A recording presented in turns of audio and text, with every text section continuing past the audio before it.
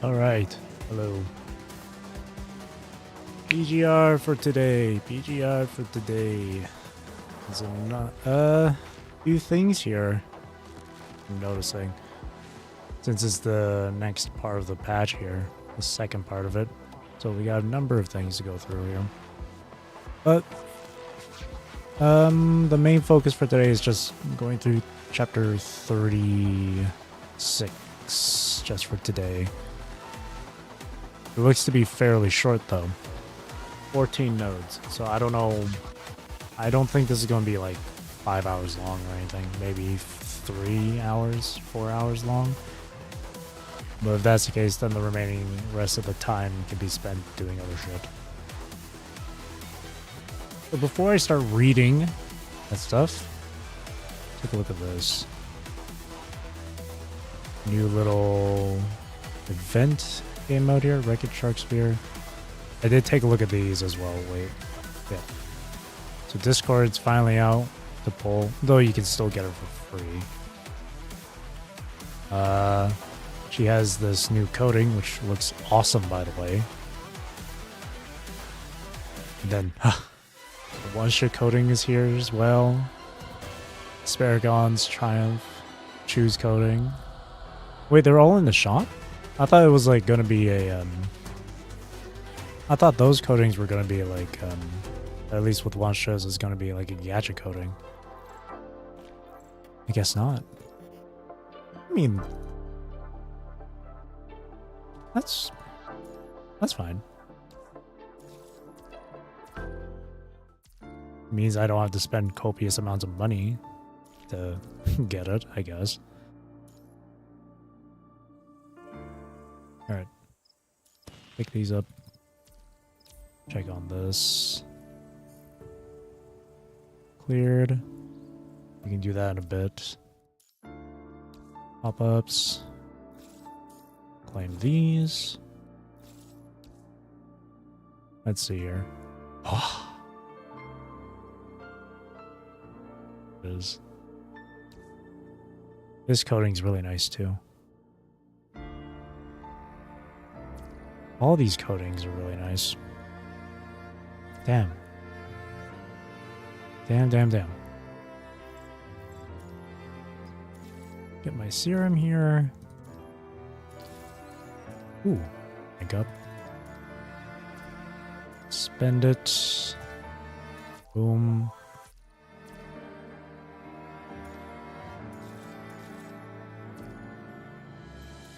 And pick these up.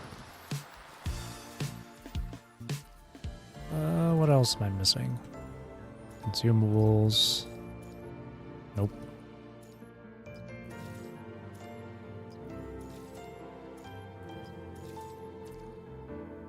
Wait, what? Well, this is going to expire as well. Awesome. More serum for me to use. Clear that.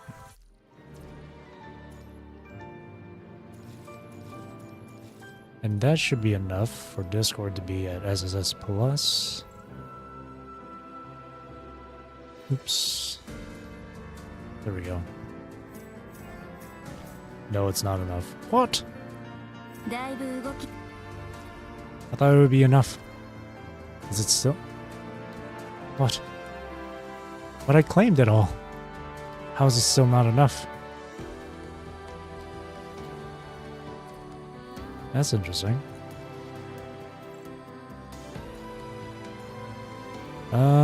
Items over here. Oh, there we go. That's why.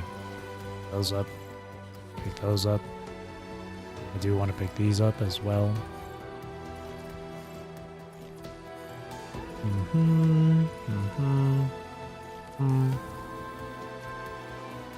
Now she should be SSS Plus. Awesome.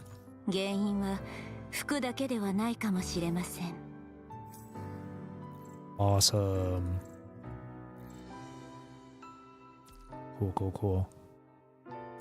All that's left, I do want to build her. So she just needs her memory set. It's 4 patent and something else. Changwaza.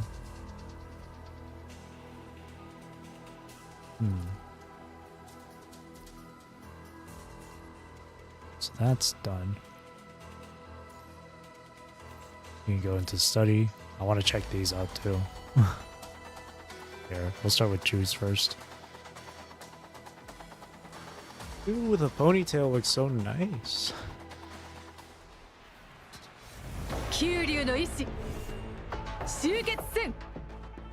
Gorgeous.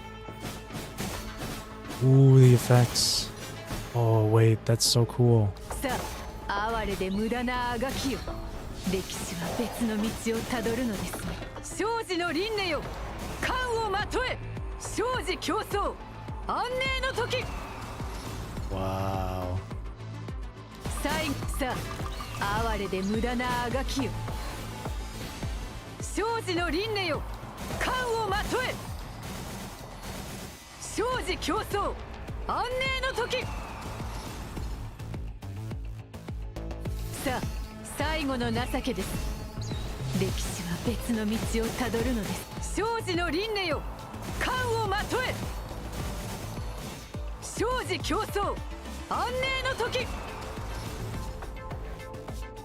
哀れで最後の情けです。さあ、永遠へと歩みなさい。生児の輪廻よ、冠をまとえ。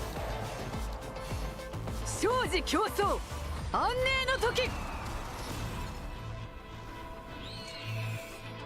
九竜の未来を共に見届けましょう。 Really nice coding. But this one. Ooh. This one though. Oh, that's so cool.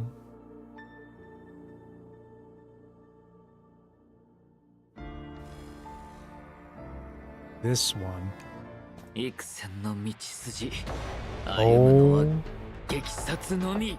my god. How is this not a gadget coding? まだいける。状況を把握できてるかな。これが僕の選択だ。 Bro, that's insane. 逃げも隠れもさせないよ。まだいける。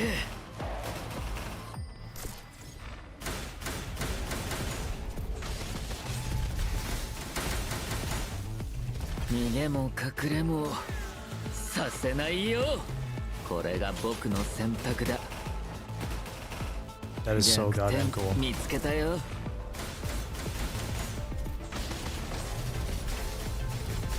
逃げも隠れもさせないよ。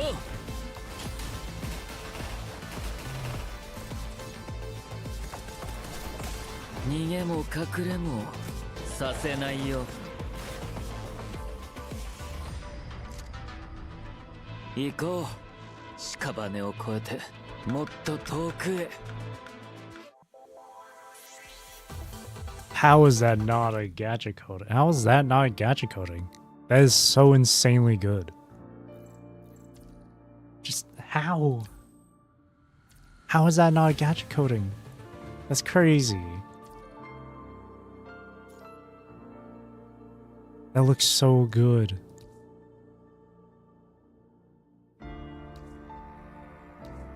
Ah, damn it. God damn it. And then there's character trial for this. I was thinking of saving this for probably next week, since next week I plan on doing her chapter, her story. Well, today is going to be 36.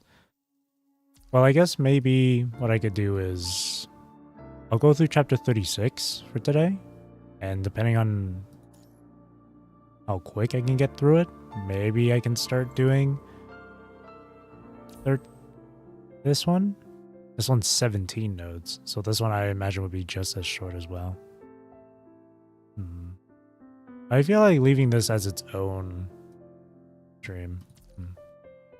Well, in any case, we can get this started now. Karma.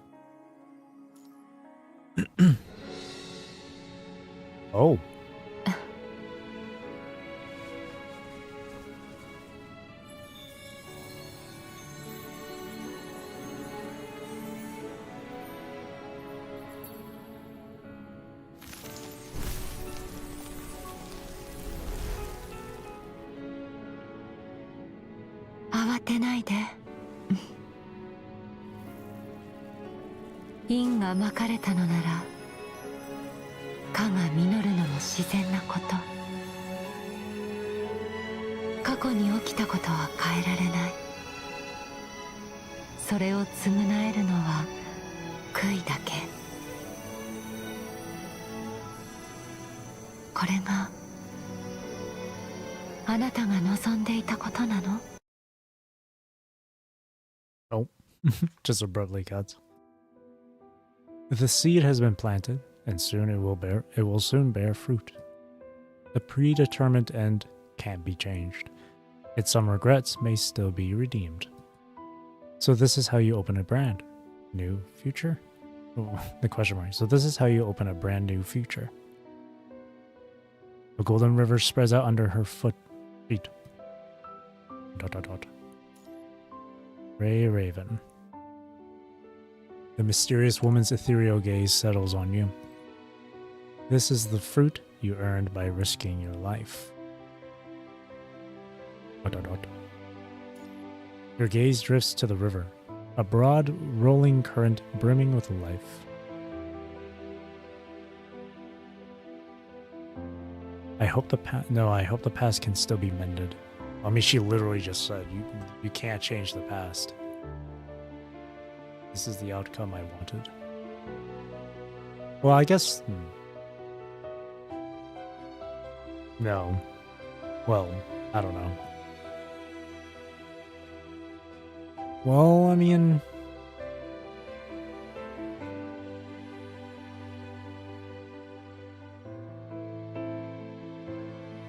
You can't change the past. What's done is done. The best, I guess we'll say, the best thing I could say is probably the first. What a remarkable achievement, Isabelle. That's what makes it interesting, isn't it? Now, let's take a look at everything you've been through. Walk down memory lane. At her signal, you look into the water. Ripples widen in slow rings.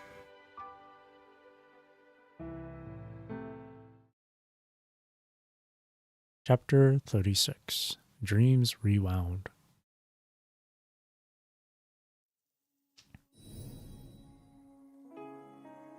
Oh, they show Vanessa's thing there too. And then the Hetero Tower. Lost Tower. Babylonia Conference Room. Vanessa stands at the podium, expressionless, presenting the report on Kurono Orphanage. Below her, several commandants invited to the briefing whisper among themselves. A welfare-oriented orphanage controlled by Kurono. It became a frontline battlefield for construct research after the disaster. So this is taking place after Left Unsaid. Floating record Left Unsaid. During this operation, together with Construct Bambinata and Construct Vera of the Cerberus Squad, we recovered early research logs on the Inver device. So that's Vanessa. I hear she loves customizing coatings for constructs. Wasting resources on that in times like these.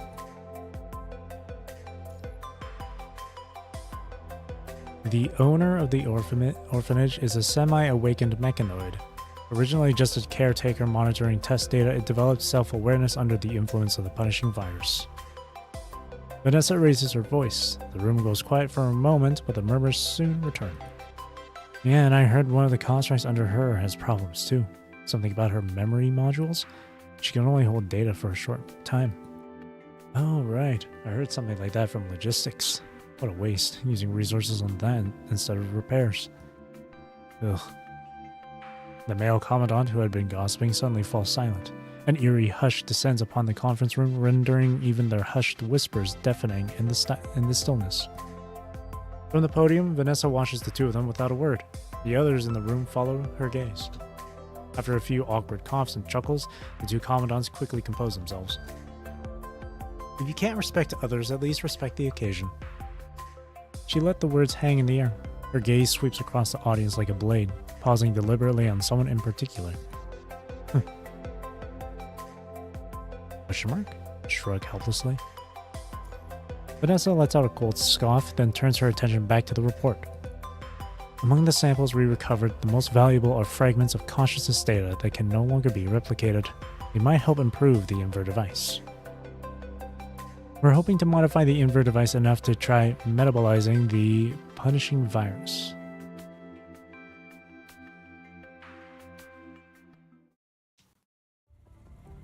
Metabolize the punishing virus. Lee murmurs the words on the screen, distracted as he follows the calibration instructions, adjusting each module in sequence. Can this specialized Inver device really accomplish something like that? Theoretically. Asimov's voice comes through the system. Data scrolls across the Lee's screen and a new set of instructions appears. Also at full capacity, your frame could theoretically surpass time and dimensional constraints. I suppose only you could propose such a theory and get it approved for evaluation.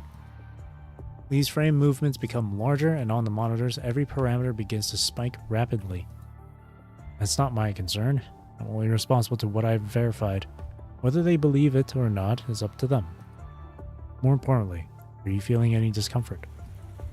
This frame relies heavily on the heteromer chart analysis. If anything feels wrong, stop immediately. Understood. Everything is stable for now. Alright, moving to the next stage. I've unlocked the frame's full computing capacity. Give it a try. As Asimov's voice fades, Lee senses a change in the frame. Many module restrictions lift and some disabled functions reactivate. A distorted growl sharpens into clarity, catching Lee's attention as simulated monsters begin to form around him. Roger that. The live feed shows Lee, now in his hyperreal frame, opening hypermatrix abilities and calmly mowing down the simulated monsters. ...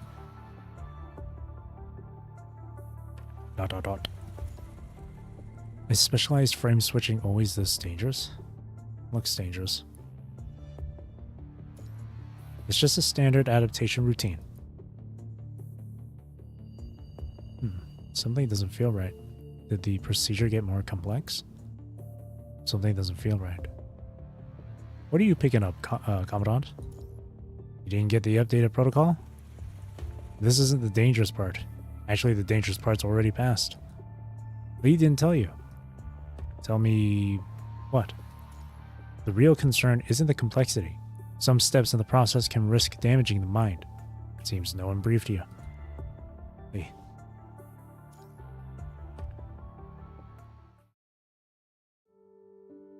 The Grey Raven lounge is bright.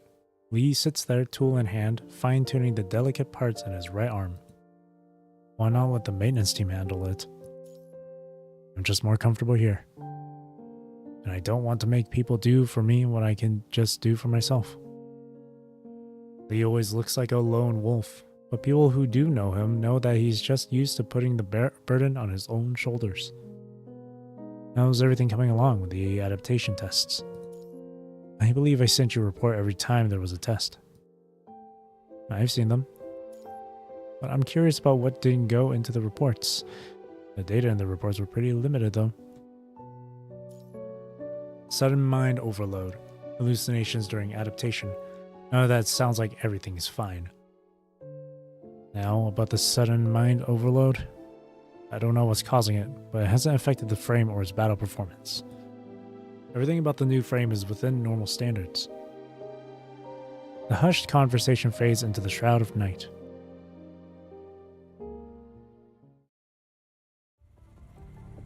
Because of confidentiality protocols and the Construct Mind Stability Agreement, I can't share the full process with you. If you're concerned, you should ask him directly what the dangerous part means. All I can say is, thanks to your visions, we were able to avoid a lot of setbacks when reconstructing certain technologies. Asimov pulls up the status overview for Lee's frame. Data streams down the screen, mostly yellow and green, almost no red alerts. He minimizes the window. The screen now shows Lee turning with precision and gunning down the last simulator corrupted. After a pause, Asimov takes out a document. The evaluation still has a few steps left, but everything looks good. Go ahead and sign off. Approve the switch to the hyperreal frame. After that, we'll continue collecting calibration data through live missions. As soon as those words are spoken, a crisp electronic female voice sounds.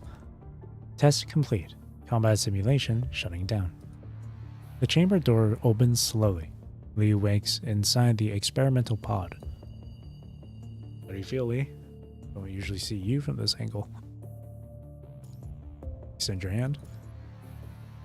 Lee pauses, then takes her hand and uses it to pull himself up. No abnormalities detected. The frame is adapting well. We haven't even come close to its performance ceiling. We should try other combat scenarios and upcoming field missions to see how it holds up. Alright, let's switch you back to the entropy frame for now. I'll make one last adjustment to the hyperreal. It'll take about an hour. Come back after that for the switch. Copy. Alright.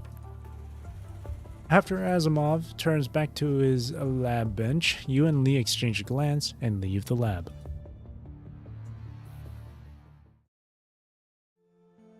The afternoon sun shines brightly over Babylonia. Let's get lunch first, Commandant. By the time we finish, it'll be about time. Asimov told me something dangerous happened during the adaptation process. It was just a minor mind overload. I can handle it. Asimov wouldn't call it dangerous if it were just a minor issue. I don't think it's minor. Commandant. I'm sorry. It's just, every time one of you switches to a specialized frame, something happens. Something I can't control. It was the same with Plume, and with Imperia. Sensing a change in your tone, Lee pauses before continuing quietly. Don't worry. This time, nothing's going to happen. I know you can handle a lot on your own, Lee. But please try to trust me more. Try to trust Grey Raven more. Trust Grey Raven more. I will. The sun is too bright for you to clearly see his expression. Let's eat first. Once the frame switch is done, we'll have more time to talk about the mind overload.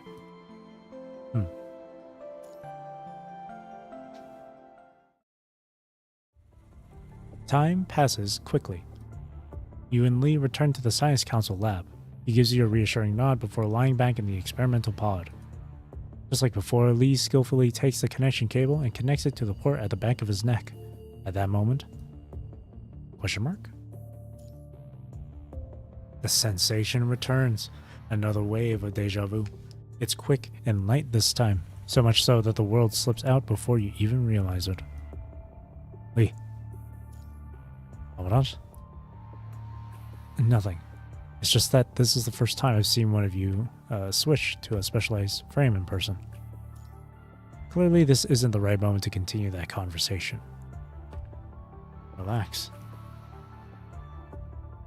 Lee gives you a gentle nod before settling into the pod. For now, the only sound in the lab is the faint hum of machines. Commencing frame switch authorization, please enter the activation parameter. Asimov inputs the startup parameters one by one. Authorization successful. Starting consciousness transfer. Please refrain from interrupting the connection during consciousness transfer. Please refrain from interrupting the connection during consciousness transfer. Please refrain from interrupting the connection during consciousness transfer. Lee? You glance at Asimov in confusion after hearing the system repeat the transfer notice 3 times in a row. I hear it. Checking now. He seems unfazed, casually scanning a few lines of data like it's routine. Everything's looking good. No issues. Question mark? Hyperreal lies still in the pod. His eyes remain closed. Please refrain from interrupting the connection during consciousness transfer. Ugh. Flashes of light flicker across his vision as crimson fog engulfs everything. Transfer failed. Please refrain from interrupting the connection during consciousness transfer. But there was no sign of a failed transfer, no alerts, and Asimov didn't intervene. Time seems to freeze. It stops being just a concept and becomes a real, twisting, 4-dimensional axis, spiraling endlessly in the fog. What? What is this place? Where is he right now? His mind stretches outward. Suspended by spider silk threads, a twisted spiral tower hangs in the air. Its blinding gateway begins to open. A beam of light breaks through the mist, pouring in from beyond the sky. Lee? Tiny specks of golden light dispel the crimson fog. Consciousness transfer completed.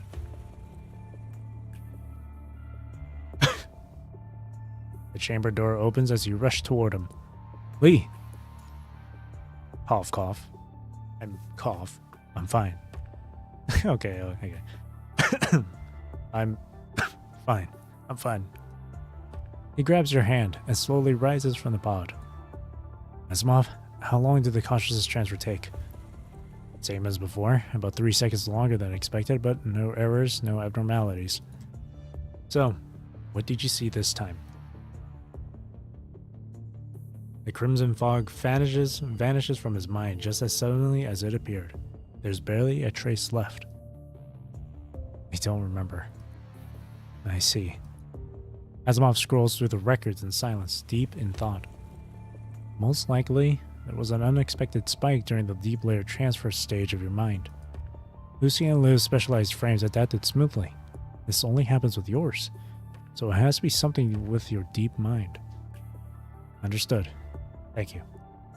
Lee cuts him off before he can finish the analysis. Deep mind. Right. It's possible there's some corrupted data in my deep mind, which caused the delay in the transfer. He's not lying. It's the truth. Will it affect the frame? Technically, yes, but practically speaking, no. There are many things that could impact the frame. This one just isn't high on the list. Today's delay isn't new. Earlier tests also took about 3 seconds longer than average during consciousness transfer. Everything else looks fine. I see. It's alright, Commandant. Lee sits up in the pod, now in his hyper-real frame. Once the frame switch is done, I'll sort the data and file regular reports with the Science Council. Okay. A faint unease stays with you. When Lee entered the pod, you saw that tower. A crimson spiral piercing the clouds. Would it be the same tower Vonnegut mentioned at the aquarium? What did you do to the tower? Ascending the tower with a mortal body? That's impossible. If this tower really is the same one Vonnegut mentioned, how's everything connected? Questions keep piling up. By the time you snap back to reality, Lee and you have left the Science Council. Commandant, you've seemed distracted since the frame switch. Did you see something? Like the visions you had before? I saw a tower. The tower. Something flickers in Lee's mind at that word, but he can't catch it. Did you see anything else? No. Since the aquarium incident, the deja vu moments have become few and far between. Maybe that's a good thing. He nods and is about to say more when his terminal beeps. Looks like I've got to go. The frame performance test just came in. It's a dead zone operation to clear out hetero creatures. The mission ID will be released once I land on the surface. Solo? Yes. Some parameters need to be tested through solo action. Don't worry, the hyperreal frame is built for this. I'll also make sure I'm fully prepared. Alright? You hold back your concern, deciding to respect Lee's judgment, then exchange a light fist bump with Lee. Good luck out there. See you when you get back. See you when I get back. Come back to us safe. Of course. Lee stands with his back to the sunlight, looking at you. I will return safely. I promise.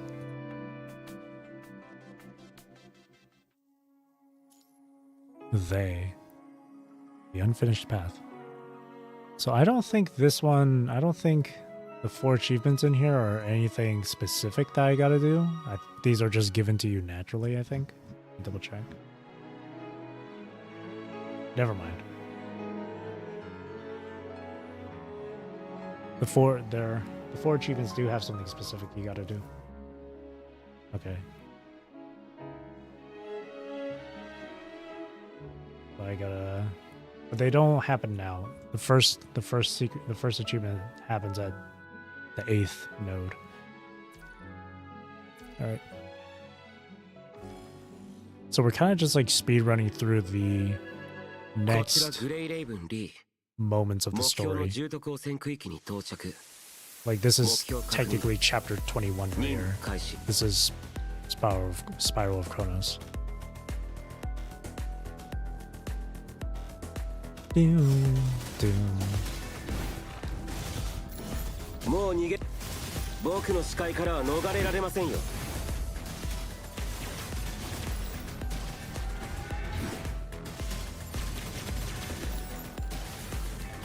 もう逃げ場僕の視界からは逃れられませんよ待て今の僕の視界からは逃れられませんよ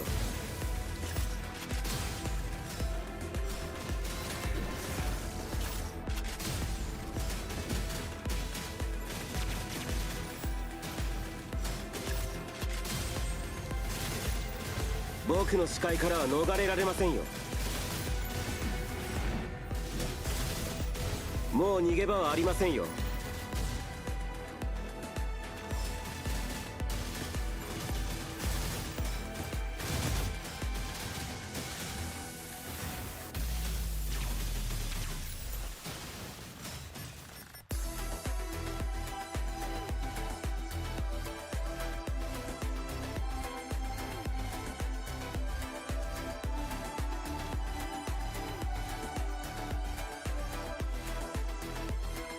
The way sorry, the way the head of our creature is running. I don't know why that's funny to me. 大したことじゃありません集中しましょう This one has a weird 僕の視界からは逃れられませんよもう逃げ場はありと大したことじゃありません集中しましょうもう逃げ場はありませんよ僕の視界からは逃れられませんもう逃げ場はありませんあなたの生存確率はゼロです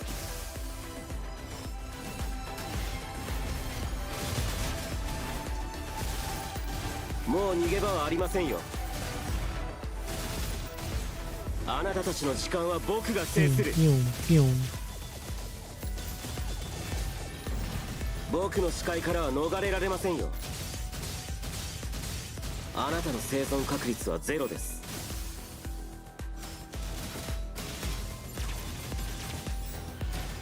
大したことじゃありません集中しましょ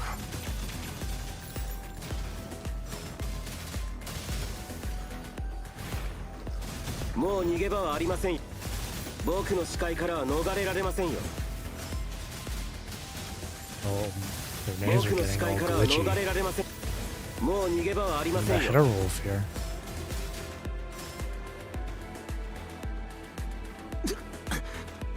妙な波動が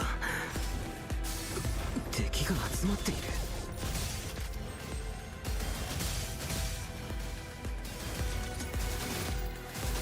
あなたの生存確率はゼロですもう逃げ場はありませんよ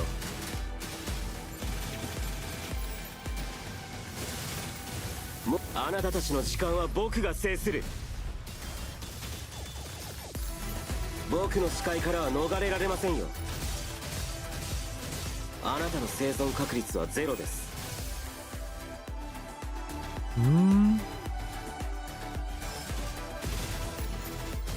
Still a lot of enemies 僕の over 視 here 界 to から deal with. もう逃げ場はあなたたちの時間は僕が制する僕の視界からは逃れられませんよ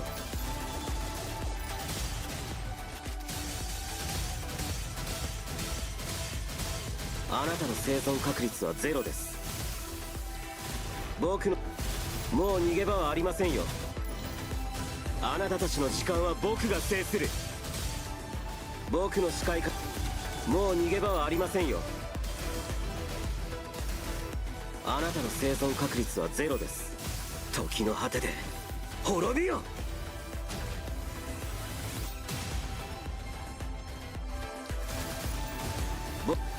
もう逃げ場はありませんよ。大したことじゃありません。集中しましょう。もう逃げ場はありませんよ。あなたの生存確率はゼロです。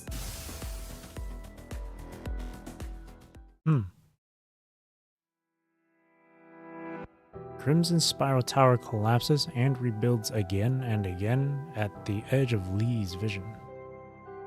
As the relevant modules activate, time and space begin shifting from abstraction into something real. Crimson threads coil around his body, weaving together countless possibilities. They unravel at each juncture only to braid into something new, shaping a different future.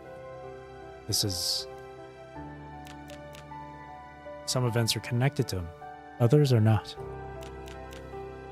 Some are from his perspective, others are from someone else's, the Commandant's. Who has been watching them all along, and who corrected it all on the timeline? Oh? Commandant. Golden specks of light leap through the tunnel of time. It's you.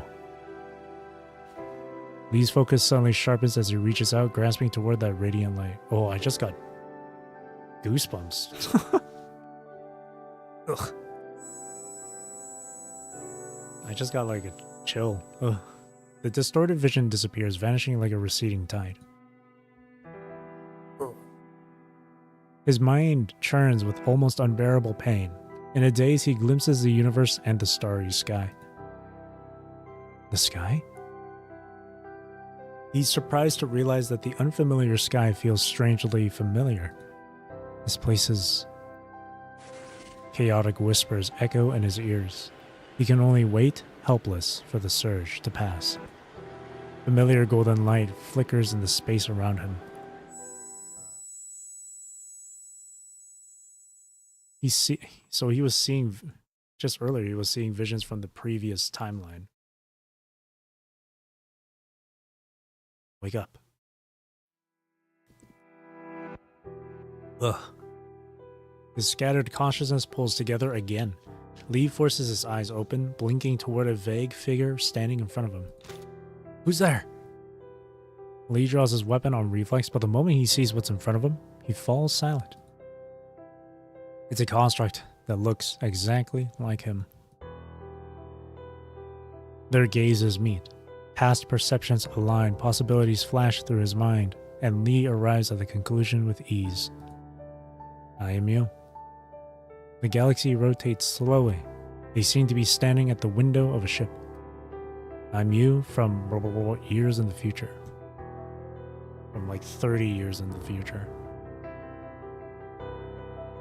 I would assume that's the Lee that left Earth alongside everyone else on Babylonia in the previous timeline. The sound of the number is muffled as if intentionally erased, but Lee can still make out part of it from the way his lips move. Which entrance did you come through? I was in Dead Zone below out of mission. I didn't see any entrance, gateway structures, or landmarks. I'm not sure how I got here either. His words are also blurred by some unknown force, but Lee knows the other him understands. That Dead Zone number? That can't be right. The Hetero Tower isn't located there. The Hetero Tower. He has never heard of this term, but just like that starry sky, feels strangely familiar, as if his life has tangled with it countless times before. You don't know the term. The other Lee furrows his brow. You haven't seen it. No, never mind. If you'd seen it, you'd know what it is. I haven't, but I might have heard something like it. Maybe the same thing under a different name. Did you see something? Like the visions you had before? I saw a tower. The tower. From that person, right? They don't name who they mean, but they both understand. Maybe, but I hope not. If Usabeni is involved, What kind of price would it take to erase something that means so much to his future self? What's happening below years from now? What is this place? You still have the luxury of asking that. Must be nice. The voice of the other Lee suddenly softens, carrying a hint of exhaustion. Have a look yourself. How do I? He doesn't finish the question. He already knows the answer. The hyperreal frame, a design that transcends time and space, includes modules that simulate evolutionary paths. All he needs from his other self is the prerequisites and key parameters. After that, the future unfolds before him. From years from now, the Commandant will die. Commandant and Lucia will both die because of the Hetero Tower. His own voice sounds beside his ear, like narration from a story, heavy with exhaustion. On day 1825, after the Commandant's disappearance, the Hetero Zone erupted. The red tide spread to every corner of the world. We tried countless times to re-enter the tower, the Hetero Tower, but we were always kept out. Then the mutated red tide poured out from within and swallowed the world, and I couldn't stop it. I couldn't stop any of it. Lee looks down at his other self's hands. The knuckles are stained with rust. It's clear this frame hasn't been maintained in a long time. All I could do was land again and again. Keep trying to get close to the Hetero Tower and get turned away again and again. Why wasn't it me who entered? Why wasn't I the one who died? Why wasn't I the one who left? Every minute, every second, I kept asking myself those questions. Why was I able to rewrite the core of the Hetero Tower, but still fail to save the ones who mattered most? Why was I left standing outside the Hetero Tower staring at that empty gateway? His voice is calm. Anyone could hear the grief behind it.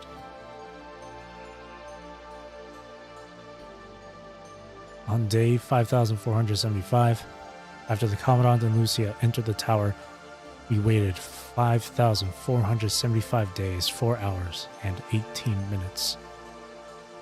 I remember every minute of it. We waited 5,475 days, 4 hours, 18 minutes, and 9 seconds until humanity could barely survive on Earth.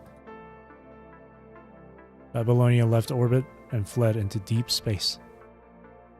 We considered staying, hoping to find Commandant and Lucia again, but maybe deep space was the only place left to search for the future.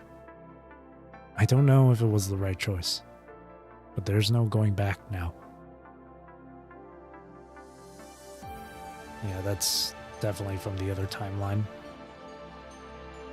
Dang. That's sad. The vision ends. They return to the present. Lee stays silent. He doesn't know how to respond. If it were him, what would he choose? Leave Earth behind to chase a future among the stars, or stay behind, guarding a dead planet, waiting for a miracle? He doesn't know, and he doesn't want to know. So, it was that person who rewrote the future. To rewrite the future, what kind of price would that take? Everything about that person stated not long ago seems to have an answer. Stumbling back into the lounge, collapsing the moment when seeing them. Maybe. But I hope not. Lee responds with those same words. We gave everything we had and still couldn't change the past. I can't imagine the pain and loneliness that person must have endured to make it happen. Countless memories flood into Lee's mind. His pupils dilate as he taps into the computing power of countless versions of himself reaching across all pasts and futures. Even after venturing into deep space, I kept testing the limits of this frame until I reached the farthest depths of my own mind. We have always been looking for the right path and eliminating every self that has gone astray. This frame carries every failure, every death. It belongs to the past and the future. Space twists in on itself, then folds outward again. The figure before him, Lee, shifts one form after another. You are the luckiest one, and also the unluckiest one. You can't take any of the future with you, but you still have all the possibilities. The loop's been broken.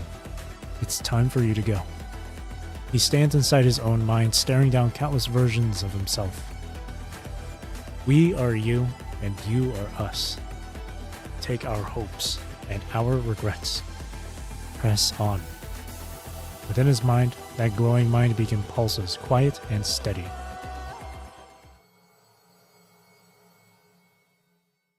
Lee. Lee? Lee!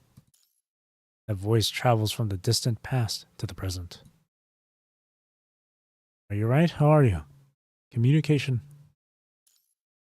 From the present, it moves forward into the future. Commandant. Lee, wake up! What? Pain from mind overload tears through his body. A suffocating weight grips his throat. He seems to be absorbing endless information and yet sees nothing at all. From a forgotten communication terminal nearby, a familiar voice keeps calling his name. Lee, are you alright? Your mind connection suddenly cut off. Is everything okay? I'm coming down right now. Commandant. As he regathers his mind from scattered fragments, Lee's fists tighten. I'll return to Babylonia immediately. Then I'll wait for you. Please, wait for me to come back.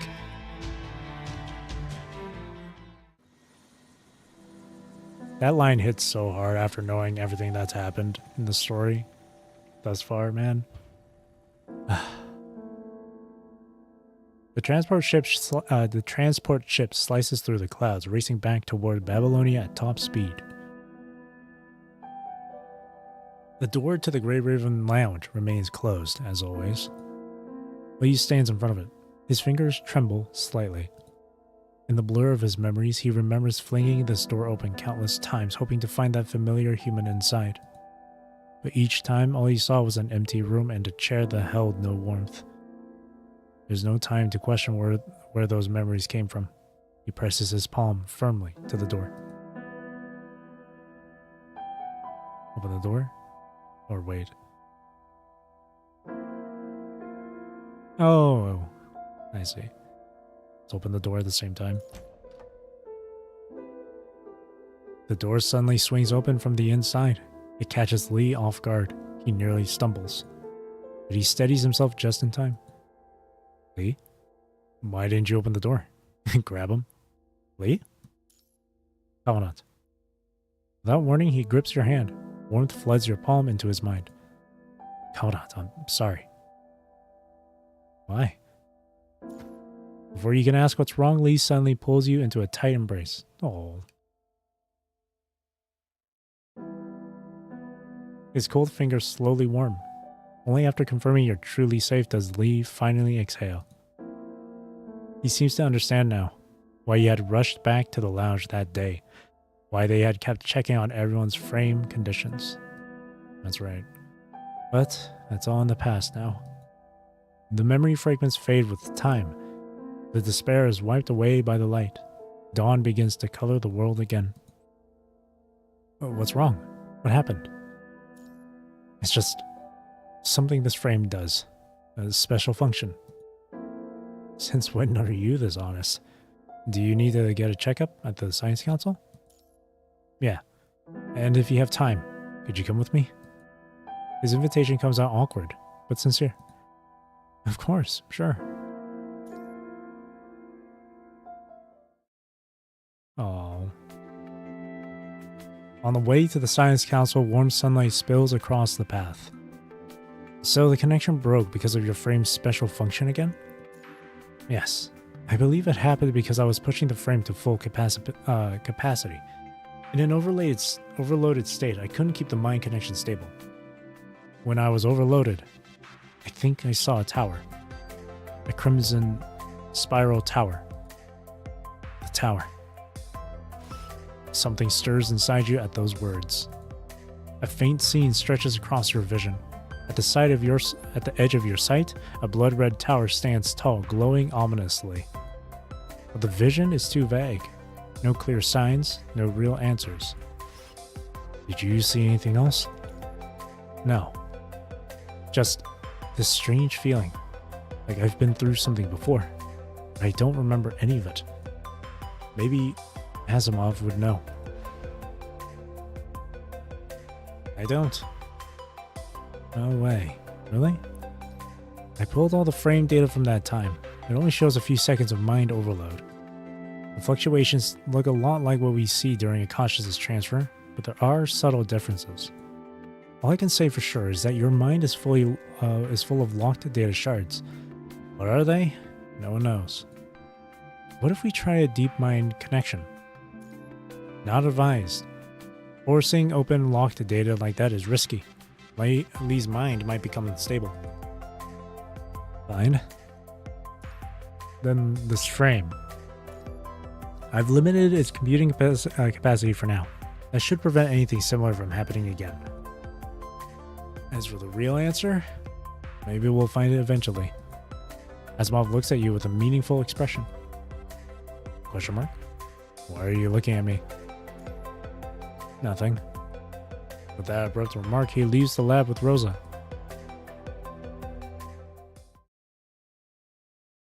Late at night, a few scattered stars hang over the artificial sky. Ooh. Playing his song. Lee sits at his desk, staring at a blank message on the terminal. The recipient field is already filled in. The memories from the mind overload blur like morning dew. Fragile, faint, but a voice keeps pushing him. Find time. Talk to Murray. Those doubts, those barriers. You'll never know what you need if you never say a thing. And there are things that can go unnoticed if you always choose to be quiet about them. He remembers what the Commandant once told him. So now, it's his turn to take that step. His fingers start typing, clumsy at first, then more fluid. As the morning star rises, he adds the final period.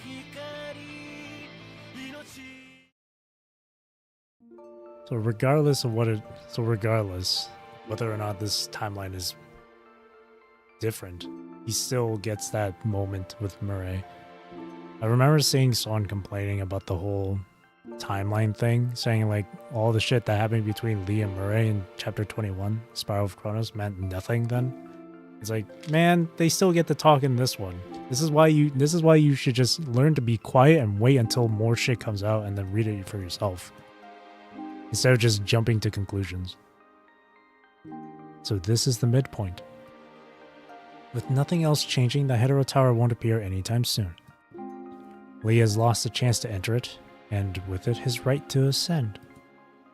But maybe the construct doesn't need that path to ascend anymore. In the distant future, Lee might still step into the Hetero Tower. He might still climb that ladder. No matter what happens, when that time comes, he won't face it alone.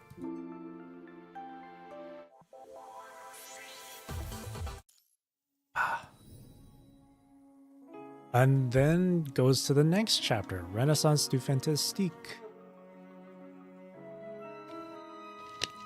So this also has major significance.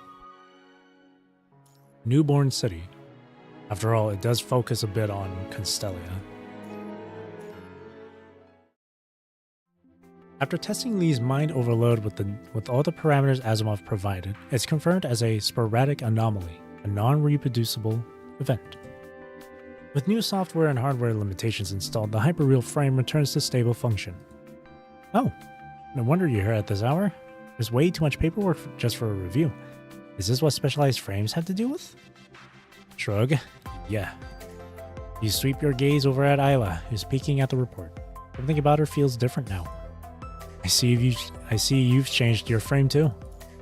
Ah, you mean Kaleido? Yep, this is my new frame. She spreads her arms and spins in place, proudly showing off her new frame. It's the result of a collaboration between the best designers at WGAA, optimized for combat. It's not on the same level as the specialized frame, sure, but it still packs a punch. So the upgrade was focused on battle functions. Of course, Selena's amazing. I can't afford to fall behind.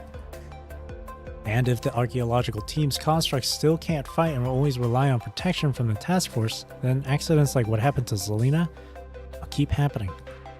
A brief shadow crosses her face as she thinks of her years separated from her dear friend, but it fades quickly.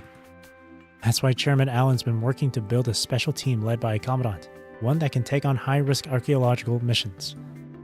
At first, the military wouldn't agree to it, but after the safe zone was established, their stance softened.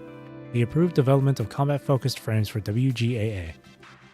Now that the safe zone's expanded, the archaeological team needs to expand too, to help Babylonia recover lost knowledge and tech from the Golden Age. After more negotiations, Allen made a bunch of trade-offs just to get the military's quiet approval. That's a good thing. I think so too. Once we got the green light, I applied to upgrade my frame right away. Brilliance was great, but it wasn't designed for combat.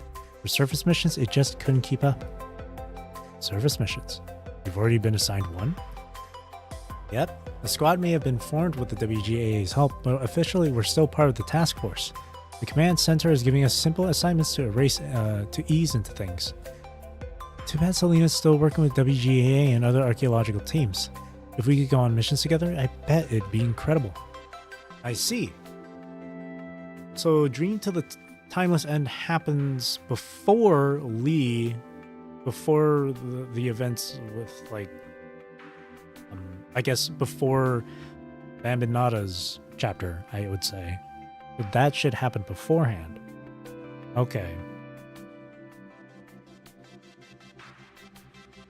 Or I should say before the Copperfield Aquarium, I should say.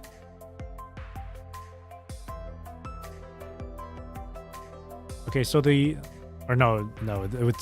was right earlier. Before Bambinada's Left Unsaid chapter. So that's the timeline. Okay.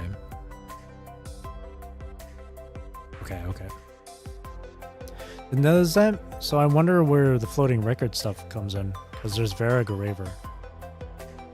I wonder if that's in the same sort of timeline. In this current timeline. I would assume so. Isla sighs with disappointment. But hey, we'll get the chance someday. She looks down to check the time on her terminal. Looks like it's almost time for our team meeting. See you later, Commandant Uzabeni. If I get the chance, I'll bring the Iris Warbler squad by the Grey Raven Lounge. I hope you'll welcome us. She gives a quick wave, then jogs off down the hallway. Iris Warbler squad. Warbler. Your hand lingers in the air mid-wave as her last words echo in your mind. The moment you hear those words, a faint vision begins to stir. Now you're seeing stuff from Constellia, from the previous timeline. A thick, heavy fog fills that vision. Through the haze, the silhouettes of buildings just barely take shape. Ever since that first glimpse of the Crimson Tower, these deja vu visions have started to fade as if a frame found a bug in itself and has been slowly fixing it. There are still fragments, faint whispers, but nothing as vivid as the premonition you saw about the Copperfield Aquarium. What is it trying to show you? And what is this place? What does this deja vu mean? And now that it's fading, what does that mean? As you ponder, the fog slowly lifts. What you just saw feels like a dream, and night has already fallen. Trojan. This spot should be good enough. Clang. A dull thud breaks the silence. Trojan leans against a crumbling wall and drops the box from her back onto the ground. Hey, don't do that. It's got a solid outer shell, sure, but the core inside is still fragile. If you're tired, I can carry it the rest of the way. No need, it's fine. This box is just full of shock absorption materials. Besides, you've been hauling it around for long enough. The blue-haired construct looks up at Isla and sighs for no clear reason. Must be nice, having the luxury of a new frame. Unlike me, a walking antique. As she talks, Trojan pulls a terminal from her pocket, aligns the port with the box, and clears her throat. Trojan of Iris Warbler. 8:11 p.m. Checkpoint 3. Routine inspection. Core system for the central purification filter is stable. No anomalies detected. Logging complete. The moment the terminal beeps to signal the end of recording, Trojan's briefly raised voice drops right back down to normal. right back to normal. So tell me, what's the point of testing if the old purification filters work with new cores? If it doesn't fit, just build a few adapters and move on. That's just one part of the mission, isn't it? Sika takes the terminal from Trojan, signs her name on the screen, and passes it to Ayla. We're on the edge of a major dead zone. After the virus hit, this whole area was abandoned. No one's maintained these filters in ages. The military probably just wants a clearer picture of this region, to gather intel and prep for future ops.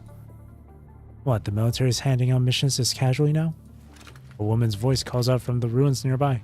Trojan raises her weapon, but Ayla quickly pushes the barrel down. Should be one of ours. Ayla verifies the identity of this light purple-haired construct. You're Lena from Caribou, aren't you? Yeah, I've reviewed your profiles. Sika, Ayla, and Trojan, correct? That's right. Welcome aboard. Ayla reaches out with a smile. Lena gives a quick, polite shake with her lips pressed, then pulls her hand back immediately. Let's skip the formalities and get straight to the point. I'm here to share intelligence with you. Without wasting words, Lena picks up a stick from the rubble with her foot and starts drawing in the dirt. This is a topographical map of the area. The central purification filter you're looking for should be around here. The high punishing virus concentration has created all sorts of corrupted and mutated creatures. Before we can reach the filter and replace the core, we'll need to clear out enemies in these two areas. Ugh. Lena? I'm fine. Must be the punishing concentration getting to me. I keep getting hallucinations and hearing things. Do you want to head back to Babylonia for a checkup? How long have you been down here? No need. Lena frowns, clearly uneasy with the idea of returning to Babylonia. She shakes her head and continues to move the stick in her hand. Let's keep going. Where were we? Oh, right.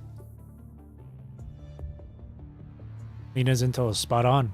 After clearing out 2 enemy positions on the map, the Iris Warbler squad makes it into the central purification filter at the city's heart. Maybe it was built during a time when people still held on to dreams of reclaiming Earth. This filter doesn't feel like a utility.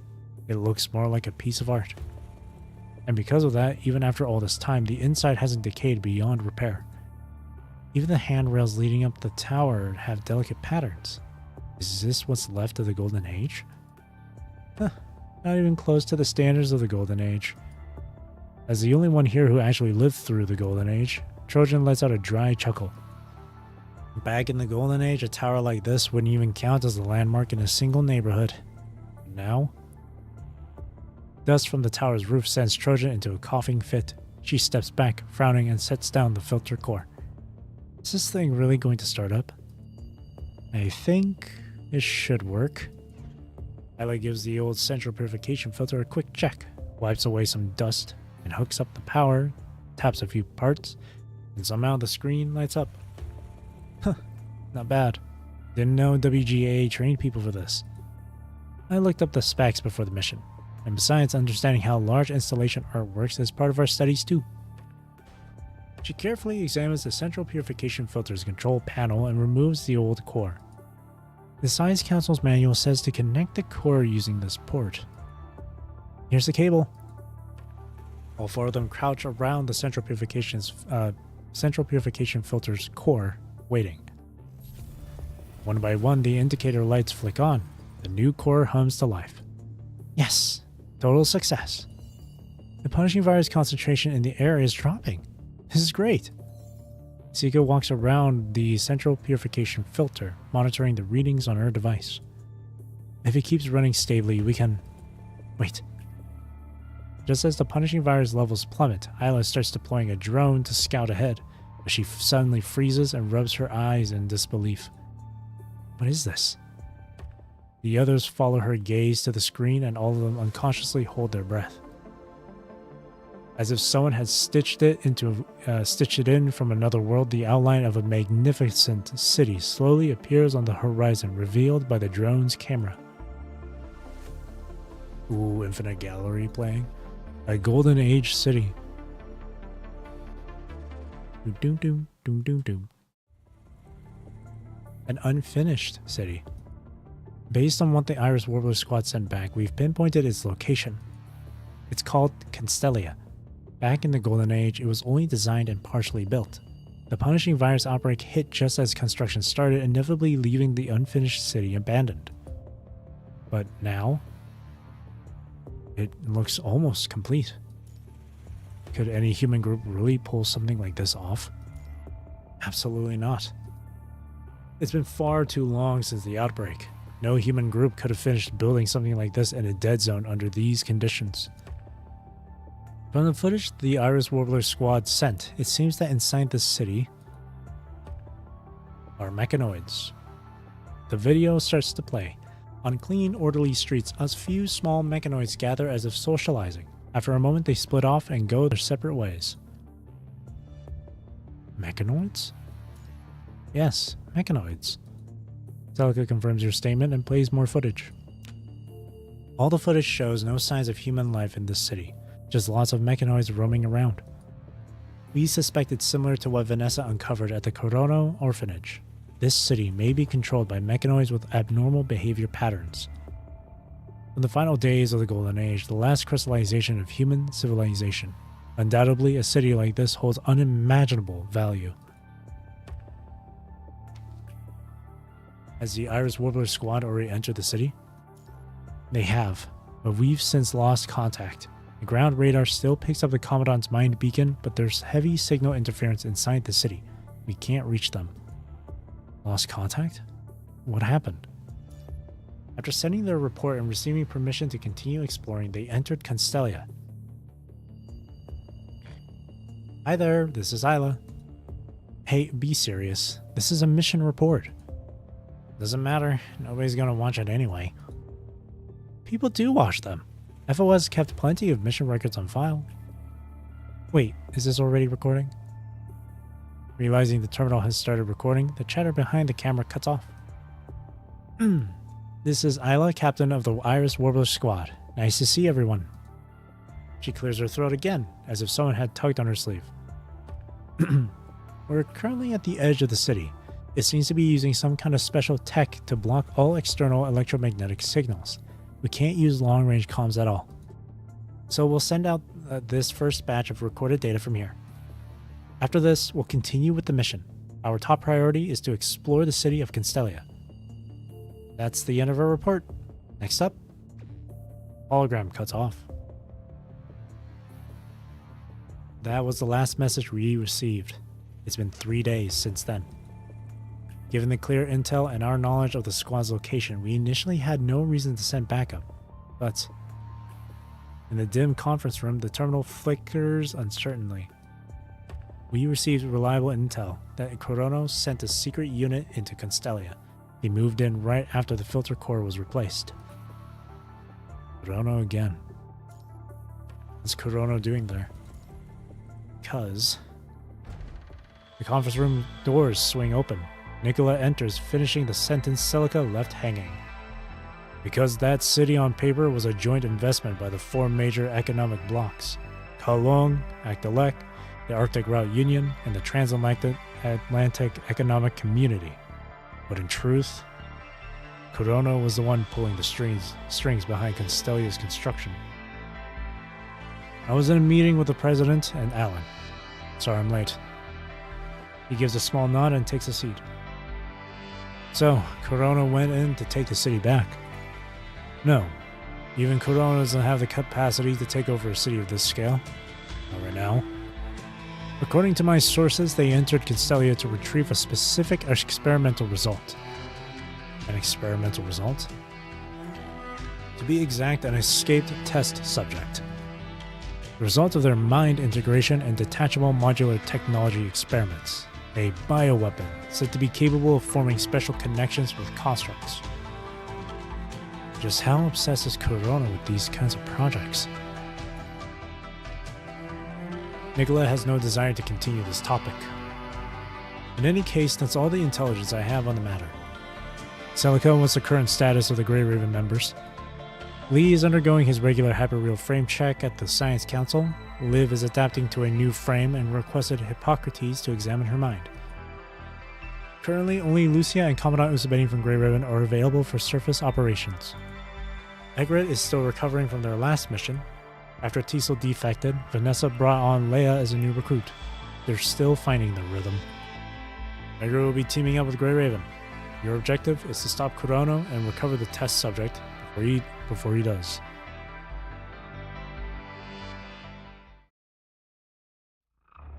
Majestic City, once just a projection, now stretches like a real path beneath your feet. It feels strangely vivid yet dreamlike. After exchanging brief intel with Sika, Vanessa impatiently cuts the connection. What a pain, having to clean up after some cobbled together ragtag squad. We've got to intercept Kurono's forces, recover the test subject, and finish everything before the purifying force gets here. Vanessa, who usually stays calm even in the face of the harshest punishing virus crises, now frowns in open frustration. When are they going to get tired of these little games? I doubt they ever will. Not until the war is over, I suppose. Vanessa makes a non-committal scoff. You know Sika? Have you trained Sika before? You pick up on something in Vanessa's voice during the earlier call. It sounds like her relationship with Sika isn't just professional. Unless you're so deaf you need a hearing aid, yes, it's just like you heard. I was her supervisor during her internship. She was the first student I ever trained. Her eyes narrow as if recalling a particularly unpleasant memory. She was slow. Not bright. Just a hard-working idiot with no other redeeming traits.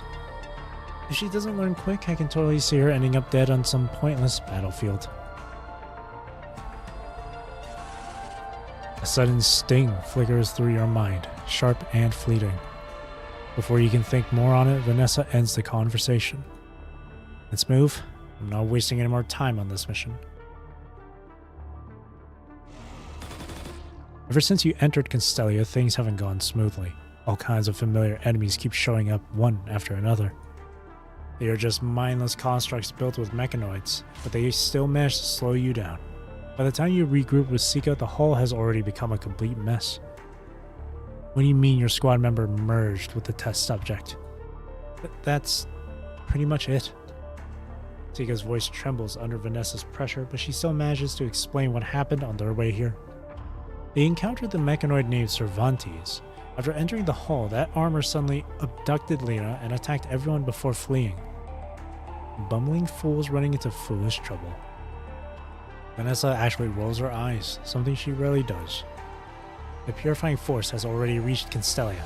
We need to retrieve the test subject now. Next? Please help us, Vanessa. Sika speaks up quietly, like she's mustering every ounce of courage. Could the Egret squad escort Trojan to safety? I'll go with Usabeni to find Lena. Why? She's dead weight. Because Lena is a member of the Iris Warbler squad. As a commandant, I'm responsible for every one of them. I think this is the better approach, too. After all, Lena is a member of Iris Warbler. You'd better not mess this up. Then I'll kill you myself before the purifying force even shows up. That Vanessa and the last two Egret members leave with Trojan. With the way ahead now clear, Grey Raven and Iris Warbler advance along Lena's trail. Mindless mechanoids swarm from every direction, clearly trying to block their path. Damn it, why are there so many? Putting all her strength into it, Sika raises her weapon and takes out one of the mechanoids, gritting her teeth. No, we can't burn out the whole team here. What do we do then? Isla's frame is still in good condition. Go on.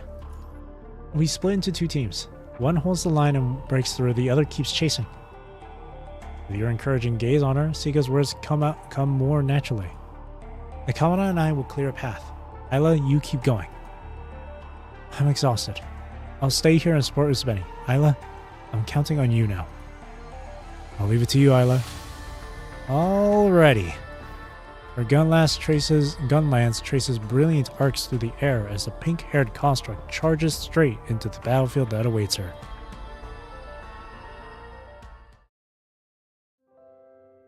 2 weeks later in Constellia, the sun blazes down. Isla stands atop the windmill tower, her easel set up before her. So, what happened next? Who did you meet? Just beyond the main hall, I ran into that mechanoid named Cervantes. I don't know why, but I had this strange feeling I'd see you there. Maybe it was just a hunch. If you had shown up, the whole story might have taken a different turn. Maybe. If I had been there, I would have had your back. Of course you would. We're best friends. As she brushes color onto the canvas, Isla continues her story. Cervantes just wanted to be part of this story, trying to prove some belief I couldn't really agree with, chasing his own answer. Losers will forever be losers. Nobody will remember what they could have achieved. Take this as my personal wish. Maybe I have been doing all of this just because I don't want my master to end up a loser. Allow me to be your enemy in this encore, Isla. The story has come to its final act. After hearing those words of yours, I want to see how you will prove them, or face your failure. To this world, we are but dust and screws. It's only a matter of time before we rot in vain. Without victories, our memories are nothing but dirt and shameful fragments. I still believe that if you don't give something your all, you can't really call it an ending. Whether you win or not doesn't matter. Even in defeat, you can still leave something behind, something that's yours. He wasn't all that strong. It felt like he just wanted an outcome. And then, there was Lena. Her brush brings to life a rainy day, soft gray clouds, a damp windmill tower, and Lena standing quietly inside it. When the battle ended and I woke up, Lena and the armor were both gone. I won't give up. I will find Lena again. One day, the Iris Warbler squad will come back together. Tearing off the finished page, Isla sweeps her brush again, filling the canvas with a bright blue sky. The Iris Warblers may be on an indefinite break for now, but at least I've found another goal to chase. You mean Constellia? That's right. Cervantes has put me in charge of Constellia, and that's why I've invited you here. I'm planning to work with the Science Council to combine the windmill tower with the improved filter core. Together, we'll turn it into the very first true enhanced central purification filter. After that,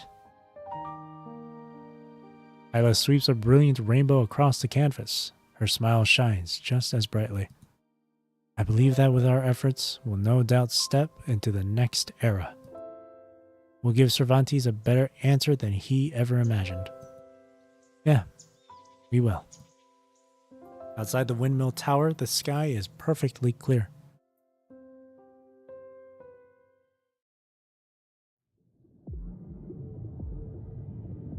Vonnegut stands at a distance from Constellia, silently watching the windmill tower now turning in motion. Constellia, do you and Mr. Nemo have new plans for it, mister? No. He had considered whether something had gone wrong with Constellia, which might have stopped the Hetero Tower from descending. But everything here seems normal. Nothing unusual has happened. Let's go. We'll go there and get the backup plan ready. It's time to push the red tide forward. Yes, mister. Ooh. Fast forward to the next chapters.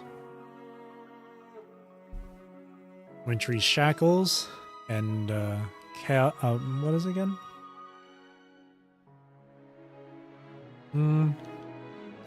Chaos and Snarled, I think, or something. Breaking free.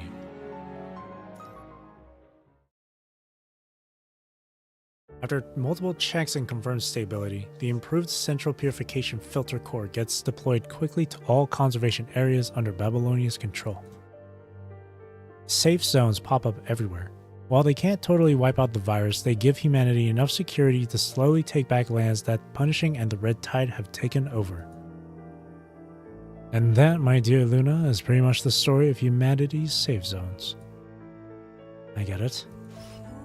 This doesn't line up with what she saw before in the Ascension Network. Long ago, Luna used the Ascension Network's power to peek into the far future. Though her powers can't show the whole picture, she's certain of one thing. The trial will eventually arrive, selecting beings able to reach a higher existence. Yet until today, she hasn't seen anything that could be considered the trial happening. Before Luna can figure out what stopped the trial from appearing, the Ascension Network already eagerly kicks off another round of filtering for its agents and ascendants. Humanity's safe zones are growing, and the Ascension Network already senses the crisis.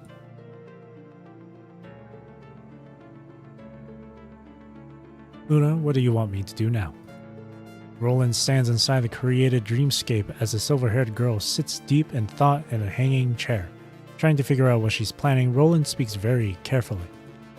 Maybe I could go back to Vonnegutt's side and read his reactions to get some useful info.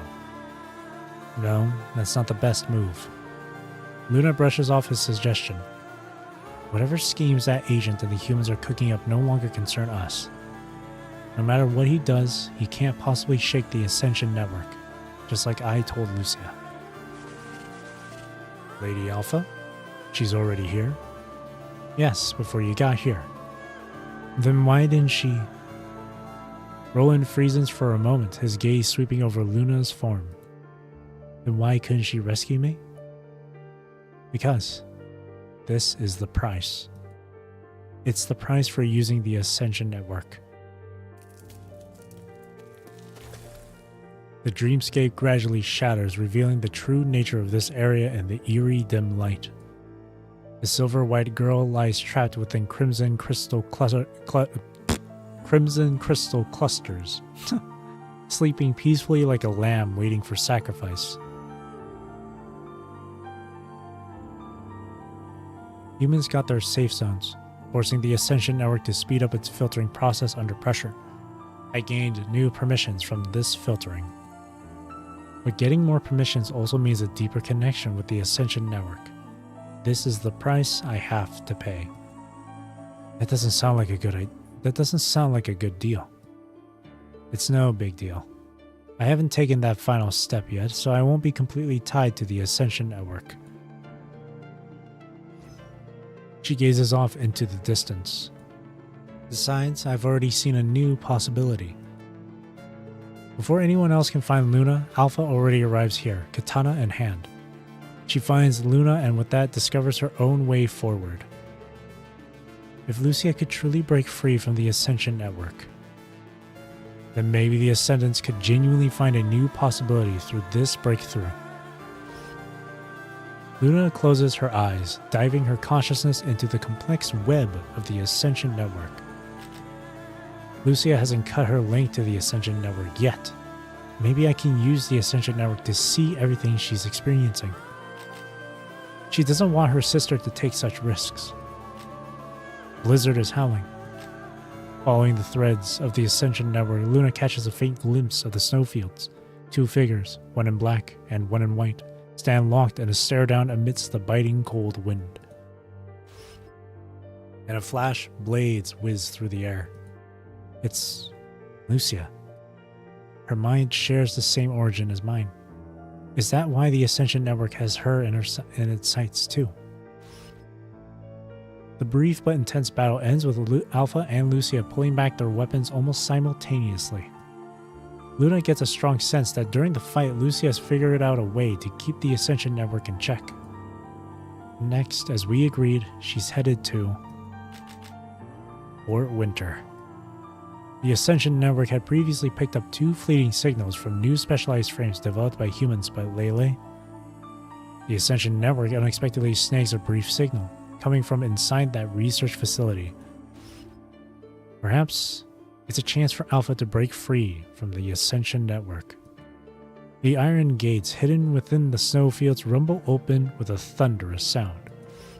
Lucia and Alpha step into Fort Winter only to be swarmed by endless waves of infected test subjects pouring in from all directions. They find themselves hemmed in at the center of the laboratory. The test subjects. They've broken out of the lower laboratory. Through Alpha's eyes, she sees everything unfolding inside Fort Winter. After getting unexpected data from Liz Imperia and Bianca's stigmata frames, Godwin becomes obsessed with grabbing absolute control of the Ascension Network. Just one more. Just one more time. More punishing virus is injected into the test subjects. Godwin frantically records each set of data, trying to get a handle on the invisible tether that's just out of his reach. I've got it! It's right within my grasp! Professor! The test subjects have broken free from their restraints and are loose in the lower laboratory. No! Almost there. A test subject stands right behind him. Utterly foolish. Luna couldn't care less about humans bringing about their own downfall. Instead, she's tracing the last threads connecting Alpha to the Ascension Network, trying to pinpoint Alpha's location. Lucia. Luna has found Alpha. Countless reflections of Alpha shimmer in the shadowed mirrors. The real Alpha at the center draws her blade, staring down all the nightmares in front of her. She's cutting down phantom after phantom as they leap from their cages, pushing her strength to its limits with every strike. She falls, then gets right back up, fierce flames blazing from the tip of her blade. The Ascension Network backed off. The girl who's intimately connected to the Ascension Network keenly senses its resolve faltering. It's about time. In an instant, the mirrored surface violently shatters. As the phantoms disappear, Luna loses her connection to Alpha. She made it. Though her struggle was incredibly brutal, Alpha finally breaks free from the cage that held her captive. The girl sits in her hanging chair deep in thought. She managed to extract a piece of the Ascension Network, cutting ties with it completely. With Alpha gone, the Ascension Network is bound to make its move, and then it'll be her turn to act. The girl, trapped within clusters of crimson crystal, slightly opens her eyes. Luna? Lucia made it. She broke free from the Ascension Network's chains, while The moment Alpha escaped the Ascension Network, Luna seized the chance to grab new powers. Power surges through her body as Luna considers where to place her next chess piece. I'll give you new weapons, and then I need to try and seize control of the Ascension Network. You'll do something for me. The vermin on the grid are loudly conspiring. Understood, Luna. Roland hums a cheerful tune as he steps out of the dreamscape. Luna watches him go, feeling the furious waves of the Ascension Network's rage over Alpha's exit. Invisible tendrils are already connecting to branches of the Ascension Network. The small insect caught dead center in the spider's web starts cooking up its counterattack. She will eventually leave this place. Luna slowly closes her eyes, listening to the voice of punishing. She feels the Ascension Network's urgency and senses the punishing virus's agitation. She knows everything's surging forward. The red tide is gathering its strength for a powerful emergence. It grows slowly, nurturing new, unpredictable life forms. She has to seize this gift from punishing before the red tide incubates truly sentient life forms. On Earth, the red tide spreads through sludgy, muddy expanses.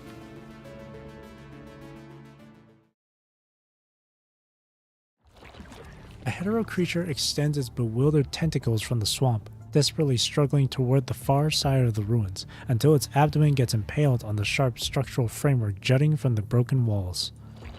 Squelch. A red tide-like fluid slowly oozes from its body as it gradually stops struggling.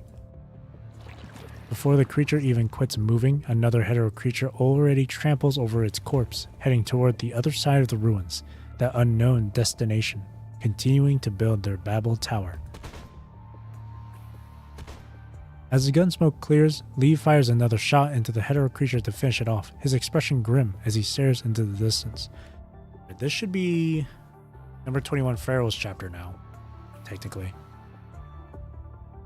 This is when the hetero forest will start coming. Huh. So Alpha still gets her Crimson Weave frame no matter what. So a lot of these events still happen, just completely without the hetero tower in mind. Several days ago, Lucia was placed under 24-hour continuous mind surveillance for unauthorized contact with an Ascendant. To keep Kurono from acting covertly and interfering with the Grey Raven Commandant again, Hassan authorized the other 3 Grey Raven members to take on a mission investigating red tide anomalies. According to the mission briefing, this conservation area lacks a central purification filter and was set up independently by a group of refugees. They contacted Babylonia after noticing abnormal behavior among the surrounding hetero creatures. Cerberus Squad is busy investigating hetero creature intelligence within this conservation area. Meanwhile, Grey Raven's mission is to push to the outer perimeter and figure out if these hetero creatures are linked to the red tide. But as they arrive at the conservation area, news hits them. Number 21 and Vera have gone dark after venturing deep into the dead zone, looking for missing refugees. Any luck getting a connection with number 21, Grey Raven Commandant? I got a connection, but it just snapped. The sudden forcible cutoff of the consciousness connection sends a painful ringing echoing through your ears. Commandant, you really don't have to push yourself so hard. Liv anxiously offers some medicine. I'm fine. It's number 21 who's in rough shape. We should hurry. The ringing in your ears for the neurological pain slowly fades, but the vision starts to blur at the edges. Those are... The edges of reality begin to warp as vegetation rustles ominously and strangely colored roots violently rip through the soil. A canopy of discolored trees rapidly shoots up from the dark green forest. They coil and twist, roots entangling with branches and branches contorting around roots. They seem to be different branches of the same tree, a single entity, an alien, spherical forest. Vera, number 21. Well, it's her story, her chapter. This isn't right. The ringing in their ears slowly fades as the deep purple spherical forest dissolves from view, revealing the lush woodland that was there all along. Is it the deja vu again? Commandant, hetero creatures are pushing forward from that direction. There's no time to ponder what the vision might be foretelling as Lee returns from the flank to report on the situation ahead. Evacuation takes priority. Keep trying to connect with number 21 during our evacuation. Number 21? Static noise. Faint white noise echoes back through the consciousness beacon. Remote connections remain difficult due to Punishing's interference. Try again. Static noise. Grey Raven Commandant? Number 21? Thank goodness. Captain is hurt. I need to save Captain. Number 21, where are you? A brief silence hangs on the line from the consciousness beacon. Then number 21 stammers, repeating Vera's instructions. Forest, shadow, southwest. Don't worry, we're coming for you now. The connection might cut out when we're on the move, so stay sharp. Captain and I will be careful.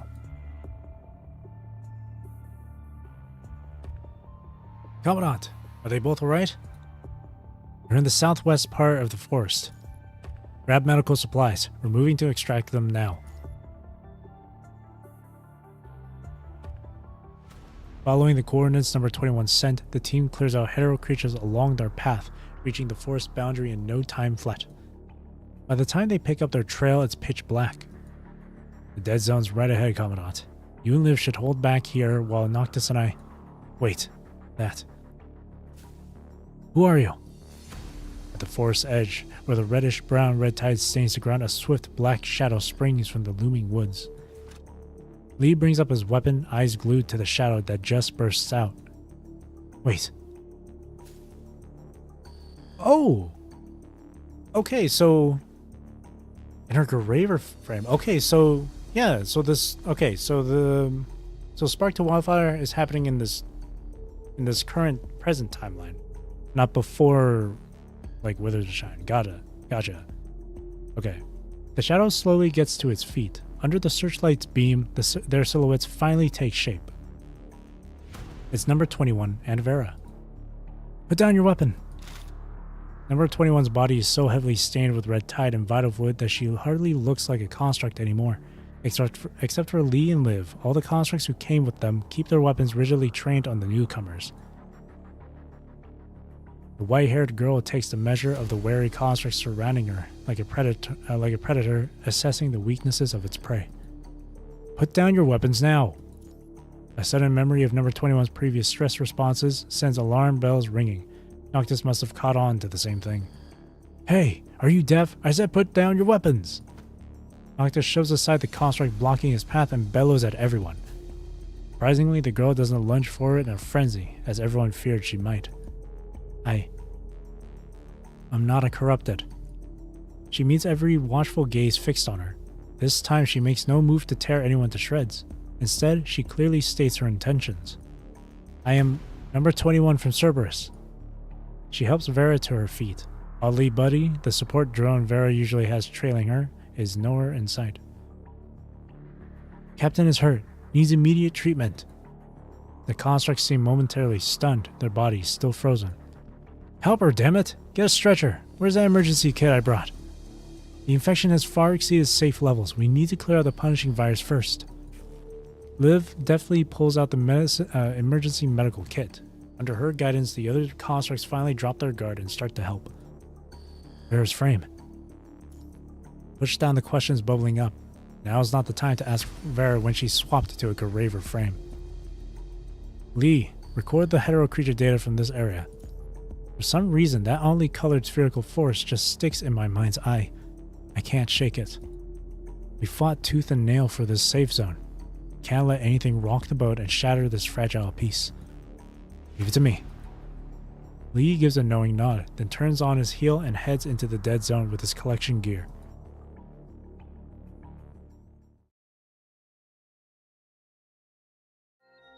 A few days later, Babylonia.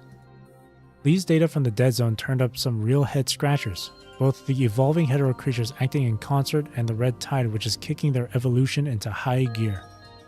After they die, the hetero creatures just melt into the soil, only to be birthed anew by the red tide. It's like a second coming. Whether someone is deliberately cultivating these creatures or this is just the red tide's natural progression, either way it spells trouble for Babylonia. Luckily, the improved central purification filter cores are still doing the trick. Going forward, as long as we can keep swapping out the cores without a hitch, we can at least put a pin in the safety of the conservation areas. Deep in thought, mulling over the topics just discussed in Babylonia's highest level classified meeting, you step out, loosening the tight strap of your hat. Even though this new central purification filter cores can only scatter the punishing virus rather than destroy it, and the dispersed virus is bound to pull itself back together somewhere else, as long as it doesn't show up in big concentrated bursts, the situation remains manageable. On top of that, after the meeting, Celica sent over the population disappearance report from last period. The frequent disappearances caused by hetero creatures incidents might be worth looking into. Could this tie back to the dispersed punishing virus? Uspeni. Down the empty corridor, a silent figure in white lurks around the corner, waiting until you get close before speaking up. Number 21? Number 21 is waiting for Captain. Captain suddenly switched to the Guerrero frame before battle. This needs to be reported. Why would Vera suddenly change frames? Captain changed frames after talking to Commandant Murray. I don't know anything else. Number 21 points to a tightly closed door on the other side, then looks up at the human. Usabeni is passing by. Can Usabeni chat with number 21? As if worried about being rejected, number 21 furrows her brow, thinks for a moment, then adds. Usabeni promised number 21 before. If I have problems, I can find Usabeni. Sure you can, no problem. You check your schedule, confirm you're free, and find yourself leaning against the wall next to number 21. Number 21 remains quiet for a moment, clearly unsure how to break the ice. Then, in a soft voice, she says, I never got to thank you. Thanks? What do you mean? It's about Buddy. The girl in white tilts her head up, a faraway look in her eyes as if replaying a memory. She's thinking back to that day when she and Vera fought their way through the hetero creature encirclement, took down the corrupted Buddy, and barely escaped the dead zone. Number 21. Cannon said if she sees Snore, she'll help keep it safe for you. You recall the oddly dressed girl, still a bit taken aback by her unique construct style. You've never seen anything quite like it. But before all that, what exactly happened to Buddy? Buddy's gone missing. It's alright, I've already found Buddy. Number 21 seems to have undergone some kind of inner transformation, more than just a frame replacement. It's like she seems to have carved out her own way of being in this world. I only just realized it. Do you need to say goodbye to Buddy? Goodbye. Number 21 knits her brows, as if she grasps it and yet doesn't, all at once. It's like saying goodbye to a friend. I don't want to say goodbye to Buddy, but I do want to say goodbye to Buddy. Isabeni, will you come with me? Vera is still out in the cold. Number 21 instinctively glances at the human standing in front of her. Let's head back for treatment first. Once your treatment's done, I'll go with you. Yes, I want Usabeni to come with me. We're going to say goodbye to Buddy together.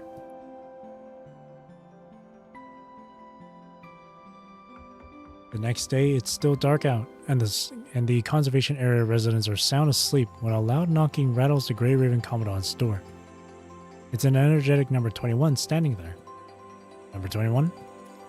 Number 21's treatment is complete. Isabeni promised to say goodbye with me together. She just had her bandages removed, but she insisted on coming here. Liv just shakes her head, a clear sign she tried and failed to stop number 21. Yes, I made a promise to number 21. Let's go.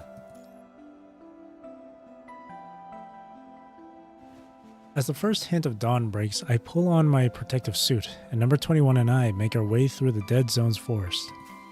We easily handle the hetero creatures that swarm around us. Suddenly, number 21 stops dead in her tracks in a specific spot. Is this the place? This is it. The wolf-eared girl crouches, silently gazing at the metal fragments strewn across the ground. Buddy. Goodbyes are just something you know how to do. You don't need a lesson. Number 21 repeats its name over and over, her voice low and somber. I'm sorry. She gently touches the familiar fragments that remain, each metal piece a memento of the countless days and nights they shared. Those headaches were you calling out to me, weren't they, Buddy? I'm sorry, Buddy. I was too dense to realize you were crying for help. So this is why number 21 grew up so fast. In this dog-eat-dog world, every step forward means losing a part of yourself. Number 21 got justice for Buddy. Number 21 gathers the fragments from the ground, carefully making a small pile. I beat back all those bad things that snatched Buddy away. I'm not letting them take Captain from me again. But I'm sorry, Buddy. I couldn't keep you safe. The girl stubbornly repeats these words, doggedly digging through the dirt, scavenging for every last metal fragment and piling them up. So, Buddy is always with me. I'm never letting those bad things steal Buddy's Haruka again. She gazes at the small pile of metal fragments, pressing her hand against her chest. Sunlight filters through the leaves above, illuminating the girl's determined expression that borders on reverence. Buddy is always with me. The wolf-eared girl completes her goodbye in her own unique way. Yes, Buddy is always with me. By losing a part of herself, she also finds her own freedom.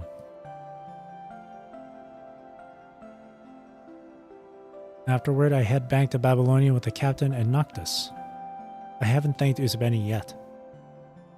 Thank you, Usabeni, for telling me I could still say goodbye. It's alright. But that day I also meant to ask, what does Haruka even mean? Canon taught me the word Haruka. She's our friend. Haruka means tribe.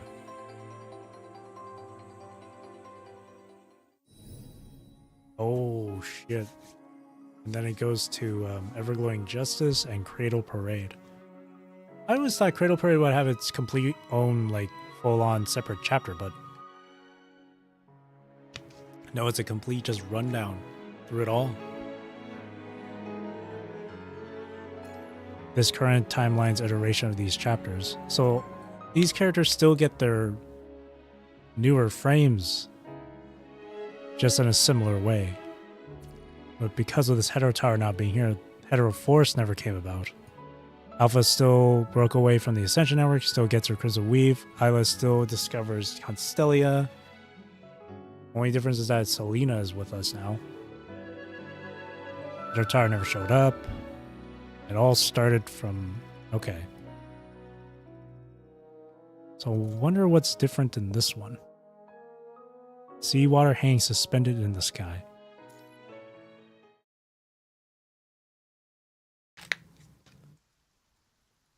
Seawater hangs suspended in the sky. April 1st, April Fool's Day. Does the Commandant still get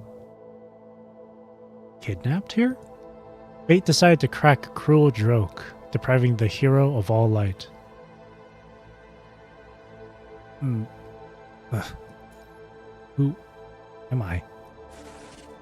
In the chaotic mind, only the roar of a crash-landing transport remains. The strange smell of leaking machine oil fills human nostrils.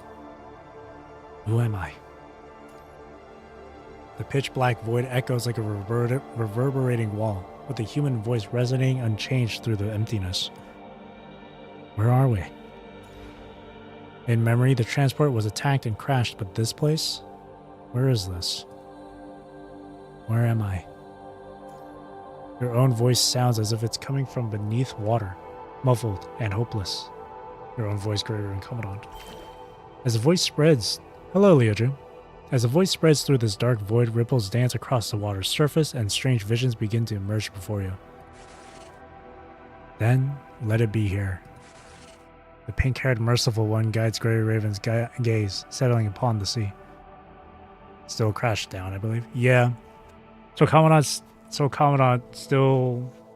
The transport craft he was in, or Commandant was in, still crashes, and Commandant still gets kidnapped. So that still happens. Wake up when it's time to wake up, sleep when it's time to sleep. Of course, I'll make sure you're born safely. This shouldn't be crossing the line.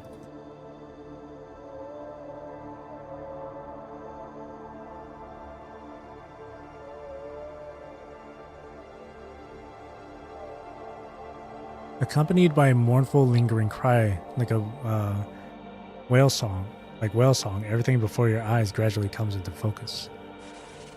The bottom of the sea. This is the bottom of the sea.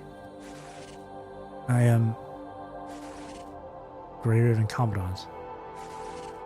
I am the Grey Raven Commandant. Your gaze moves from top to bottom, observing from a higher form this enormous whale-shaped coffin and the lives struggling within its embrace. I must get them out of here. Impossible. Echoes from a distant future reverberate through your mind. The predetermined end can't be changed, yet some regrets may still be redeemed. Only this way can the loop be closed. Loop. The haunting calls, unique to the deep sea, continuously echo throughout this space. Slumber here, awaken on the other shore. Will ultimately return to the seabed, and ultimately, the whispered murmurs fade with the ocean waves, vanishing from this space. What? Your consciousness slowly sinks into a profound dreamscape.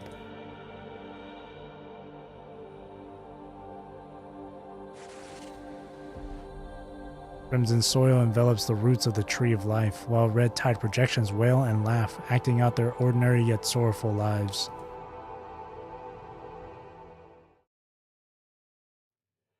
The Agent of Darkness gazes coldly at the screen, examining the objects hanging from the treetops behind it, absorbing the red tide like blood bags. As the red tide disperses, the woman who has emerged from the colossal tree remains still and silent here. He applies all the results from hatching Chico to this place. Catilla gradually absorbs nutrients from the red tide and she's growing. Plop. Having absorbed enough nutrients from the red tide, the bloated blood sacs fall from the treetops, with grotesque limbs struggling free before the crimson fluid within. Mom. The humanoid hetero creature with an odd appearance stretches its tentacles, gazing at this world in confusion. Another defect. He frowns, slightly dissatisfied with this result. These sea fairies are all samples copied from Lithos' deceased consciousness. He tells Lithos their goal is to make hetero creatures more human-like in order to advance the evolution of the red tide. But only the agent himself knows that his purpose extends far beyond that. After confirming once more that this sea fairy is still nothing but a pure replica, Vonnegut irritably flicks his hand away. The door at the end of the corridor emits a soft creaking sound. Mister. A purple-haired ascendant on the other end of the communication seems to notice the agent's poor mood and hesitates momentarily. Speak. I'm getting word that Kugawa Kurono is dead, taken out by his adopted daughter, the girl known as Alyssa. Vonnegut's eyes narrow as the name clicks. So, what's the deal with Utopia? Utopia's mind fusion experiment is a bust. That's old news, about 10 days old now. Babylonia's hunting down Utopia's last ships everywhere. They're probably seizing all the data and info as we speak. It's okay. Utopia was just a fallback anyway. What about Armor? Utopia's only successful test subject. Also snagged by Alyssa. Okay. He's keen on the Armor, but this girl Alyssa has already grabbed Babylonia's attention. Trying to get it back now would just stir up a hornet's nest. He can't stand a fuss. So I guess the events from Everglowing Justice are still very much the same then. Since we're going straight into well, this feels like it's right in between the two chapters, but this is still very clearly Cradle Parade here. So I guess nothing too crazy, nothing too much has changed with Everglowing Justice events. Alright then, sir, I'm out of here. Is the Grey Ribbon Commandant settled in? That one? Dumped in that facility with the renegade constructs and red tide fanatics. Commandant still hasn't come to, probably from a head injury in the transport crash. Yes, keep a tight leash in Commandant. Fill me in immediately on anything that happens. I'll let them know, sir. Lithos waits a beat, and after making sure Vonnegut has nothing else, quietly cuts the connection. Attila. The dark agent lets out a soft sigh. He can't care less about anything else now. Not Utopia, not the late Kugawa Kurono, not even the mind fusion project that went belly up. All he cares about is what's right in front of him. Attila, about to hatch its egg, and the mysterious tower that still hasn't shown up. The tower. Where'd it go? Haven't you gotten any other information? Another consciousness inside the agent's mind quietly answers. Except for the tower. Yeah, the tower is the one major thing that's changed in this current timeline, in this new timeline. There's a few other changes here and there as well, but the tower is the most significant one. But a lot of these events still play out a bit similarly, at least when it comes to characters getting their new frames. Yeah, these events still happened to an extent. Alpha still was able to break away from the Ascension Network and get Crimson Wave the Crimson Weave frame. Jeez. And then number 21's the Hetero Force didn't show up with number 21's story. But things like Buddy dying and stuff, and them and Vera getting hurt during that time was still happening. And Canon too, that one construct girl that 21 befriended. And then before that was Isla discovering Constellia, and then you know, the stuff with Alyssa and Armor, her Echo, and Iris Warbler and all that what stuff. Shorthalt still dies, yeah. And then Lee, of course, still having the hyperreal frame and whatnot. So all of that still goes on, still happens. Hell, even Lee having his like interaction or talk with Murray, with his brother, still happens, just without the hetero tower being there. So all that still happens. This part right here, though, I thought Nemo was gone, gone away from this current timeline, but no, Nemo's still around, at least in the consciousness. No, I can't predict anything anymore, not what's going to happen or when. Too many things I've never seen before have popped up, and I haven't even run into the Babylonia Central Purification Filter Core upgrade. The only reason why I thought Nemo would be gone is because I've seen people saying that Vonnegut is now not part of this timeline or something. And I always figured that what really was meant is that Nemo's consciousness from Vonnegut is gone, and only Trout is there. But no, they're still there. Because Nemo came from a different world, from a different universe. The tech from the Babylonia Central Purification Filter Core upgrade. Part of it feels familiar, but I can't say for sure if it really comes from the future where I existed. Imagine if the rewind triggers the tower, but this time Lee says yes to the invitation. Earlier, there was a moment where Ishmael said Lee doesn't have that opportunity anymore because the tower didn't show up as soon as it did in the previous timeline. But she also commented like perhaps Lee doesn't even need that invitation anymore or whatever.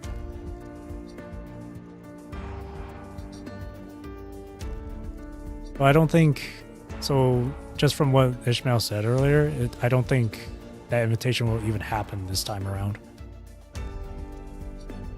Sorry, I've never been very good at this. Nemo's tone is gentle. I've thought along these lines before too. The tall man mumbles to himself like a child with a strange sense of humor. I once wondered if someone in the future did something to cause all these changes. Oh, I wonder. But the tower never got close, so I couldn't prove that theory, and besides, who else could pull all this off? Could it be Dominic from the fog? Not out of the question, but as you said, everything hinges on the tower. I've checked, and the rifts in the bridge have sealed up. As long as the tower stops growing, we have no way to verify any of this. It was such a damn good moment during Spiral Chronos. Yeah. The bridge across dreams, a secret tunnel extending from the Hetero Tower carved out by the Vanguard team members from Dominic's timeline. Maybe it's for the best. The young man lets out a weary sigh. But the punishing virus still exists. As long as the punishing virus is around, everything will keep happening in cycles. The same old problems, the same old destruction.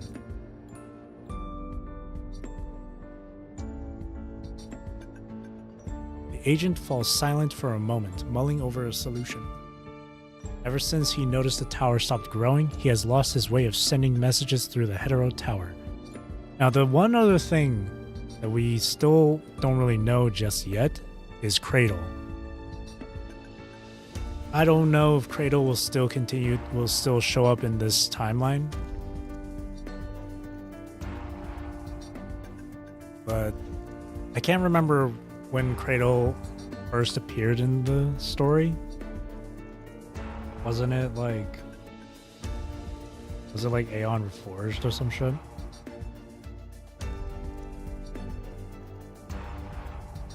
Because the tower never came closer as promised, he missed out on too much information. With only his notes and terminal from countless dashes through time, his understanding of the future stretches no further than the present moment. Vonnegut's cheat code expired. I don't know why that was funny to me. His cheat code expired, and his prophetic foresight ends right now. The agent shows a rare moment of hesitation, but quickly squashes it. In its place comes a more determined gaze and an even more focused analysis.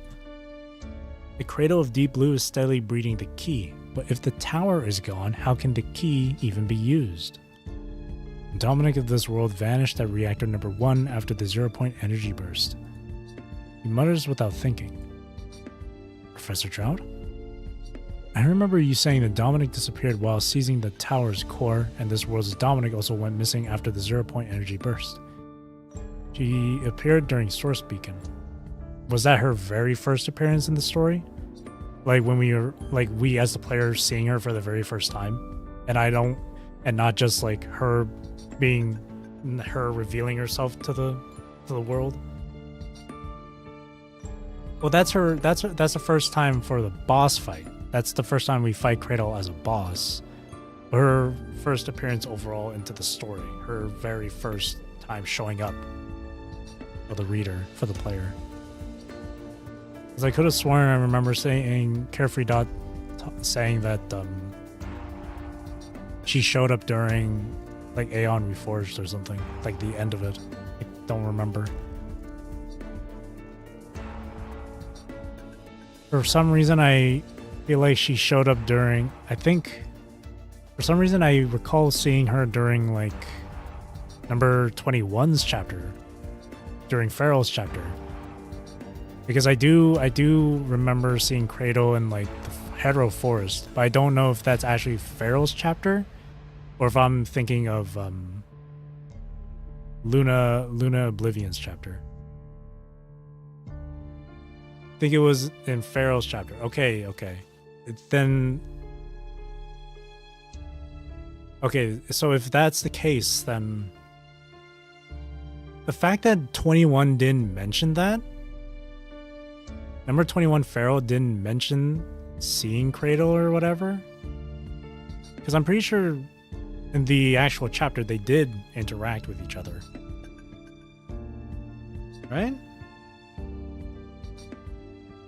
But if not, then even so, you would think Cradle would have shown up during this little like recall, this little revisit here, or recounting of the chapters, retelling.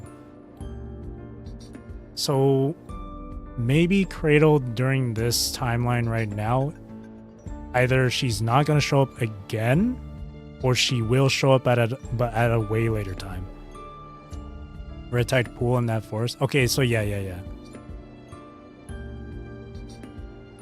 But then Cradle will probably show up at a later time. There's no way they're gonna omit Cradle from the story, right? I feel like Cradle is like a good component to the story. So like, I feel like we're definitely gonna see her at a later time. Like she'll appear at a later time.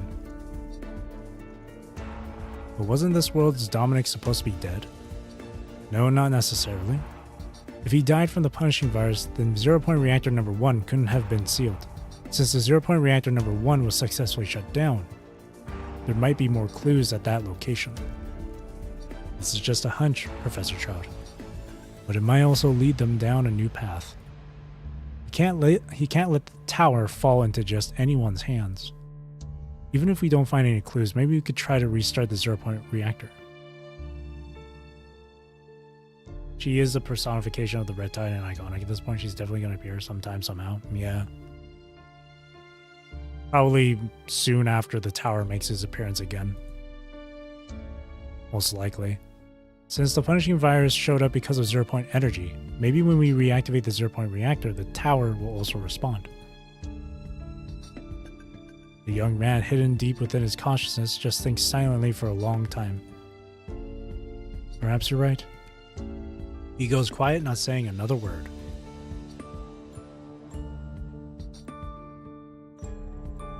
The agent stares blankly at the old-style terminal screen in front of him. Even though his mind still has a lot of static, he's clear-headed enough now. Red Tide, punishing virus, chaos contamination, the fog, the tower. None of this is over yet. He always finishes what he starts. Boom! A loud crash explodes from the screen. Lithos. His voice is neither loud nor soft, but the purple-haired ascendant still isn't responding to the communication, even after all this time. After flipping through several screens, he pulls up surveillance footage of the cradle of Deep Blue. The whale-shaped coffin is trembling and collapsing as it struggles upward, guided by merfolk fighting to break free from the sea's grip. So Lithos failed after all. The agent's tone stays calm as he turns to check another surveillance screen. At the bottom of the cradle in a hidden room, the egg holding the consciousness of the commandant who perished in the deep sea rests quietly in the red tide. Lilith? Mr. Vonnegut, I'm already in position just as you instructed. Yes, bring them back. Of course, as you command. Before Lilith can say anything more, Vonnegut cuts off the communication. Oh yeah, I just realized. I don't think... During this retelling, I don't think Alpha did Alpha fight Lilith? In Fort Winter? Because Luna was seeing the events through Alpha's eyes. But the fight with Lilith wasn't brought up. So maybe the fight didn't happen. I guess maybe it's because, if that's the case, then I would assume it's because Vonnegut really wants to get his plans into motion soon. Because of this tower not appearing, kind of just like changing things up for him. So I guess he's like, Lilith, you gotta come with us now.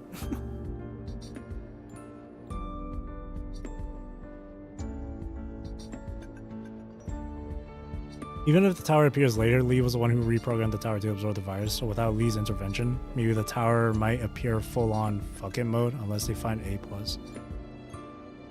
Find out about it before and manage to prep before. That's probably what it is.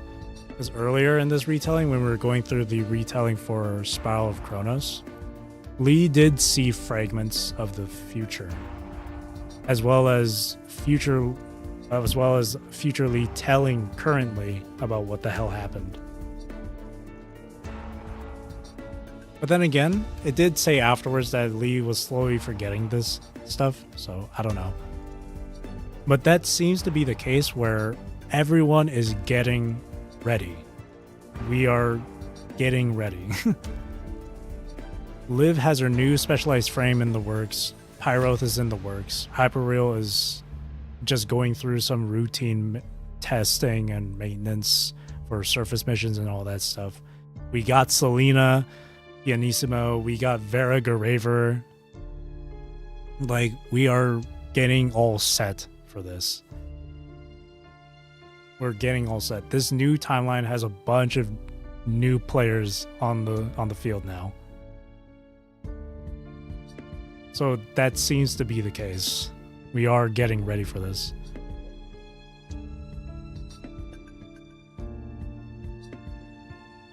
And earlier, Luna was, and I forgot to bring it up, but during the Wintry Shackles portion of this chapter, Luna was talking to Roland saying like, I'm gonna get you some new weapons or whatever. So in my head, I was like, Roland's gonna get a new frame, possibly?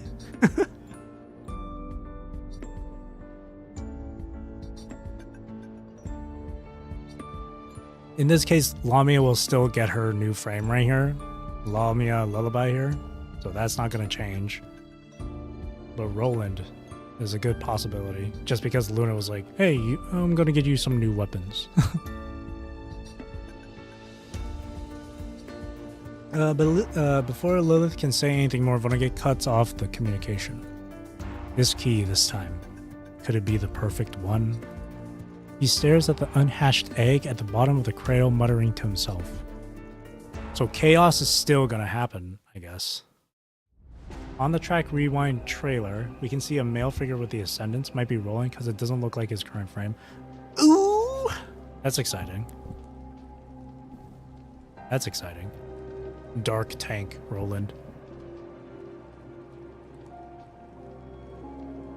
Dark Tank Roland, I believe. A vague, unceasing noise fills the dark space. The lost hero, the human Usabeni, the Grey Raven Commandant, is reliving everything that happened in the deep sea within this narrow dreamscape. How many times have these events been relived? Watch it be anything but a dark tank. Another physical construct. The deep sea's dim light, the suffocating wails, the parting last words. It's like a lone traveler who knows an abyss lies ahead but stubbornly presses forward, never looking back, charging resolutely toward the next death. The loop. The reluctant reversing gears, like the most precise instrument, seal the final fissure. Wait, hold on. The predetermined end can't be changed. Yet some regrets may still be redeemed, right? All I need is a little more time. The dreamscape suddenly solidifies at a certain point, a dull pain slowly wailing through the brain. The people imprisoned at the bottom of the cauldron pry open all the shelves storing copied consciousnesses. Short halt! If I can't make it back, bring a message to Valeria for me. Tell her to delete all my embarrassing videos. No, actually just say hello to her and one show for me. Before I die, delete my watch history. I've seen enough of your face, don't bother looking for me. That's what I'll say. You can tell them yourself. We're all going to make it back safe and sound. Imagine in this one, this clone of Shorthalt doesn't die. Wait. The brain churns like mud, the tongue freezes, and sorrow burns a path down the throat as it slowly lets slip an unshakable hint. Or maybe we should leave something behind. Something like a keepsake. Something we can look back on together when we have some downtime after we're out of here. That might be nice.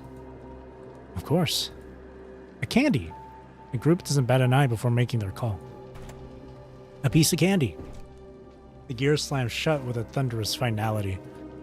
Drifting in a dreamscape, drenched in tears and sorrow, time spins through countless cycles of reincarnation. Near mentioned? I'm just kidding. Near reincarnation? April 16th. It's been 16 days since you vanished. They're hitting me with the FOS anthem. The human wakes up naked in an old, filthy underground lab. Bro. Shadow Lord? Cradle? Cradle just shows up in one of the endings for Nier Replicant. After writing out another crisis involving the Forsaken. That's Aeon Reforged. Because that's when the real Commandant comes back to Babylonia. So this is Aeon Reforged right here. Varian finally gets her Commandant back, memory and personality all there. Aside from a few minor scrapes here and there, and a gap in memory from April 1st to the 16th, the Commandant seems perfectly normal. But after a thorough examination, when the small package Lamia hands over finally reaches human hands, those blank memories take on a new meaning. So the egg is Sothang. Shorthalt's name tag is wrapped in a rough strip of fabric that, judging by the material, most likely came from the Grey Raven Commandant's missing coat.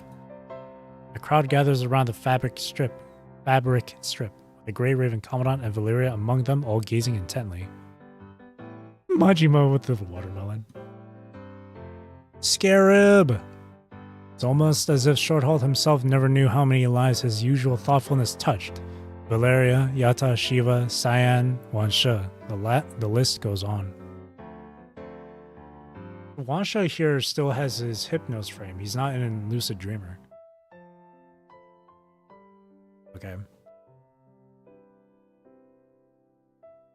So I guess all the chapters that happened after Withered to Shine are all from this current timeline, I guess, in this new timeline. Because we get to see Pianissimo during this retelling. We get to see Vera Garaver in this retelling as well. So at this point, I would just maybe guess Lucid Dreamer's like under development or whatever.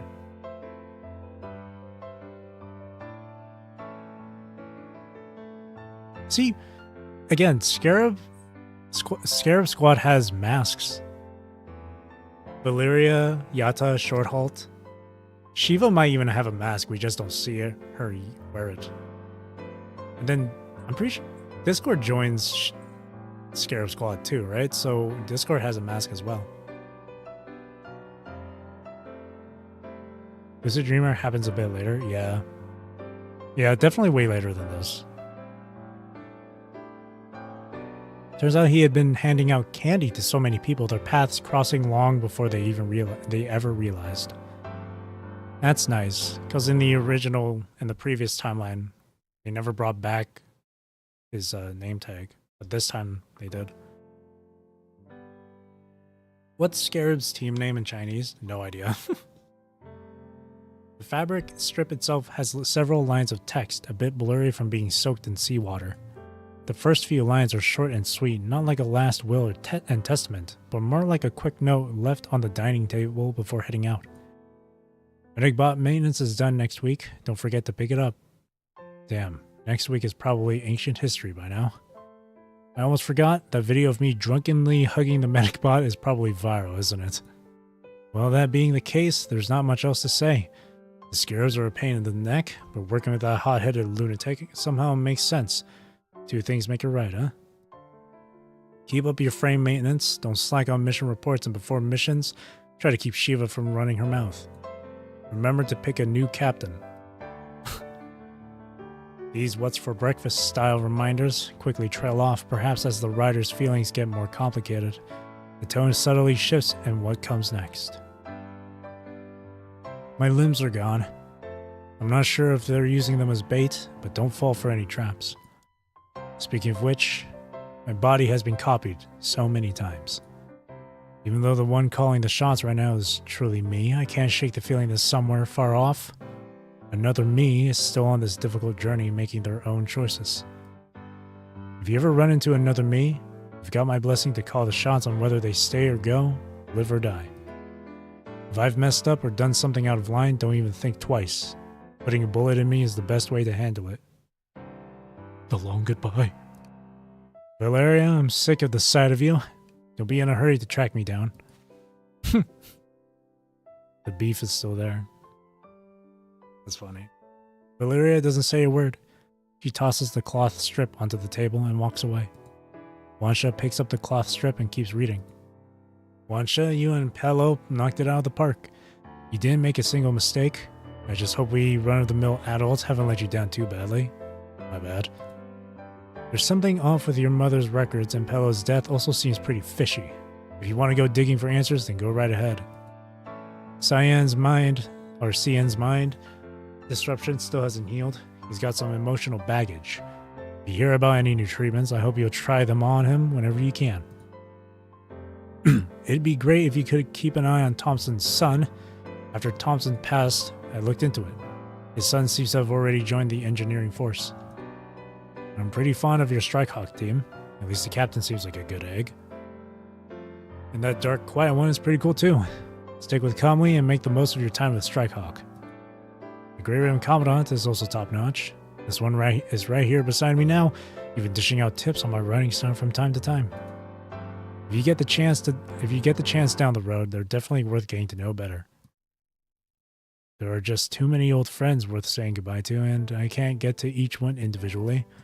I've only brought up the few who really need the most looking after. Finally, crossed out. Also crossed out. A bunch of lines are just haphazardly scribbled out with messy black marks.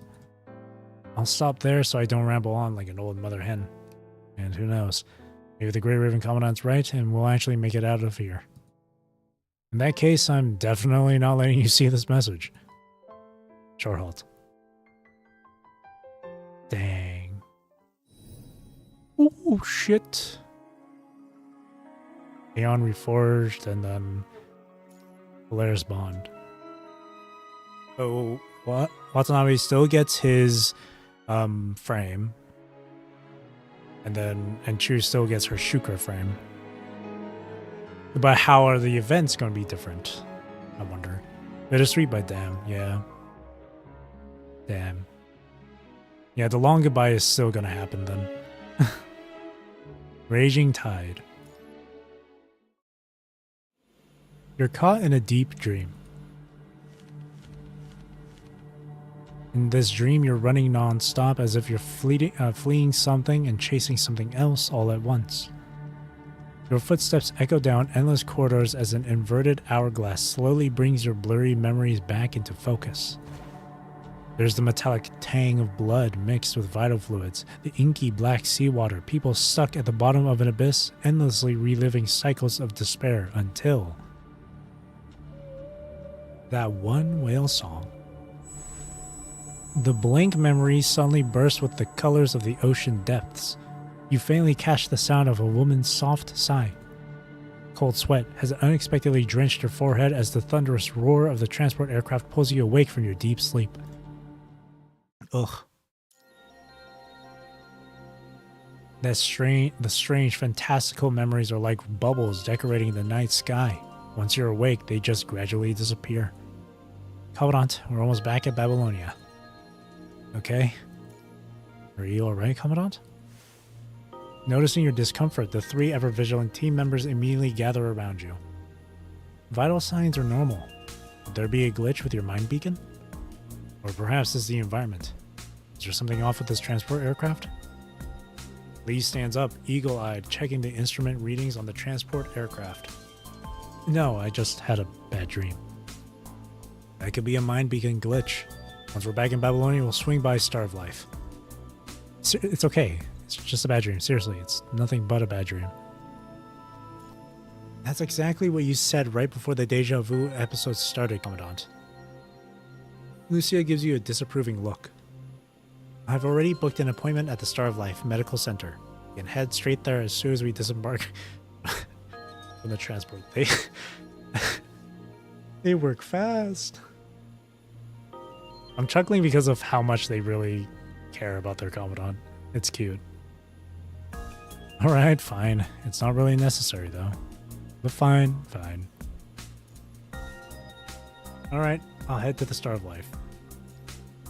Even though I'm sure they won't find a thing. As the transport glides through the sky, you find yourself unable to even peek at your work terminal with your 3 companions watching your every move. Then, at least let me check in on this Forsaken situation. The negotiation records with Oasis. So this is after Aeon Reforged. Liv, who's been guiding the work terminal, tries to keep a straight face, but eventually gives in under your pleading gaze. Fine, but you're not allowed to work for too long, got it? Yes, sure. Opening the terminal, you see that Lee has already neatly laid out all the information from the negotiations. 3 days after you get back from the ground, an invitation from the diplomatic court lands in your lap. Join negotiations with the Forsaken in the central buffer zone. These talks wrap up successfully. No surprises there. With Watanabe holding the launch codes for 7,295 missiles orbiting above, Babylonia simply can't afford to keep fighting them. Facing that kind of firepower is a death wish. What's more, the Forsaken have managed to bring several Golden Age factories back online, giving them plenty of resources to settle down instead of just drifting through the wasteland. Now formally recognized as Oasis, the Forsaken cut trade deals with Babylonia. Babylonia agrees to help Oasis upgrade the cores of the purification filters in their territory. And in return, Oasis supplies Babylonia with resources it can't produce itself. After this initial agreement, you, having played the part of a mediator, can head back to Babylonia, leaving the diplomatic court to iron out the finer points of additional treaties. However, you can't help but furrow your brow at the name Cradle, highlighted in red on your terminal. This story is almost over. I'm just a reader here. But if you could, I'd love for you to call me Cradle. Hello, Sabini. The girl in the green robe silently lifts her dress and gives a graceful curtsy. Cradle. Okay. Every time you deal with this green-robed girl from the Red Tide, you feel like something's not quite right about her, but it never really pushes you to the point of outright alarm. Every time you deal with this green-robed girl. So then, I guess she did show up normally.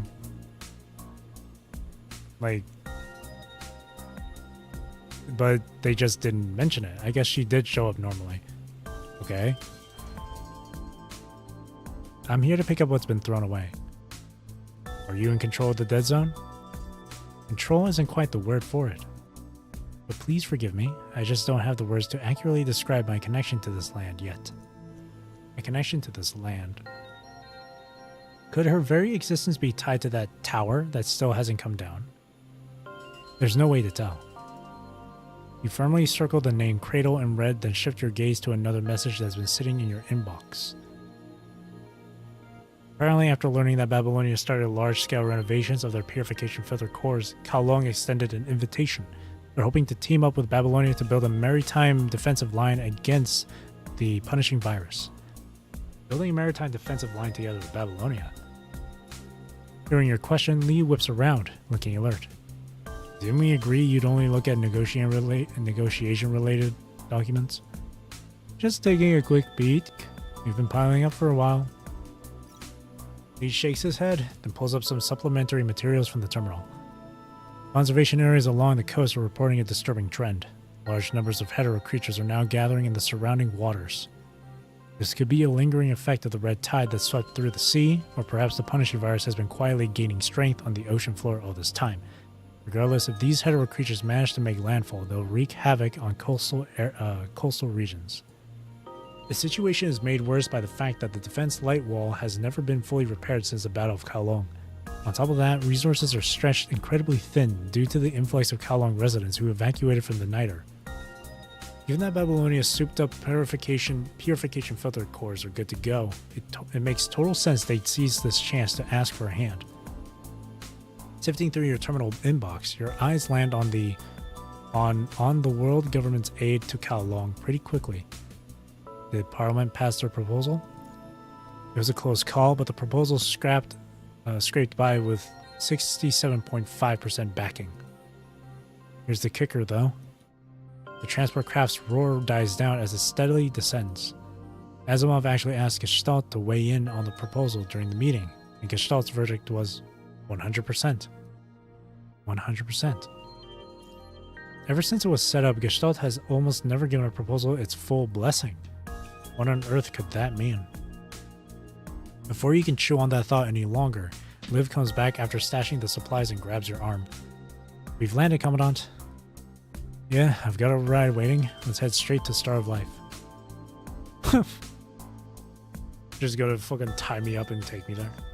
Without another word, the three of them usher you into the vehicle bound for Star of Life. Accept the situation. I feel like your unspoken resistance just melts away under the gaze of the three figures in front of you. This ride actually looks pretty sweet. Inside the terminal blares the latest news from Babylonia.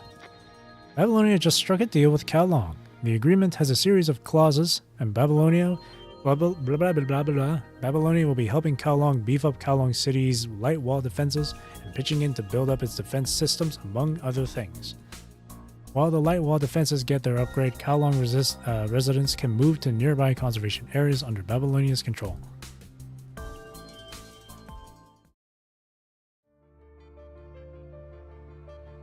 Kowloon City, Building Complex 5, West 3rd Street, Hexabridge Port. Heads up, Kowloon City residents, listen up. Shattered glass and debris litter the ground, glinting in the harsh sunlight. Residents clearly bolted, accidentally breaking things in their scramble to get out. Chaotic footprints lead from the courtyard right into the street. And it's not just here. The whole southern district of Hexabridge Port is completely deserted, every single home abandoned. Terminals fixed to street posts and courtyard walls crackle with Pulau's announcements. Their broadcasts barely audible through the static. Just 3 hours ago, a massive wave of punishing creatures swarmed out of the sea, launching a brutal attack on the satellite districts surrounding the port. Good news on one front, we've ironed out an agreement with the world government of Babylonia. Every single Kowloon resident can now head to the safe zones under Babylonia's wing for temporary shelter. Right now, the Pulau crew is neck deep in the fight against these hetero creatures. Meanwhile, the Chaofeng crew is teaming up with all the other Kowloon crews still here to manage the boarding and evacuation efforts. The terminal just keeps blaring, but out here in the residential areas is dead quiet. The only sound is the crunch of shattered glass underfoot, reflecting the sun like cold, unblinking eyes. Heads up, Kowloon City residents, listen up. Explosions rip through the air, thunderous roars echo, and the sounds of blood and screams fill the Kowloon crew headquarters at the Niter. It's pure chaos. These hetero creatures, they're working together with uncanny precision, almost like someone's pulling their strings or even outright controlling them. I'm going to get straight to the point. Our top priority is to get the light wall of Kowloon Metropolis back online. Attention residents of Kowloon City, please pay attention. The light wall of Kowloon Metropolis is being reactivated to push back the red tide and the hetero creatures, but there's a snag. Hua Shu is currently under an unknown attack, so it can't bring its full computing power to bear to pinpoint targets for the light wall's defenses. The light wall reactivation protocol kicks off in 30 minutes. All sectors listen up. Get out now. I repeat, evacuate immediately. Industrial Center main control room in South Hexabridge Port, 10 minutes before the light wall reactivation. Kowloon crew headquarters crunch the numbers. The Pulau crew's ground defenses are pulling back to the North Port in less than 5 minutes. When they do, the punishing red tide will completely swallow the entire Southport industrial zone. The last transport just cleared out, making all the movable supplies and a hefty 77.5 kilograms of cryogenic tritium fuel spheres with it. Still, it left a tiny bit behind, 0.75 kg to be exact. 2047, pressurize the target chamber. Ignition at 2050. Any objections? 14 workers stand in the stifling control room, completely silent. A cigarette, its ember glowing red, makes its way around, hand to hand, until it's just a stub. The green situation stabilized light never comes on. Shanqi flicks the dead cigarette butt away and gestures for the worker at the console to clear out. This isn't on you. He brushes the dust from his hands, grins, and hits the red button. Nearby, the funnel-shaped reactor lets out an ear-splitting shriek. You've got to protect the factory no matter what. You now have the green light to take out all the facilities by overloading the reactor and blowing up the industrial zone if you have to. Never let the corrupted and hetero creatures get their hands on it in one piece. Will these workers still die? Of course. Those who are fated to meet will meet. Those who are fated to die will die. Don't back down. I repeat, do not back down. You have served Kowloon well. When the light wall hits, will it hurt? No, it won't. I asked Fushi. It's going to be scorching hot. We won't feel a thing. Good. That's good.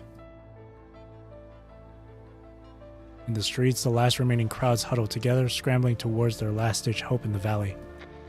Citizens of Kowloon City, the light wall plan has managed to slow down the hetero creatures and the red tide. But the hetero creatures are still pushing forward. Any Kowloon residents who haven't made it to the safe zone yet need to head to the underground ring right away. Please take shelter inside Tabula Akasha right away. I repeat, find shelter in Tabula Akasha immediately.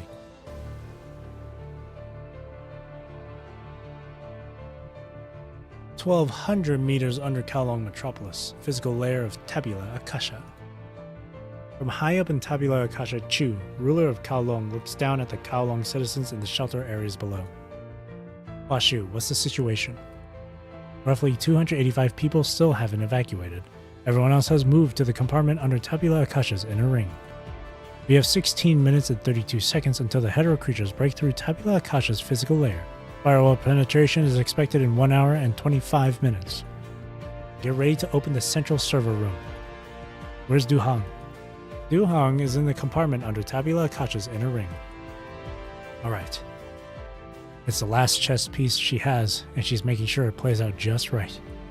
Warning! Hetero creatures are busting through Tabula Akasha's physical layer from the lower dome's northeast. Is Babylonia behind us? Chu stares northeast, watching endless waves of hetero creatures throw themselves against the dome. As the only variable in this whole chess game, the Grey Raven Commandant has to own the responsibility Chu's put on their shoulders. The underground ancient city, once deserted, is now splattered with blood and gunpowder smoke. Deafening explosions boom from the northeast. Bzzz. Warning. Tabula Akasha's final protective barrier is breached. So, this is it. The dark green-haired woman's face is grim as her glaive silently appears in her hand. She'll still get shot? I'm not sure. the final chess piece, it was saying, Du Hong.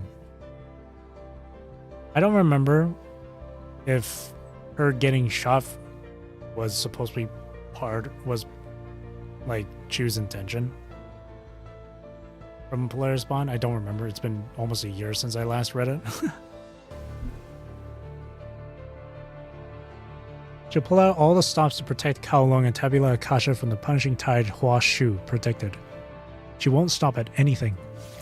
Like a peacock diving through the air, her glaive carves a path of rigorous cold light as she strikes down the corrupted who've broken through Tabula Akasha's physical lair. I read all that in one breath. 1410 meters under Kowloon Metropolis, Tabula Akasha's central control room. 35 minutes until Huashu's firewall collapses. As the hetero creature invasion pushes forward, Tabula Akasha's central control room becomes a refuge with more and more people pouring in. Though this still happens. The air hangs heavy with a metallic tang of vital fluid, and Kowloon residents are packed together, fear etched on their faces. In a small pocket of space amidst the terrified masses, Kowloon's ruler is locked in a fierce exchange with someone. So this still happens. Who's that? Yin, Chu's older brother. He was banished from Kowloon by Chu herself after trying to stir up a rebellion. He's probably trying to leverage this crisis to get back into Kowloon, but his timing couldn't be worse. Many former Nida residents in Kowloon are already fed up with Chu, but at a time like this, the frown is creasing his brow as Chao Fang pushes through the crowd toward Chu. Why would Chu be clashing with him now? A strange image flickers in your mind and disappears. Only Chu's voice cuts through the din of the crowd. I won't justify my actions, nor will I seek forgiveness. Do what you must do. So she still gets shot then. Doesn't sound like she... I don't know why it says he. It doesn't sound like she's challenging Yin at all. Instead, it sounds more like she's giving an order. Du Hong, yeah, okay, yes, she still gets shot, yeah. An assassin lurking in the crowd pulls the trigger. No, it wasn't me. What's going on? A small, frail woman emerges from the crowd. She's covered in dust and dried blood, her eyes full of exhaustion and pain. She looks like so many of the Kowloon people who've made it through this hellish night, but right now everyone's eyes are glued to the still smoking dark barrel of the gun in her hand. It's a military-grade anti-construct pistol from the world government, fitted with special 9.33 millimeter bullets, designed to incapacitate them. You can't get your hands on one without a special order from either Parliament or the Purifying Force. Some people just happen to have a connection for those special orders. It's all over now. It's all over now. Yeah, so that's all part of the plan. Hydrate yourself now. Yeah, I'm drinking. Ugh.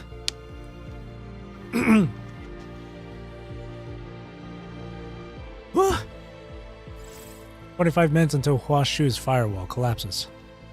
In just 10 minutes, 2 bombshells dropped back to back. The ruler of Kowloon shot dead and the gun used is from Babylonia. Panicked Kowloon citizens slowly gather in a room deep inside the central server chamber. To make matters worse, the hetero creatures are about to breach the physical layer of Tabula Akasha. One thing's for sure, Chu must have a plan for this exact scenario. But with the chess player off the board, how does this endgame even play out? Du Hong carries Chu on her back into the small consciousness uploading chamber. After touching base with Lucy and Lee, you mull over your predicament. Imagine the Kowloon flashback was the entirety of Polaris Bond. We're sitting here for another 9 hours. You must. What? Who's there?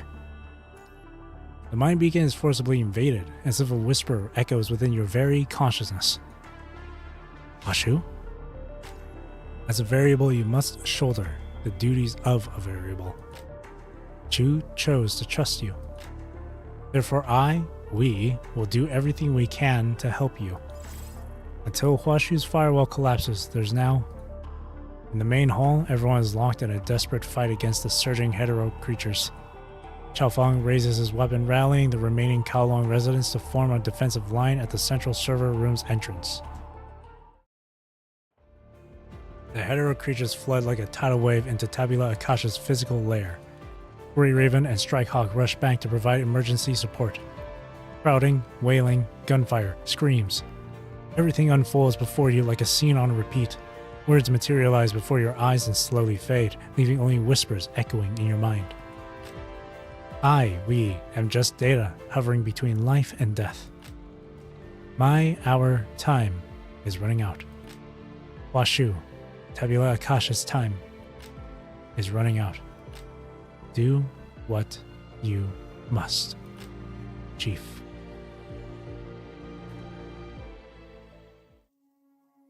Combat. So for this achievement, it says finish the mission without dying. Simple enough. Ooh. Hit me with Endless Path OST. Play as Liv. Bet. You know what? Sure. I do not wish to explain my life to others. Towering bookshelves stretch up into the clouds, row upon row, while compact archives with rotating handles and massive iron cabinets crisscross applesauce the seemingly endless space in an intricate grid. Oh, I'm so goddamn immature. Hello there. Thanks for using Tabula Akasha. I'm Hua Shu, and I'm here to help you get your mind data uploaded. Crisscross applesauce. All my life, I've stumbled upon too many secrets that just can't be shared outside these walls, and I've seen countless versions of history come and go. Washu ceases existence. I've seen the lies in history, like when the Yazoo purged all of Kowloon under the cloak of night. I've quelled conflicts throughout history, driving out blood relatives who schemed to snatch my power. I've laid the groundwork for historical progress, launching space fleets with Kowloon's backing. But all of this is set aside when Chu's life story unfolds across the tapestry of history. How will others pick apart my life? Rows of bookshelves interlock and fold like mortise and tenon joints. Mortise? Fanning out into a boundless ocean that belongs to Chu. The library shifts like rippling shadows. From her moment in time, countless versions of Chu crisscross the sea of memory, weaving the life of Kowloon's ruler. I held myself back. Every thread of her story is softly intertwined and faithfully recorded within Tabula Akasha. How am I supposed to explain my life to anyone? I must fight. Inside Tabula Akasha or outside it, it makes no difference. The usurper, the emperor, is vile, defiling my lands. And here you physically restraining yourself. I was close to saying applesauce. It, the emperor, broke into Tabula Akasha without permission, tampered with time, and twisted the meaning of war. The emperor, it, showed me endless visions of the past and future, trying to crush my will and steal my crown. But I never gave in.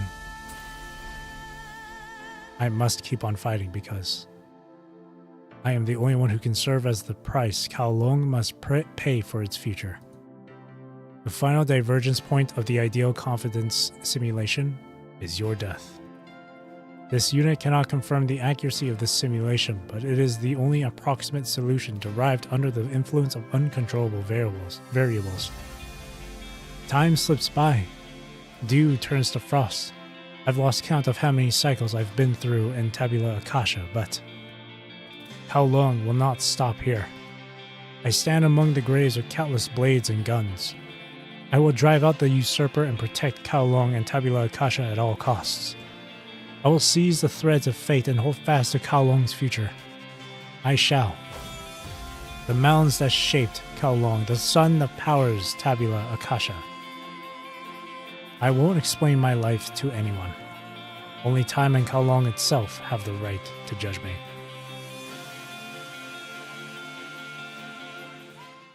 I was getting Augusta vibes. 33 minutes to reset Huashu. But once Huashu is reset, it would expose all of Tabula Akasha's data to the punishing virus. Even with Asimov, Villiers, and Xavier rebuilding the code together, there's only a 50% chance of taking Washu back from Schul's. You know that one Jujutsu Kaisen panel? Where it was like, all three of them are bringing out like 120% of their potential? That's what I imagined with Asimov, Villiers, and Xavier just now.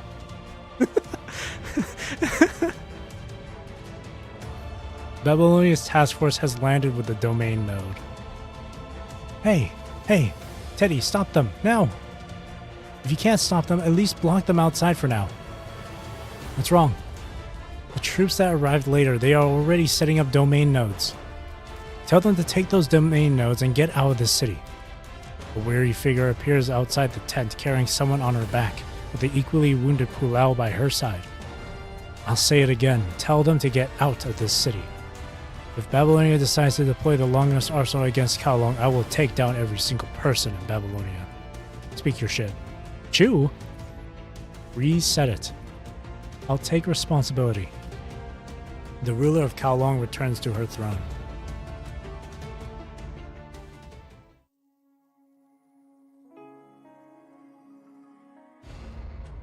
Oh my god.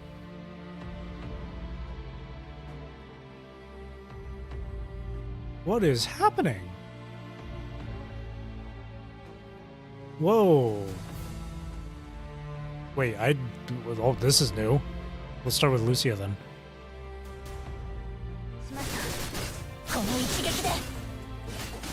Oh look, we can get, we can switch like, this. Huh, that's interesting. Okay, hang on.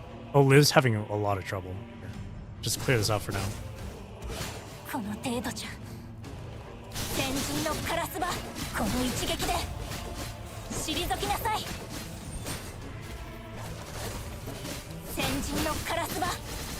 Totally not testing waters.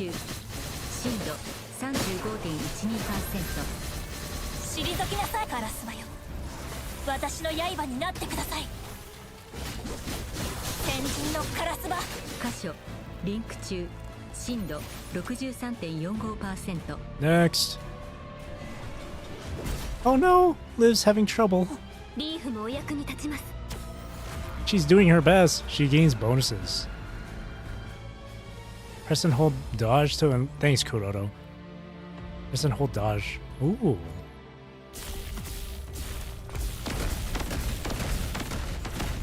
Oh, that's cool.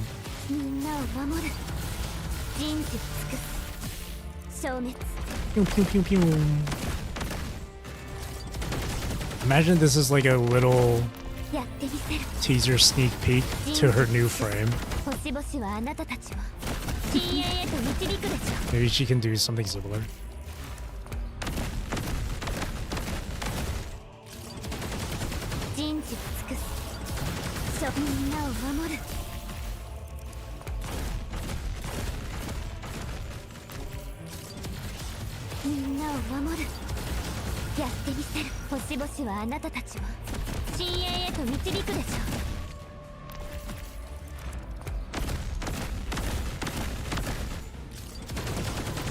Uh-oh.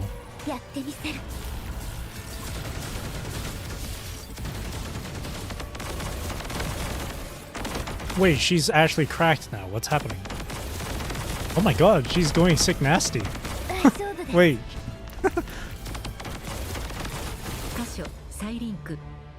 Never mind, it's these three that have 120% of their potential. Washu resetting. Underlying code.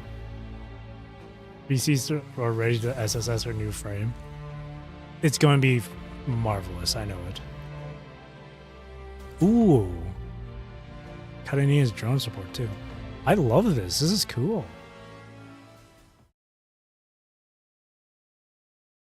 一部モジュール修復完了。演算力ユニット受信。支援プログラムを起動。戦闘支援を開始。加勢するぞ。She was. Why is her sprite? Why was her sprite image like compressed?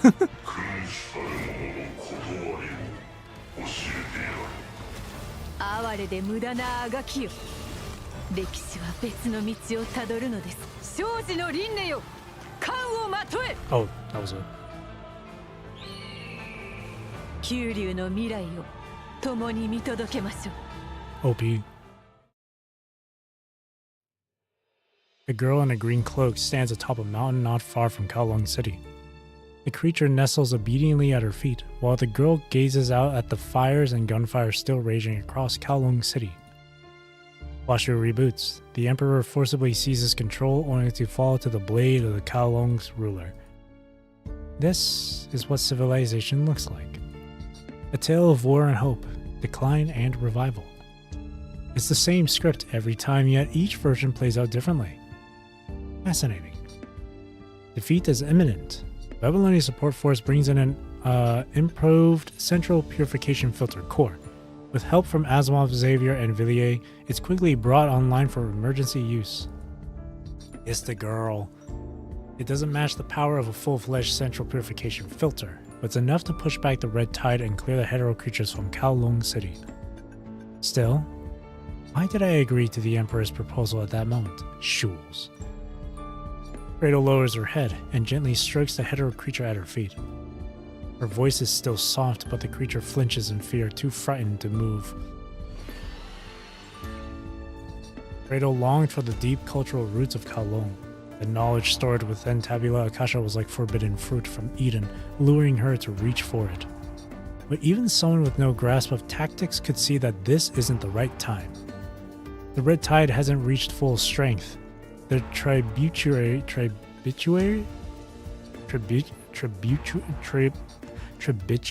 I think? How the... Man. English. Can I speak it? Tributaries. Tributaries. I was so off. Tributaries. Tributaries. The tributaries flowing out from the dead zone alone aren't enough for the hetero creatures to go head-to-head with humans. Yet when Shules proposed a partnership, Cradle accepted without hesitation, as if it were only natural. So natural, in fact, that both sides found it strangely unsettling. Was it because the Emperor's Code managed to infiltrate the red tide? Cradle's hand comes to a stop, and the hetero creature at her feet lets out a low, involuntary whimper.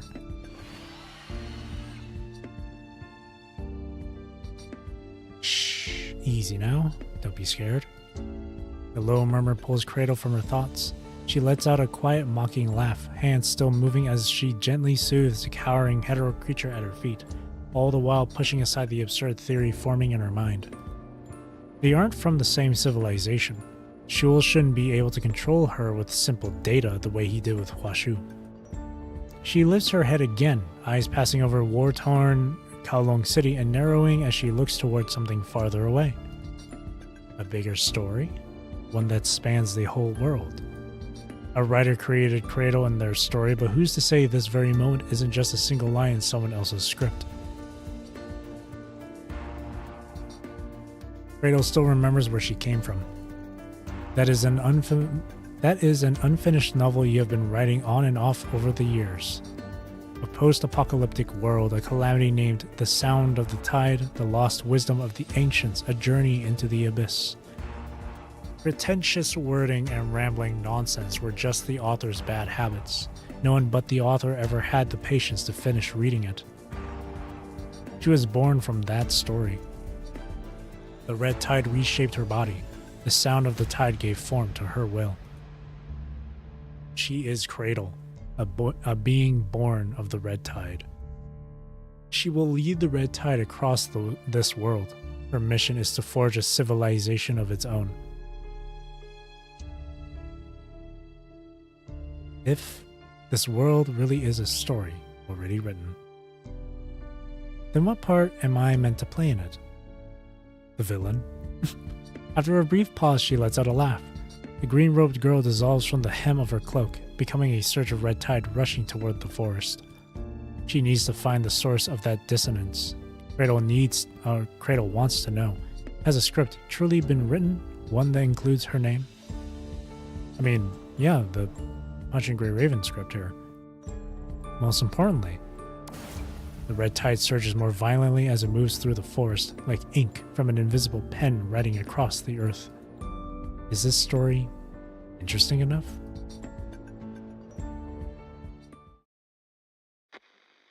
Attention Kowloon residents. The battle is nearly over. The hetero creatures are pulling back. After the surface of Tabula Akasha collapsed, the Babylonian support force that had been fighting along the city perimeter immediately switched to rescue operations. The Kowloon crew also began scouring the city for survivors without pause. Disaster relief supplies can be collected at the left side of the Kowloon crew headquarters. Any residents wishing to join the temporary rescue team should register on the right side. Under the Kowloon crew's command, the rescue unfolds in an orderly fashion. As the sun rises, you sit in a corner of the ruined factory, opening a terminal to record the mission log. November 10th, Kowloon. After the electronic phantom that called itself the Emperor was eliminated, the hetero creatures in Kowloon slowly began to retreat. Log, report to the Science Council. Evaluate the possibility that the mechanoid, code unknown, is capable of controlling hetero creatures. Cannot rule out potential collusion between the mechanoid and other ascendants. Members of the Babylonian Science Council have arrived and will soon assist Kowloon in upgrading its defense light wall, and in constructing new central purification filters in areas not covered by the current light wall. Memo: Kowloon Fushi, or Fusha, I think it's Fushi Institute, Huashu. And she turns to a new page. Her pen hovers motionless as she stares at the blank sheet for a long moment before finally writing down a few keywords to jog her memory. Input, invitation. Her. I'm a girl now? Invitation. That familiar deja vu pieces itself together into scattered fragments of memory deep within his mind. I think when they're saying her there, they're referring to me, but they're getting things a bit backwards here. An invitation. The tiny storage card Chu gave her now rests quietly in her palm. Something he wanted me to give you. Who's he? Someone I met in the computational world of Tabula Akasha. He shouldn't have appeared in Huashu simulations. Perhaps because of the intricate connections between Huashu and Gestalt, he appeared as that girl. Shouldn't that be she then? Because it's not... Or... He, yeah. Dominic. It's an invitation. I thought it was Nanami that gave her... It's Dominic? Okay. For some reason I thought it was Nanami. Sitting amid the ruins in deep thought, still unable to decipher the meaning behind this invitation. The deja vu has grown more and more elusive, evolving from fragments of words into scattered broken visions. Perhaps everything is moving toward the best possible future. Put away the terminal, stand up. Under the morning sun, the battered ruins of Kowloon begin to stir with new life. Ooh. Ooh. Source beacon. So does this mean Teddy still ends up fighting Cradle or something, maybe? Data Space Phantom. The new central purification filters equipped with an improved filter core are quickly spreading like wildfire across all conservation areas under Babylonia's control. Agent Zero escaped. However, even with these advancements, the new central purification filters can't completely eliminate the punishing virus. Why is the hetero tower in the background there? That's not supposed to be there. While the filters drive it away, the virus slowly reforms in areas outside the safe zones. In places without the new filters, dead zones gradually merge into vast regions, becoming breeding grounds for red tide and more hetero creatures. Okay, well, at least that makes sense while they're showing this. These creatures are slowly evolving. Yet the people of Babylonia have no time to worry about these looming disasters. The elites have unanimously shifted their focus from external threats to internal affairs, specifically fixating on information leaked from Gestalt. Typical Kudo. It's okay. Kudo always cooks with these, so I can forgive him. More precisely, they're obsessed with the timestamp attached to that information. Teddy, there's nothing in Gestalt that corresponds to this timestamp. Hunched over the console, Teddy explains to the person beside them without looking back, their hands never pausing as cascading data and complex command windows flash on the screen. So, the problem is that Gestalt has a bug? If that were the case, the response team would have had to act tomorrow to handle the chaos this bug would cause throughout Babylonia. It's not a bug. Someone's already pinpointed its time period. I'm just the unlucky soul who got stuck with the mission of tracing this time stamp back to its original coordinates. What do you mean? This thing just doesn't exist before the leak, and good luck trying to reverse engineer it with conventional methods once it's intercepted. Its origin is pretty obvious then. The display's flurry of activity finally dies down. Teddy lets out a slow breath, taking a moment to rest. Just then, a communication dialogue pops up with a note attached to the timestamp. Golden Age. It's straight from the Golden Age, right out of Dominic's impenetrable chasm of zeros and ones from beyond that unsolvable data wall inside Gestalt. A data wall discovered by Teddy and the Grey Room Commandant in Gestalt. As a blockade created by Dominic within Gestalt, the data wall may contain a vast amount of Golden Age technology materials and research results. As she speaks, Teddy glances at the persistently flashing communication alerts and lets out a derisive snort. Parliament erupted the moment this news hit. Public pressure, directives, demands, pulling every personal favor they could. Those politicians have thrown more tactics at me than there are antivirus programs, all to push me into finding a breach in that wall. And then escort their technicians inside. ... Memories surface of the scene witnessed when connected with Teddy. That bizarre space existing within Gestalt. That data wall stretching endlessly from ground to sky. Does that thing really have a breach?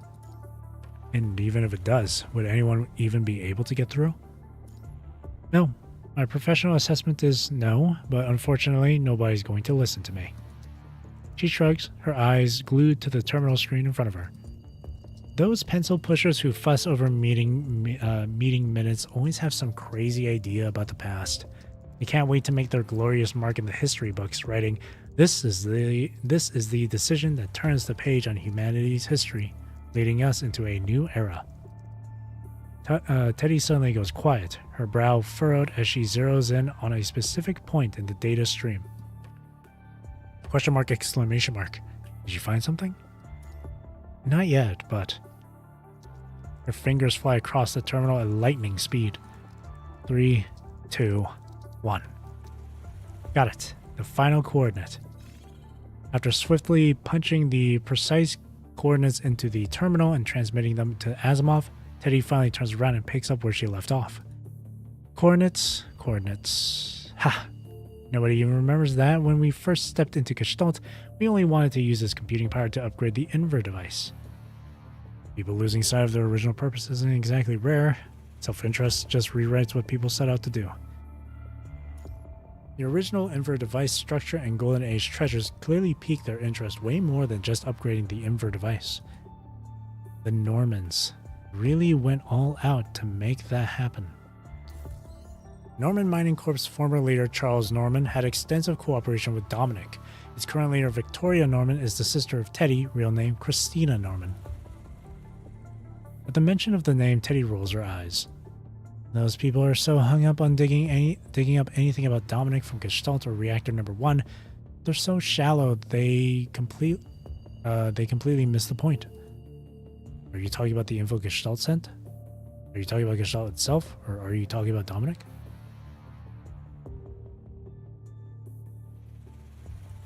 The information?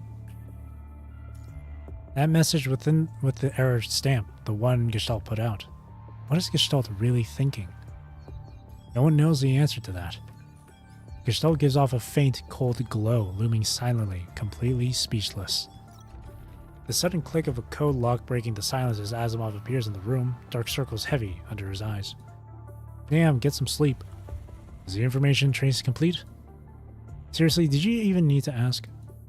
The data wall coordinates that Usbeni and I tracked while deep in the Gestalt, they're all in the encrypted document I just sent you. Anything new pop up No, same old. Data walls are still a brick wall blocking access to that secret space's core. We're only seeing a few chinks in the armor. Even though everything points to us being able to crack it open, I'm sticking to my guns. I could try to hijack it using the lower level protocol, but Gestalt's database might just activate its own defenses and take a hit. The code for Gestalt's foundational database has been lost in the shuffle for ages, so there's no telling how much damage we're talking about. Which means, if we hijack Gestalt, sure, we might just snag the tech thereafter, but there's also a good chance we could blow Gestalt's entire foundational database to smithereens. Have they made a decision yet? A rare look of concern washes over Teddy's face. Since Gestalt can't crunch certain numbers, they're gearing up for a parliamentary vote on whether to open these data walls. Brainless idiots. And it was when they breached the walls that things went to shit, right? At the end of Source Beacon. The parliamentary vote won't be derailed just because a few tech folks are against it.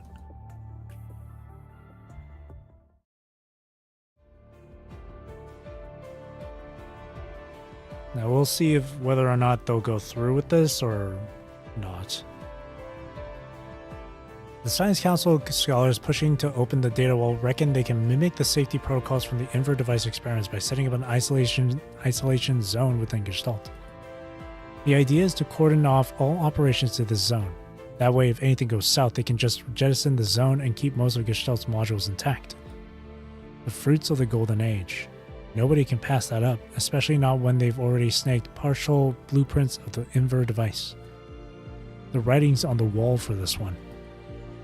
Commander Nicola's proposal received 52.8% support, 35.1% opposition, and 12.1% abstentions.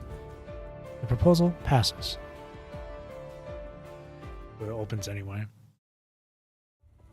Babylonians are buzzing with excitement, eagerly awaiting the grand unveiling of a new technological marvel. To amp up public anticipation even further, politicians have slated the data wall to open in just 2 days. Meanwhile, far from the celebratory hubbub, you, Asimov, and Teddy are holed up in a Science Council laboratory. You couldn't care less about the festivities. Your focus is on cracking open Dominic's mysterious invitation. There, that should do it. Teddy gives the last 2 screws on a peculiar machine a final tighten with her wrench before dusting off her hands with a satisfied flourish. Gotta take a drink of water. Have a seat and put this on. Asimov and I are hooking the invitation up to this full sensory simulation device. Then you'll be able to access the information inside. Are you sure this will work? Are you sure this will decode the invitation? Sure you can. Huh? Asimov inspects the terminal connected to the machine as he begins to explain. We're taking apart the underlying architecture of the invitation. After Teddy cracks the conundrum data lock, I'll keep on decoding the remaining portions. The code itself isn't rocket science, but its arrangement is all over the place with unusual boundary condition judgments. While digging through the Science Council's internal database, I stumbled upon a similar code structure pattern. This is it, the full sensory simulation device. Which was also the thing that was given to us or used by Nanami, right? I remember it being mentioned during Whether to Shine. Yep, Nanami left it behind. That's right. I'm looking at the code she wrote. It's a real spaghetti of complexity, yet somehow that jumble just works. The code structure for the invitation is practically a dead ringer for the full sensory simulation device. Asimov gives the data on the terminal one last once-over. I've run tests using the encryption key she stashed away, and is physically safe, but I can't vouch for whether the experience is just this machine playing tricks on your mind. Alright, enough talk. Let's just give it a whirl. Teddy pulls you over to the machine.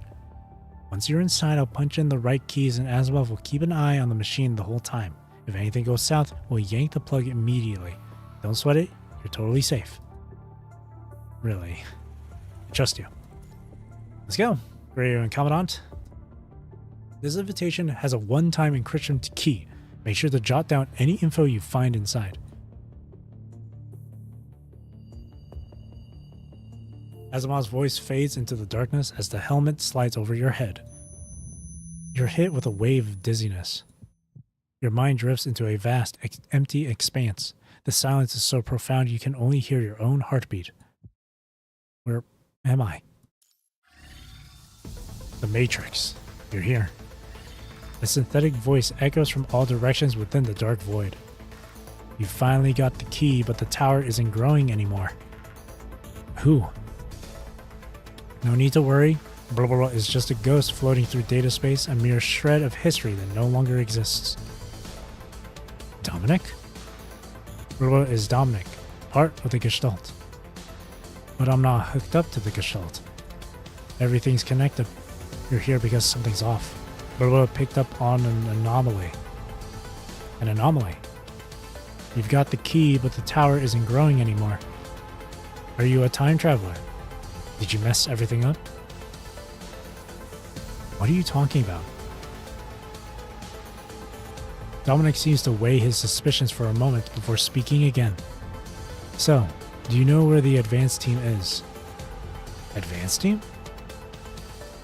That phrase is like a firework in my mind, a quick burst before it's gone, and that flash, fuzzy images pop up at the edge of my vision.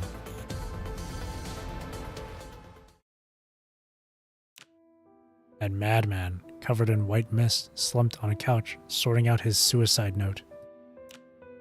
Alright, you've handled all the infected within your reach. Keep the force field equipped, protective suit on. Welcome to the advanced team.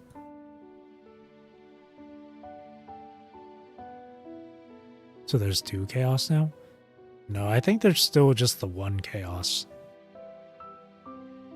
I hope blah doing well, Trout. Our current technology has its limits.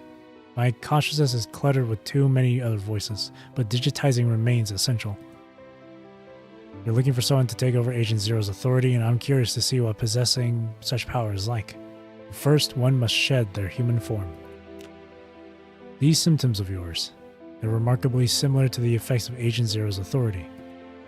If there are no secrets about you I don't know, then it means you've eventually merged with Chaos and taken Agent Zero's place.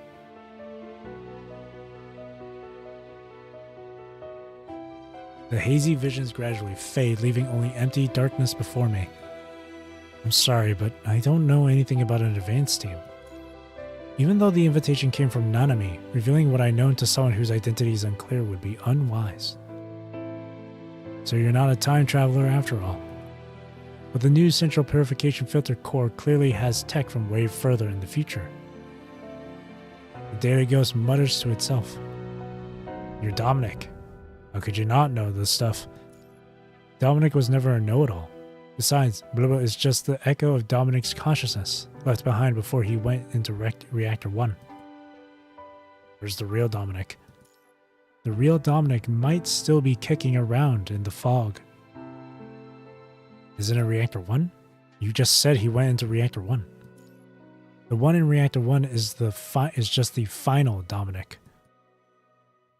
What a confusing way to put it. It's a pretty tangled story. They'd below figure out what to share with you right now. The air hangs heavy for a moment before the voice in the void slowly speaks. Dominic leads the advanced team into the Hetero Tower. After recycling its core, he vanishes into the fog, the primordial one. Through an invitation, he picks inheritors in this world.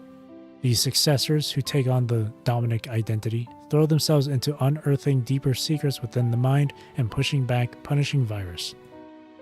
But after a certain point, no messages from Dominic have come through for ages, the primordial one. So no one can confirm Dominic's current status. You just mentioned the fog. What kind of place is that? The fog is a space inside the Hetero Tower. A long time ago, Dominic left behind coordinates to a spot in the fog that could receive messages.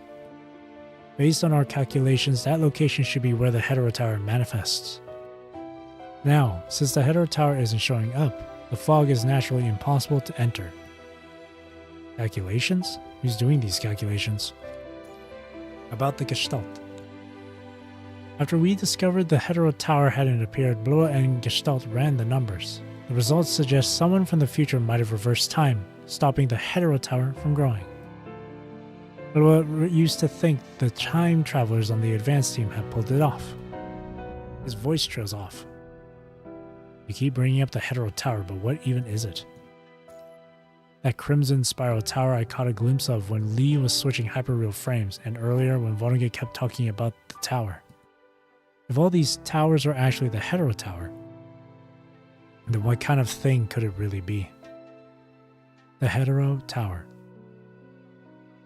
He seems a bit uneasy, pausing for a moment before slowly starting to talk. But what doesn't really know much either. Dominic just mentioned that it signals impending doom. It seems to have powers that go beyond dimensions and can only be controlled with keys. Keys? The invitations? The invitations are just one piece of the puzzle. Their whole point is to wreck the hetero tower's core and then recycle it. For more information, Dominic himself is the only one who'd know. Dominic lets out a soft sigh, and silence fills the air once more. So, these invitations are just to clue me in on all this? Not entirely. This info is actually a bonus.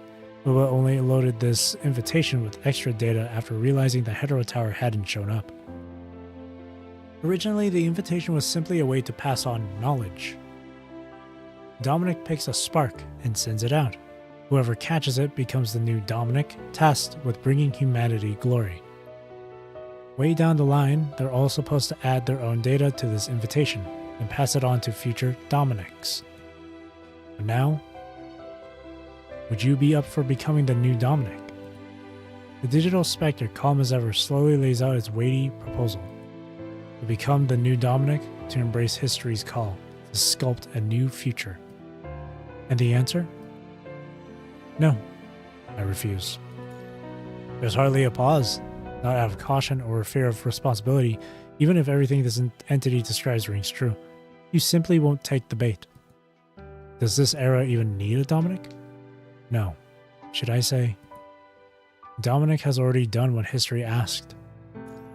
He looked to the ancient being squarely in the eye and speaks softly. History should only serve as a warning and an inspiration. Our job now is to make our own choices and push forward. Simply carrying on the past's wishes isn't the way. The key to breaking free from our current bind lies in the present. Ah, so that's your choice. The last sentence hangs unspoken, yet Dominic gets it. A voice echoes in the void of sadness or relief, as Dominic gives a gentle nod. So be it. Time's ticking and this information will soon vanish. Hidden beneath this invitation is an information black box only you can open. The last known coordinates of where Dominic's messages hit are also tucked away in the information black box. The air around them starts to subtly shake. We're hitting the wall here. Hold on, were you the one who put up those data walls in Gestalt? Yes. What's behind those walls isn't just old Golden Age echoes. Way too much time has passed. Those data walls are falling apart. They're going to crumble eventually even if nobody tries to open them. Think of it as the last gift to humanity. The shape lurking behind the data slowly melts away. It's time to leave. The hetero tower hasn't shown up. Maybe you'll see a better future. That's encouraging. Thanks, Dominic. In quotation marks. Classified Laboratory Science Council. Dominic has laid it all out for me in the invitation. Invitation, hetero tower, the fog. Asimov jots down these cryptic terms on his terminal, connecting the dots, trying to make sense of their relationships. I think I'm finally getting it. Brilliant, Asimov. I think I'm on the same page too. First off, there's the hetero tower, which could be a harbinger of disaster. Its appearance is a crimson spiral tower. It most likely dates back to Dominic, the one they call the primordial one. The hetero tower appears to have trans-dimensional abilities, or perhaps it allows travel through time. But to control the hetero tower, you need keys. The invitation you're holding is part of them. The other part remains a mystery to us. So, based on what you saw, Dominic's explanation, and what Vonnegut told us, what did you do to the tower? Ascending the tower with a mortal body? That's impossible. After we discovered the Hetero Tower hadn't appeared, Blah and Gestalt ran the numbers. The results suggest someone from the future might have reversed time, stopping the Hetero Tower from growing. Blah doesn't really know much either. Dominic just mentioned that it signals impending doom. It seems to have powers that go beyond dimensions and can only be controlled with keys. Asimov is speaking in a grave tone in the dimly lit room. The Hetero Tower was originally supposed to show up in this world at a specific point in time. The sudden deja vu I had during the hyperreal frame replacement flashes vividly in my mind. Was that the moment? The time the Hetero Tower was supposed to appear? It seems ever since then my deja vu visions have been getting weaker and further from what actually happens. Whether it's the spherical forest that never appeared, or Sharhal's testament that I received unexpectedly. For some reason, Asimov types a lone question mark on a blank document on his terminal. Something external messed with things, and the Hetero Tower just never showed up. Vonnegut's convinced you meddled with something in the future, and Dominic's got you pegged as a time traveler. So, did you actually pull some strings in the future? I mean, literally. You mean me? But I'm just a human. It wouldn't even take much. A tiny bit more of that punishing virus and I'd be a goner, my whole body rotting away. Besides, if I really did something big in the future, why wouldn't I have just killed Vonnegut? Maybe because he twisted the future, not the past. Remember those war after effects we talked about in that meeting, right before you saved Selena from the time prison? The mind beacon went haywire because of those war after effects. Could that have been the moment your future self popped back in? This is ridiculous. That's impossible. ... In science, even the craziest ideas are fair game. Asimov just casually shuts down the conversation. But there's no way for us to prove any of this, is there? Time itself will prove it for us. His face stays hidden in the shadows, only his voice cutting through the darkness. It's about time. Let's kick off our investigation with the data wall. Let's see if there's really something beyond the data wall. Something more than just Golden Age relics. So interesting. Science Council testing ground. Now let's see if things will go to shit like it did in the previous timeline. Protocol decryption is complete. Initiating hijack. A giant screen projected by the terminal scrolled with the latest updates as layers of the data wall are systematically hijacked. Hijack complete.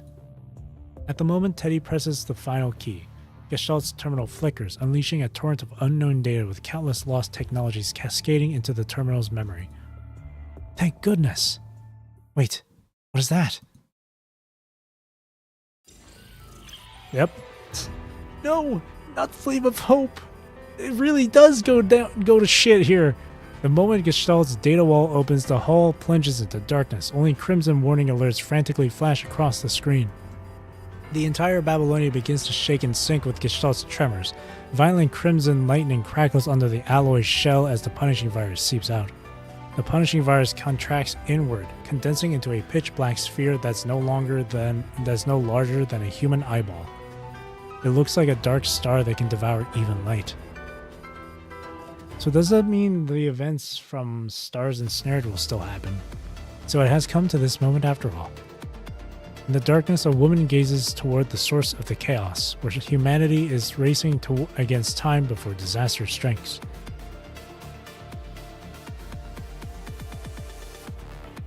The past remains unchanged. So once again, the arrival of punishing begins on December 20th, 2160. The Hetero Tower never descended and the Ascension Network. When the punishing arrived on Earth, it first targeted the cornerstone of human civilization, information itself. So it infiltrated the largest information hub of that time, Gestalt. If punishing were to take control of Gestalt, then given enough time, its mimetic contamination could seep into civilization itself, even into language. When that happens, Earth's future would be lost entirely. But when the virus broke out on December 20th, that trait was stripped away by humanity. Only an empty shell remained, and that is the punishing virus humanity knows now.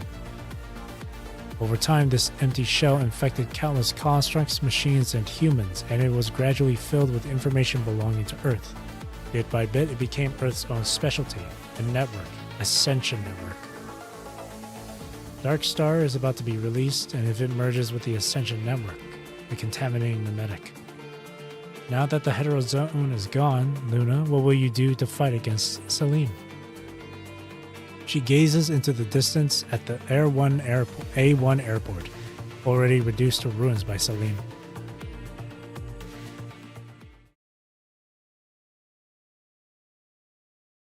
Deep within the city where Reactor 1 is located. Is this the place? A girl in a green hood stands near the library, pale flowers clustered around her feet. She gently strokes the hetero creature there, inclining her head to catch his whispers. She then slips silently into the long-abandoned city.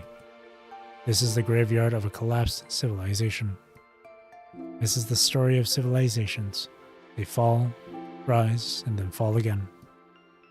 There is always a pattern to follow. Before standing before the shattered library entrance, she gazes up at the towering guardian robot. So, what happens next? What's my script? A gentle breeze sweeps through the grass and rustles the leaves. No one answers. What's going on? Has my script been interrupted? She's run through these lines countless times before here, but no one has ever responded to her voice. Kratos squats on the ground, utterly bored, like an exhausted actor who's just wrapped their final scene. So what now? Why isn't anyone here? What am I supposed to do now? Or what am I supposed to do?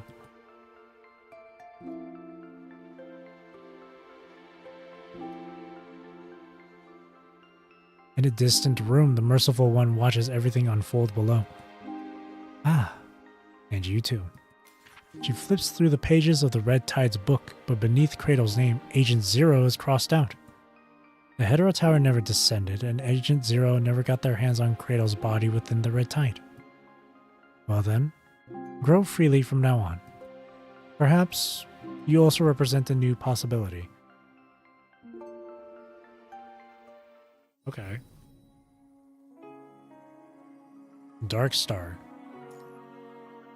Hang on, before I continue, I'm just gonna go to the toilet. So be right back.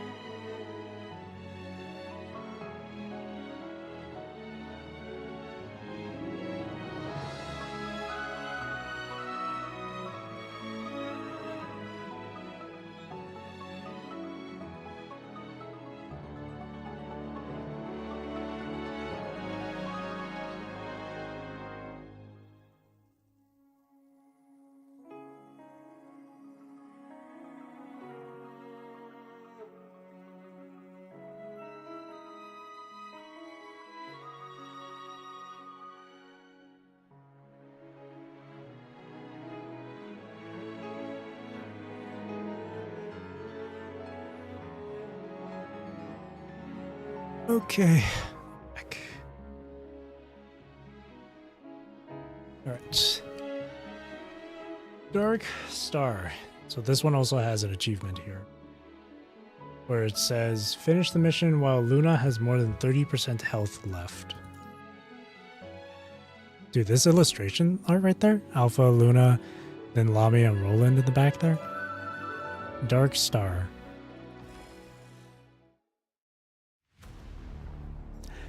As far from the safe zones, Vonnegut searches for traces of the Hetero Tower, accompanied by the newly hatched Chaos.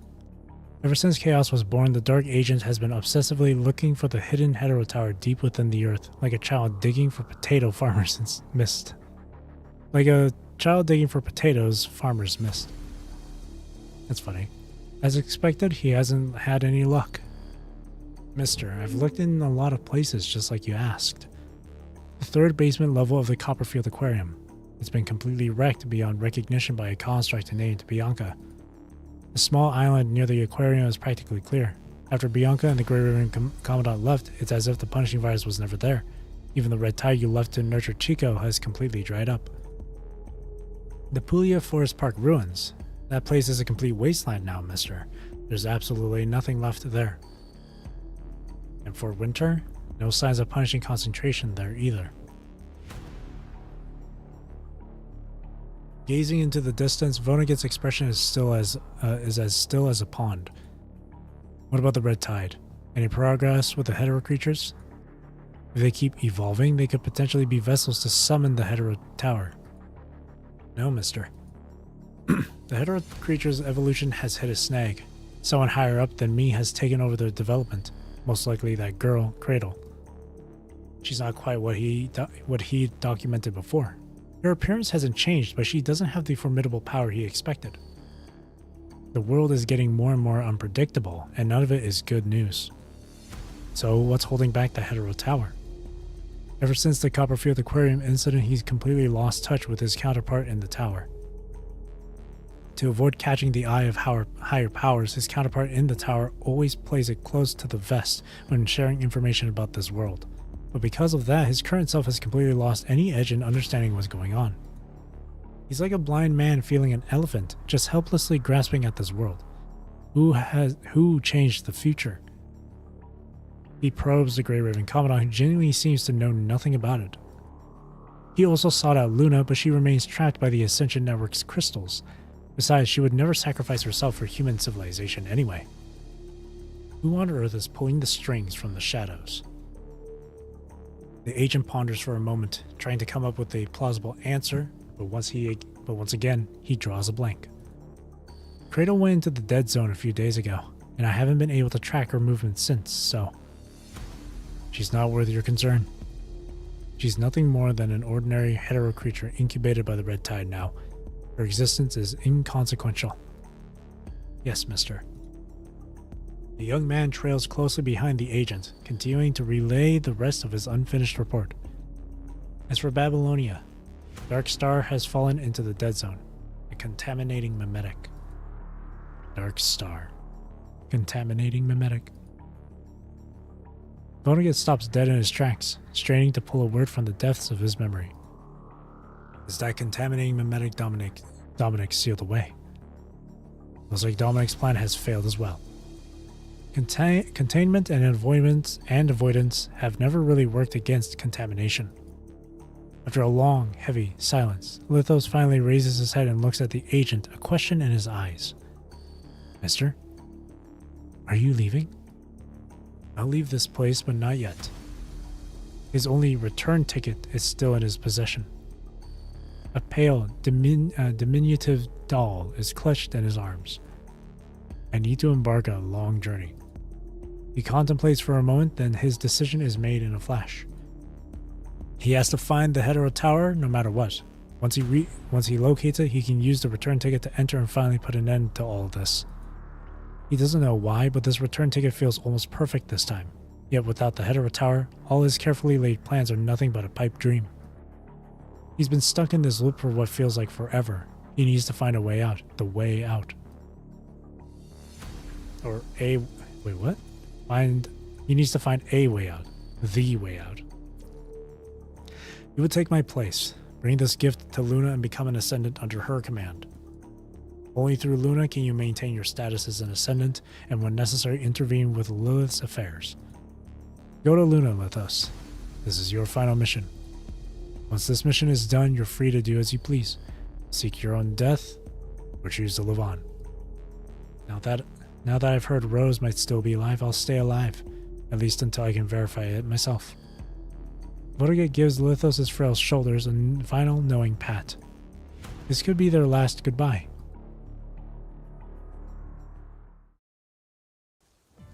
In the forest, right on the edge of the dead zone, the vegetation whispers and rustles in the cold December wind.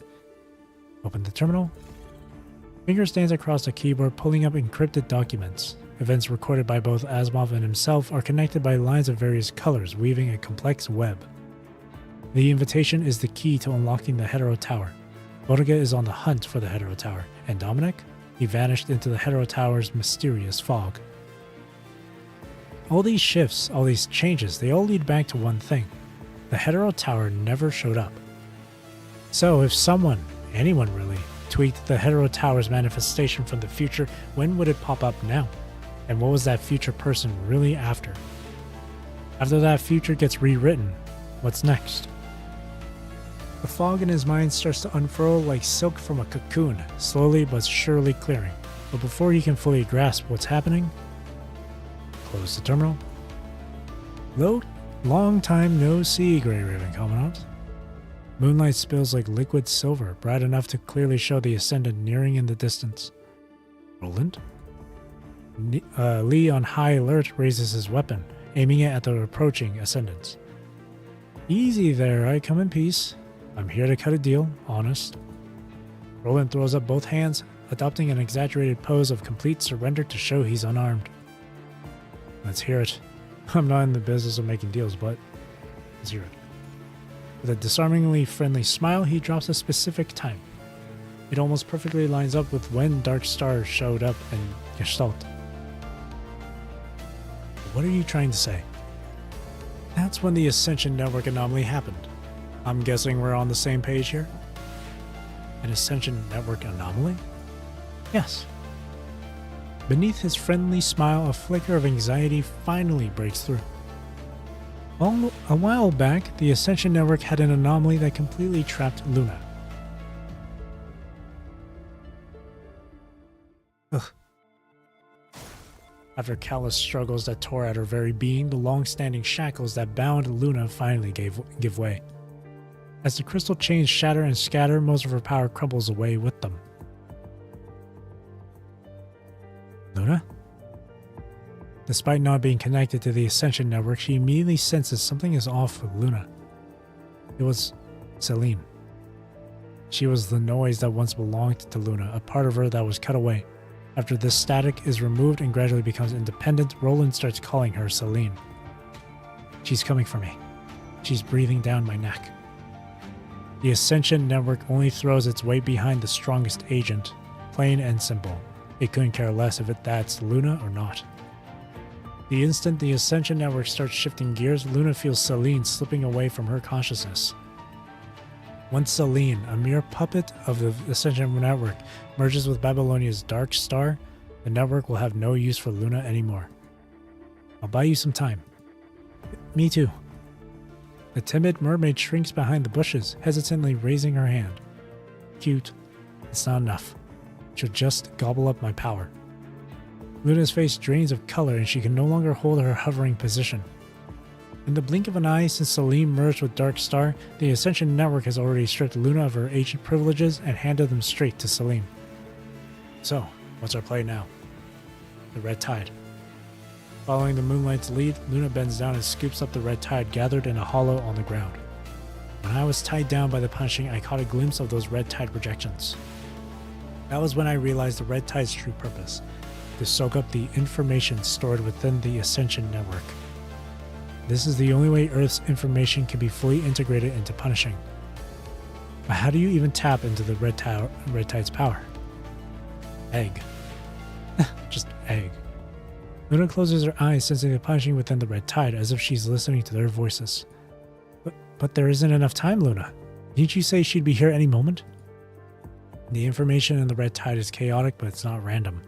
If we could just find the one who controls the red tide's will to help us, our chances of success would skyrocket, but there's no time left. The girl's golden eyes fix on the distance. She can feel interference, a piece of her own consciousness, barreling towards her. Only one moon can exist in this world. This is the only way I can get enough power and fast. Crimson liquid drips between the girl's pale fingers as she suddenly clenches her fist. Roland, track down Grey Raven. Grey Raven Commandant. Yes. Figure out how to get the Grey Raven Commandant here. Luna stumbles back to where she was once held captive. I'm going to use these punishing crystals to link up with the red tide and pull power from it. That'll help me bypass the filtering and get my ancient powers back. During this whole thing, I need the Grey Raven Commandant to help steady my mind. Roger that. With clear orders in hand, Roland doesn't hesitate. He turns and heads out. Sis, team up with Lamia and find a way to channel the red tide to me. Guiding thin streams of red tide from the ground towards the punishing crystals, the girl slowly sinks into the crimson bog. I have to immerse myself in the red tide right here. Oh, here we go. Keep her health above 30%.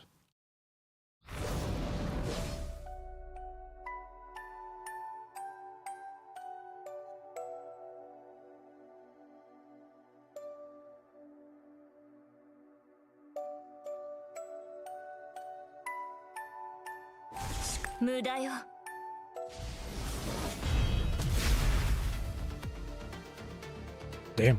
お楽しみはこれからさ。ごちそうな奴らも来てる。こっちに気づかないでよ。Unshielded corrupted.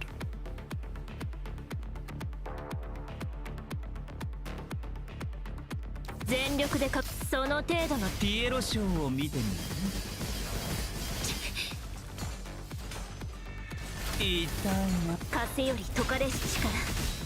我が刃と化せ。歯ごたえないわ。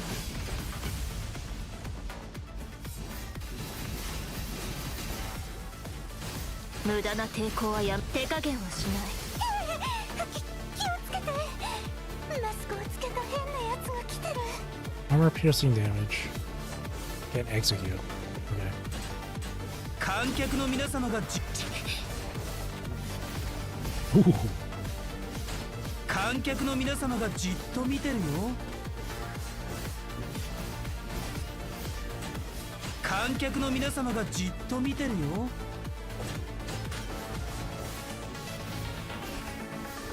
That's really cool.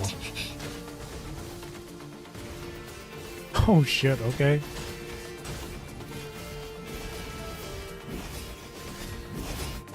観客の皆様がじっと見てるよ。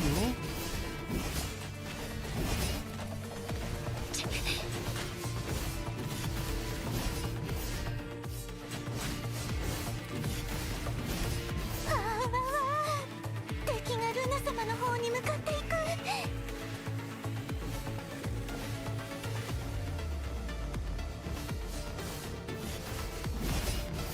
どこへ逃げる。観客の皆様がじっ I could just do regular basic attacks here.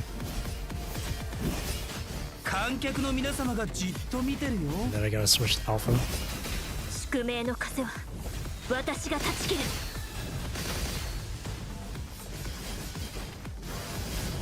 ピエロショーを見てみない。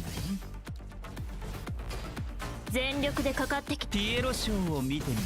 風より解かれし力。我が刃と化せ。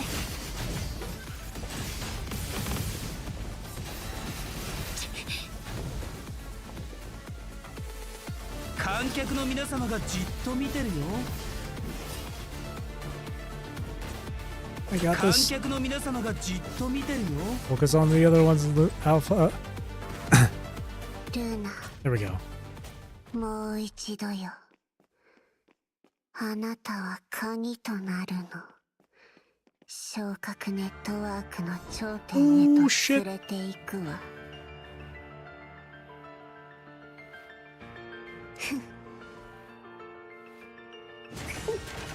溶けて消えなさい。崩壊なさい。偽りの存在も今日過去の全てが静寂に帰る。抵抗なんて無意味。これで終わ幻想、歌方、粉砕。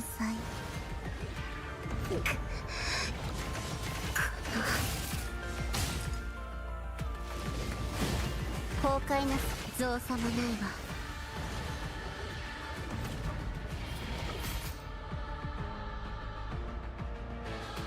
真の力を感じなさい。 Sweet. Defeat Celine one more time. Awesome. The red tide surrounding the forest slowly pulls back. The brutal onslaught of corrupted and hetero creatures finally eases up, and the dark clouds blanketing the sky start to break apart. Everyone can finally catch their breath and turn their attention to the girl still swallowed by the red tide. Luna.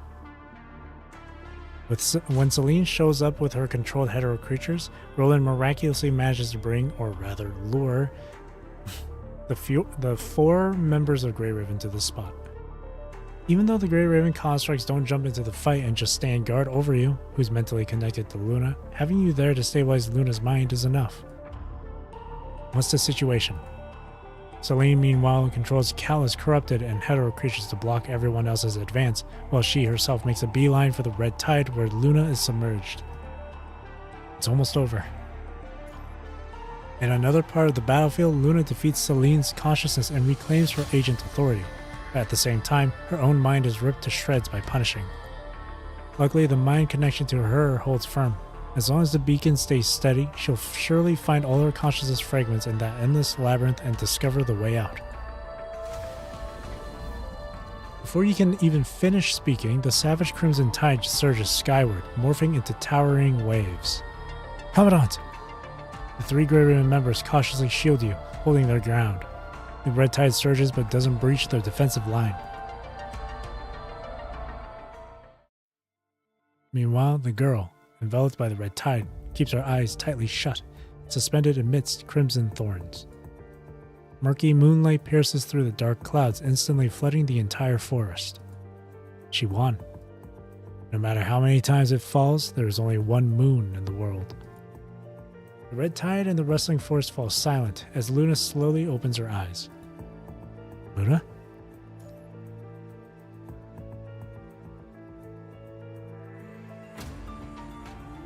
The reborn girl stares up at the moonlight on the horizon, as if still lost in that endless hell.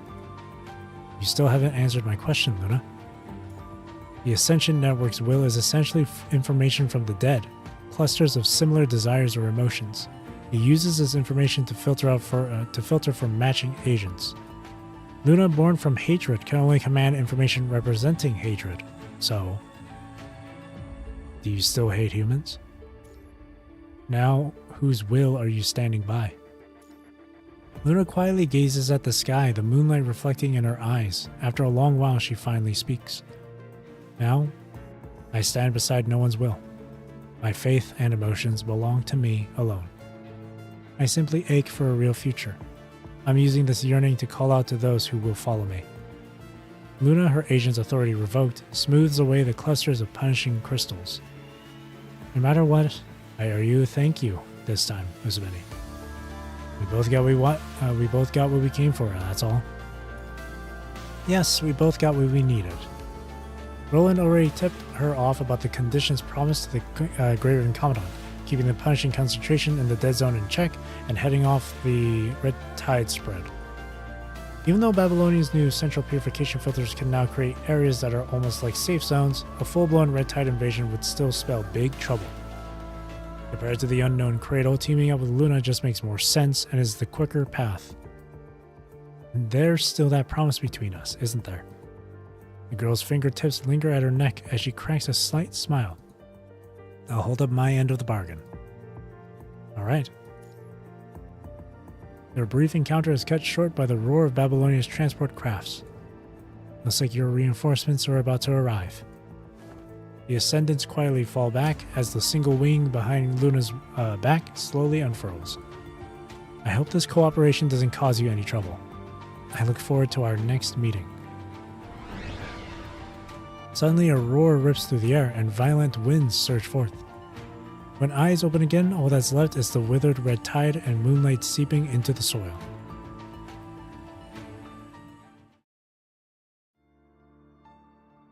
In the desolate wasteland, starlight cascades down upon the plains. Luna hovers in mid-air, her gaze sinking deep into the mind as she organizes the power extracted from the red tide. The voices within the red tide are chaotic and overwhelming. It's like sifting through someone else's entire life. Luna examines the past through intricate, intertwined images. Some images are picture perfect, while others are completely shattered. And some images, they're like stories she's never experienced. The one-winged girl stands calmly in the high air, looking down at a phone booth, illuminated by only a trace of warm light. Another her is down there, dialing a number that should have no one to answer it. She's certain of one thing. This is something she has never done. At least for now, she has no way or means to return to the past. Carefully tucking this image away, she examines other information. It's as if she stumbled upon something that shouldn't be seen. A white mist shrouds a corner of her mind, desperately concealing certain images. Luna shrugs off the throbbing in her mind as she pushes through a swirling white mist. Hazy scenes suddenly jump out at her from the depths of her mind. This is a crimson tower, piercing the clouds, an eerie red tide overflowing with strange information, and their deaths.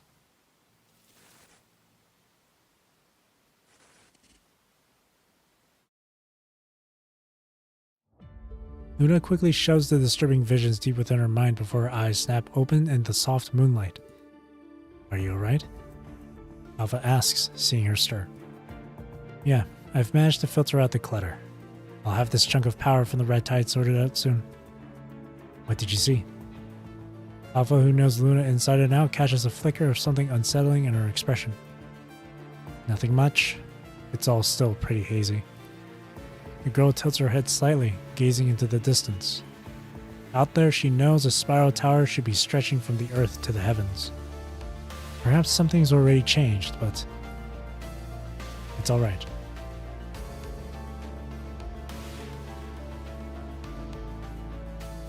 During their conversation, Roland and Lamia walk over from nearby. Even if it costs me everything, I won't let that future happen. Even if the price is her own life. Specks of golden light drift down onto the quiet wasteland. What just happened? It's nothing. Let's get moving. Stepping through the moonlight washing over the land, the Ascendants start searching for their future in this brand new world.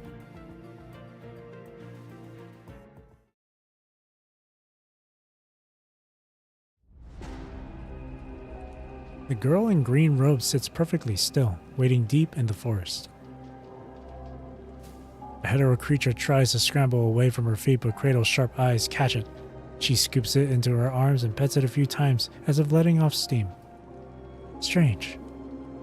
She senses that a chunk of power has been ripped right out of the red tide. Who could have done it? Her own power isn't strong enough to trace it back to the source. Why do I keep getting this nagging feeling that things shouldn't be this way? Surprise chat isn't full of spammy gibberish. Was AFK and cat was laying on the keyboard. Well, the cat would have to press enter first and foremost. She furrows her brow, sifting through her thoughts. I keep feeling like someone should be coming to find me. But why hasn't anyone come? Why? Who stole my script? Uh-oh. I feel like she's gonna go crazy. Oh shit! A few more left. Shaper's Ripples now?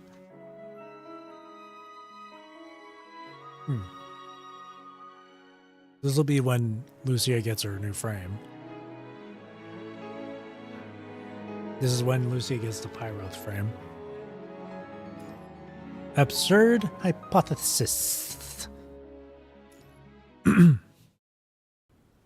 The wind howls violently, A biting gale scatters the dreamscape's mist. A crimson spiral tower grows clearer on the horizon. What is that? Lucia staggers forward, pushing down the hidden pain deep within her mind. Just at the edge of her sight, a boisterous crowd gathers, their cheers echoing as they watch a figure step into the tower. No, don't. Lucia's pupils shrink to pinpricks as an unshakable terror grips her chest. Commandant, don't go in there. It's dangerous inside. The crowd remains jubilant, their cheers never faltering as they wait for their hero's triumphant return. A twisted fissure opens its pitch-black maw, patiently waiting for its prey. No, no! Ah! Cold sweat beads on her forehead as Lucia bolts upright in the experimental chamber. Lucia, what's wrong? I saw the Crimson Tower. She clutches the human's hand in a tight grip. I saw so many images. But these are scenes she's never seen before. She's never laid eyes on a Crimson Tower or purple spherical force, nor has she ever heard the term clean zone. The dream's scenes are like rock layers eroded by Babylonia. Touched by the wind, they instantly crumble to sand. The rest, it's a blank. The tower. The tower again. Both Hyperreal and Pyroth saw visions of the tower during frame adaptation. If this is the hetero tower Dominic mentioned, why did only those two see it during adaptation? You push those questions aside for now and head to the back laboratory to check on the Pyroth frame with Asimov. Is there anything unusual with the Pyroth frame? Nope. The mind fluctuations from this frame transfer are all within acceptable parameters. Something's bothering you? Or something's bothering you? Lucia just told me she saw the tower too. If it's not mind fluctuations, then why? Asimov falls into deep thought for a moment. If the absurd hypothesis is actually true, then it's possible that both of these frames have, to some degree, formed a connection with the hetero tower. Boy, you have no idea. Asimov opens his terminal and pulls up an encrypted document with records on the hetero tower. What makes the Hyperreal frame truly stand out is its incredible computing power. When it's running at full tilt, it can actually transcend time and dimensions. If the absurd hypothesis holds true, the Hyperreal frame might have inadvertently snaked information fragments during these high-capacity operations, pieces from the past or maybe even glimpses of the future. After all, we've never fully grasped Punishing's capabilities or how it stores information. Was out Cradle's script. Therefore, what the Hyperreal might have captured is information preserved by Punishing. Data that simply doesn't belong to this reality. That's right. Asimov says, turning to quickly check the data from both Pyroth frames before continuing. As for the Pyroth frame, its power source is a modified Omega core. The carrier for this core is that egg, which uses technology from the Heteromer shard, and the modified Omega weapon to create it. See, again, this is why people need to shut up before they start jumping to conclusions, because I always kept on seeing people saying they were trashing on the story because of the whole time thing, being like, oh, if the timeline got reset, that means Cradle Parade didn't happen, so how did Pyroth even happen? How did the Pyroth frame happen? Man!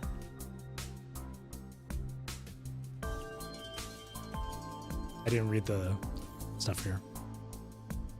An egg that Lamia brought out from the Cradle of Deep Blue gave to the Graveyard Commandant. Shards that fell from Chico's body after her death containing technologies that don't belong to this era. But yeah. Everyone constantly saying this shit, man. See, that's why it's not a timeline reset. That's why it's not a timeline reset or time went backwards. They went back in time. If it's not that shit. It just got rewritten. It's a bit complicated, but there is a difference. This setup allows the Pyroth frame to continuously draw energy from Punishing, letting it function without needing sleep, just like an Ascendant. This frame had a tough test naturally, As the official frame transfer occurred, I suspect Lucia accessed information from Punishing during the transfer. Whether this information from Punishing is from the past or the future, only time will tell. Asimov finishes his report, taking the printed documents into his hands.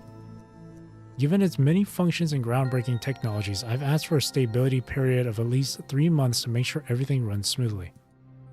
Think of it as a precaution. If any anomalies crop up during this period, contact me directly. Sure, I will. We put away the frame report and opened the lab door to find Lucia waiting outside, now in her pyro frame. Commandant. Lucia still seems on edge. The moment she sees you emerge, she clutches your arm tightly. Gently pat her hand. It's all right now, Lucia.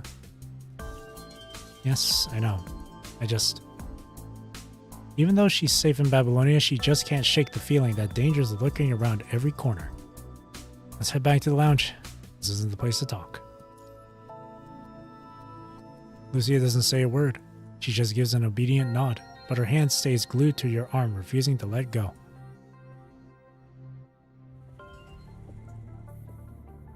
Grey Raven Lounge. It's a rare moment without any missions, and both Lee and Liv are in the lounge. Liv's busy maintaining her Levy gun, while Lee polishes your sidearm. Thanks, buddy. Hey, Commandant. Lucia, you're back. Lucia, are you alright? Did something go wrong during the frame transfer? Noticing Lucia's troubled expression, Liv walks over, concern etched on her face. Lee puts down the sidearm and moves closer, too. Nothing too serious. Casually closing the door, you gesture to Lee. He instantly gets it and starts checking the room's security and privacy measures. Once everything's locked down, all 4 of you gather around and take a seat. Lucia's frame transfer isn't just a blur. She also sees the tower.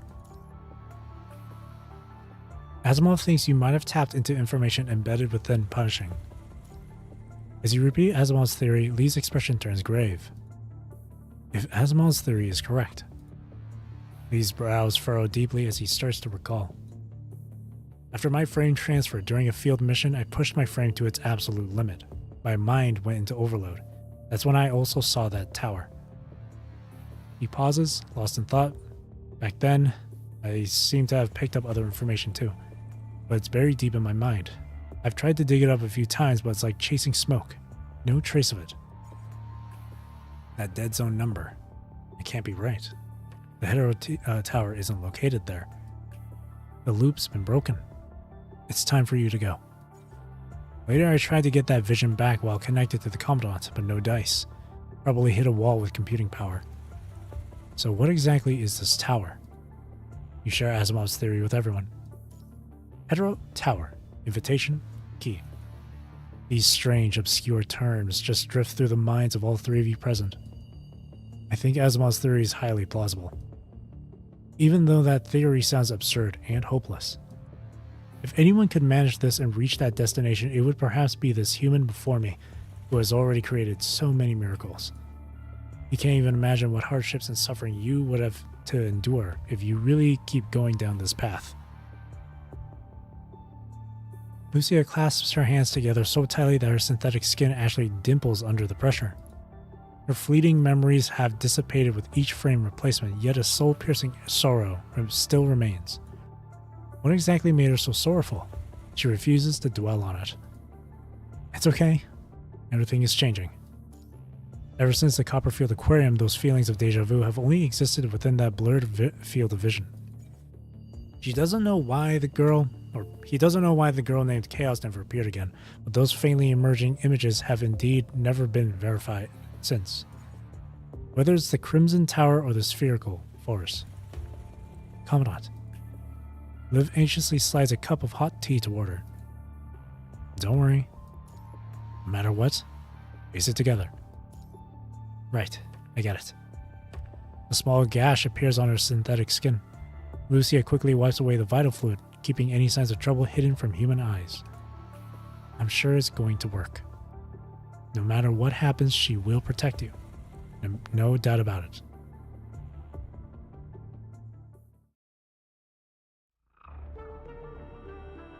Reactor 1.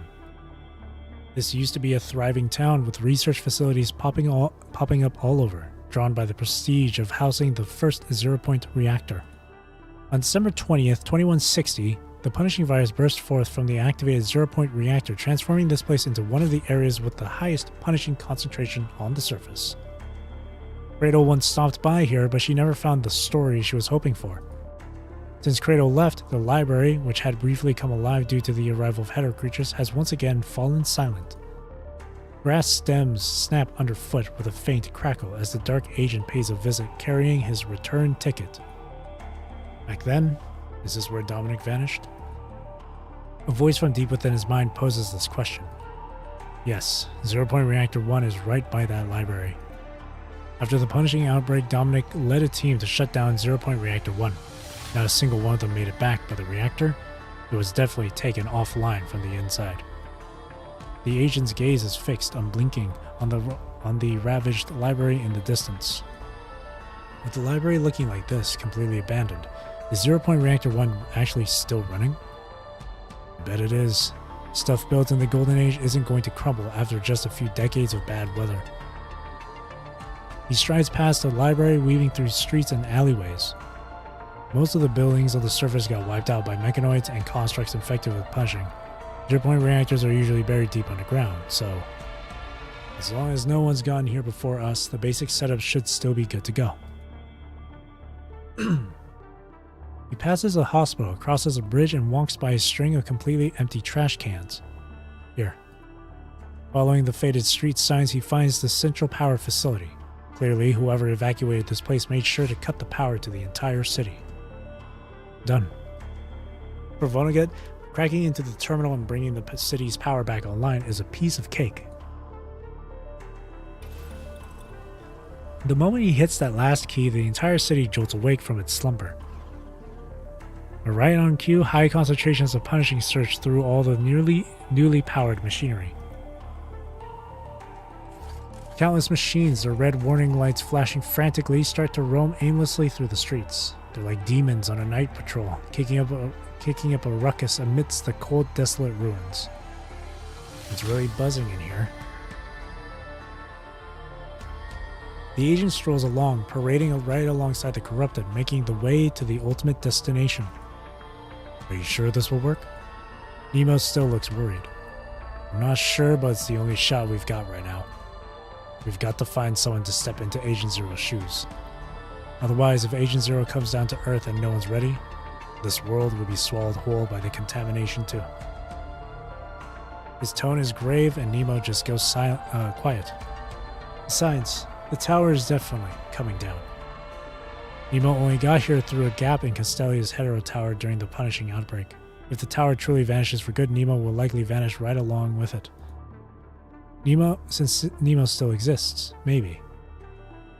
He can burst into this world back then, because Zero-Point Reactor 1 fired up, which is also what set off the punishing outbreak. So perhaps the tower can come down here again the moment Zero-Point Reactor 1 restarts. Trout calmly swats away a stumbling corrupted charging at him, not a single muscle in his face twitching. That's funny. So, we still don't know why the tower hasn't come down. It's because of the Grey Raven Commandant. How can you be so sure? I can't be sure, but it has to be the Commandant. Before I came here, I went to see Luna, but she didn't know anything about it. And the other agent wouldn't be interested in saving Earth. Her desires lie elsewhere. That lady is more eager to see the rules broken rather than things proceeding along a straight path. When the information previously passed, Cradle seemed to be a very important character, but now, she's just a hetero creature, a vessel for the Red Tide's will. For the agent, this Cradle is indistinguishable from the hetero-humanoid twins he once nurtured. All signs point to one conclusion. The suspect can only be the Grey Raven Commandant who's constantly meddling with their operations. No matter what, the tower can't fall into anyone else's hands, especially not humans. It's as if he's talking to Nemo yet also reminding himself. The agent's voice is barely a whisper, so faint only he can hear it. Only this way can this long journey finally conclude. I like how it says Trout instead. He's been repeating this chaotic, excessively long dream for far too long. He became a jumbled mess, given a new identity by a mask. As time goes on, these identities fuse with his very being, eventually settling deep within his consciousness. Vonnegut. After the chaos erupted, he once again tries everything to cut out the static noise in his consciousness, but doing so also damages his mind. It was then that he suddenly discovered the Red Tide's origin shares similar traits with the chaos contamination. Nothing's over yet. Only by completely controlling the Hetero Tower can he achieve this purpose. Passing through a park and circling a ruined school, the agent slowly repeats his plan to himself. Even though the punishing virus is nowhere near as bad as the chaos contamination from your era, if the punishing virus concentration gets too high, it could attract the contaminating mimetic, Agent Zero. Contamination from Nemo and Vonnegut's timeline, similar to the punishing virus but more dangerous. My other self in the tower sent me that theory back when we could still communicate. Wouldn't just letting the Red Tide keep growing do the same thing? Yes, but don't you think that'd take forever and be a total drag? A smile, undeniably Kilgore Trout's, spreads beneath his mask.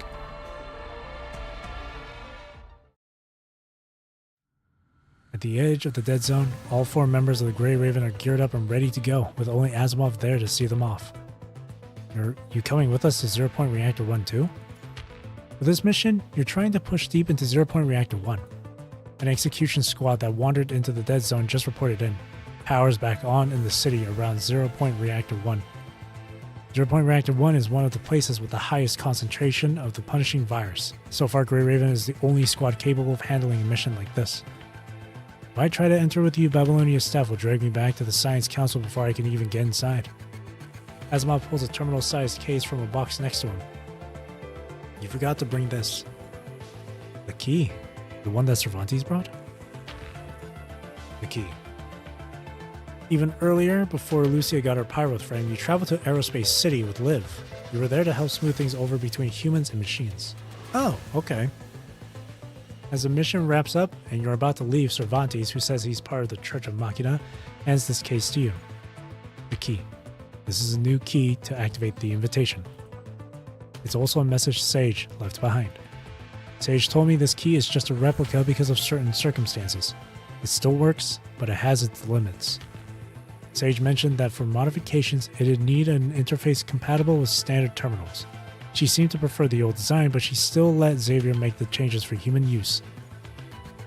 Back in Babylonia, you press the key into Asimov's hand, but take it with you.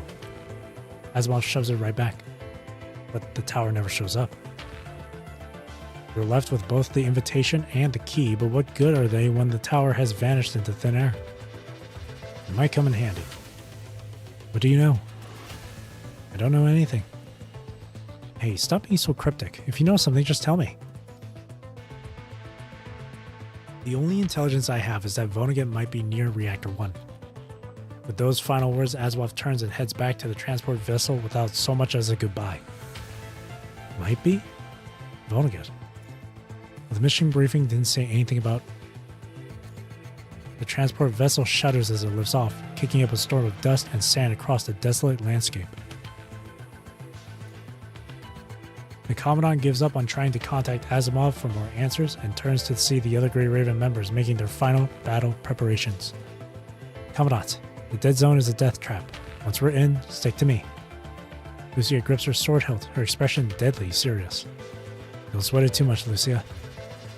It's not every day we go on a mission like this together. Liv has just finished checking their supplies and approaches. Supply check complete, Commandant. No unusual activity detected nearby. The new filtration systems in the safe zone are humming along normally. Looks like all potential threats are cooped up in the dead zone. Once we step foot in there, we'll need to be on high alert. Lee scans the surrounding area before clicking the scope back onto his sniper rifle. Alright, let's roll then. Let's go. Move out, Grey Raven. Twilight flames rage across the plains as Grey Raven assembles and pushes into the dead zone. Ooh, shit. Endless fog. Hang on. Quickly grab him.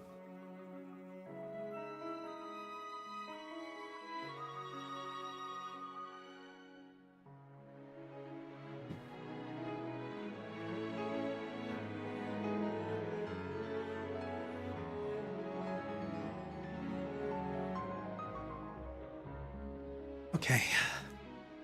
Drink water.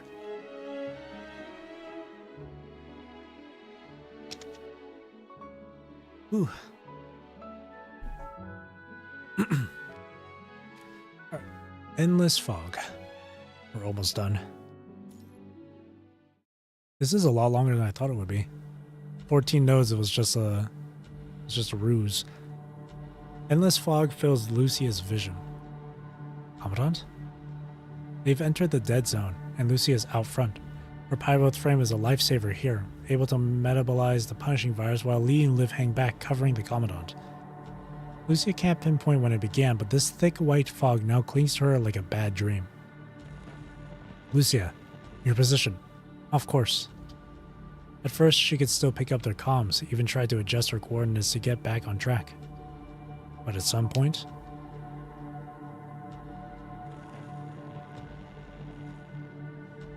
a persistent buzzing hum is all that remains on the channel, no matter how hard she tries to connect.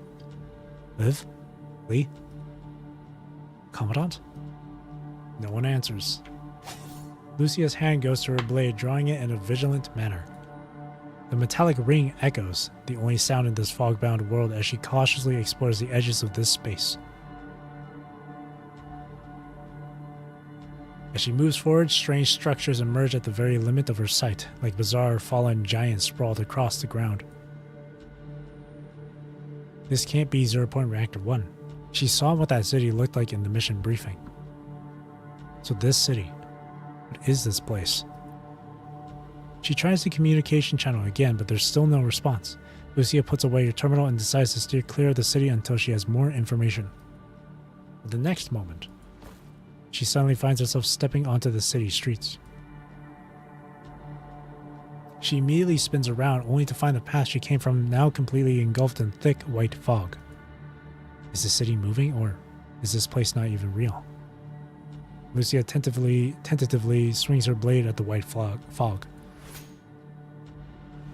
The cold flash of her blade parts the fog significantly, but in the blink of an eye, it gathers once more. Without a doubt, she can no longer return the way she came. Might as well try moving forward. With her blade held vigilantly before her, she slowly ventures into the unnaturally dazzling city.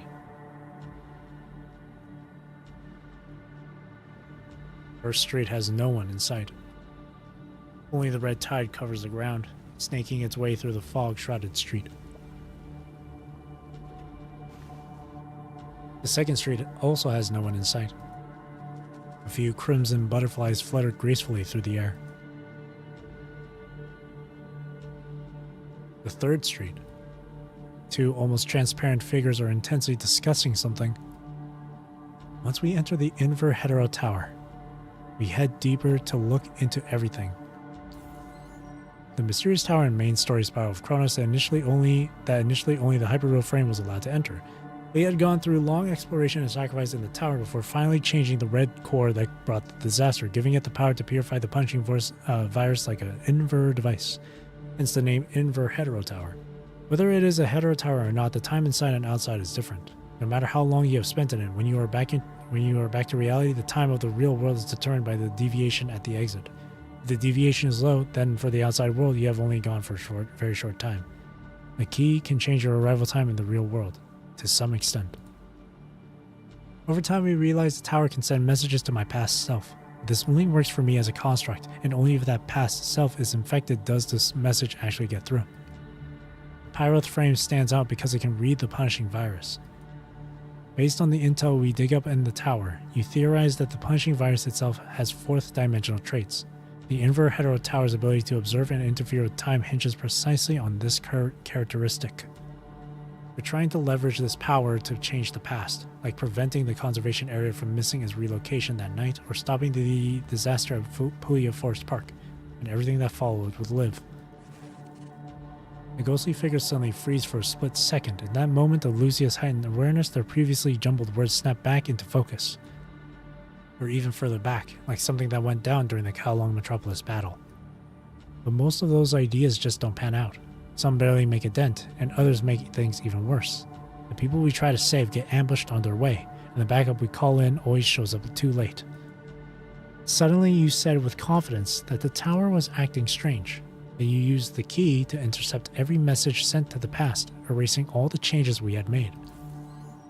Invitation from the activated Dominic. As the name is too long, the Gregorian Commandant suggested calling it the key after entering the Inverhetero Tower. Through a hazy maze, she clearly sees herself and the Commandant deep in conversation. The Commandant's responses are barely audible, but her own urgent voice cuts through with perfect clarity. Is this some kind of hallucination created by the city? She tries to approach the two phantoms, but they don't attack. Instead, they silently fade into the street. What's happening? She breaks into a run. The 4th Street. A strangely familiar pale girl and another known as Cradle are locked in fierce combat. Cradle? The Cradle before her is clearly not the seemingly harmless hetero creature girl she knows. Her attacks are relentless as she masterfully manipulates the red tide in her battle against the pale girl. Got you finally. Just as she catches the pale girl, her opponent tears open Cradle's chest. A strange fruit is placed in her wound. You put it inside me so you can share the Agent Zero's authority, right? Vonnegut, it looks like you finally made some progress. Congrats. But you made it way too obvious. At least let me stay in the dark a bit longer before catching on. Smiling, Cradle presses her fingernail into her wound and digs out the fruit that hasn't yet fused with her body. There's still a bit of residue left that I can't totally clean off, but this ought to be enough to handle, Leo. The 5th Street. The pale girl holds up a small transparent box, offering it to the Commandant. Inside, an apple-shaped fruit gleams. Lucia hears the Commandant address the pale girl as Chaos. It's part of a hetero creature's memory. Cradle's been itching to get your memories. If you go ahead and eat it, she might just end up swallowing both it and you together. If all goes according to plan, this fruit will fuse with Cradle, making separation almost impossible. That way I can keep her in check and stop her from freely controlling the red tide. It's connected to the Inverhetero Tower, so it won't change even if time is reversed. Whatever happens, good or bad, sticks around, much like recovering old data, unless she manually wipes it out. But if you swallow this fruit, you're guaranteed to die. No human can survive taking in a hetero creature's memory like that. Commandant! She rushes forward, but it's no use. She can't stop you from accepting the box. What's happening? Why isn't she by the Commandant's side? The vision instantly dissipates, and Lucia takes off like a shot. She has to see how this story plays out. The 6th Street. I'm sorry. So sorry. A needle made of some unknown material pierces the Commandant's heart. Cradle. That should be enough, right? Commandant! She almost forgets this is just a vision, her hand instinctively going for her blade as she charges forward. All she sees is the Commandant swallow the fruit, and then they leap down into the red tide surging before them.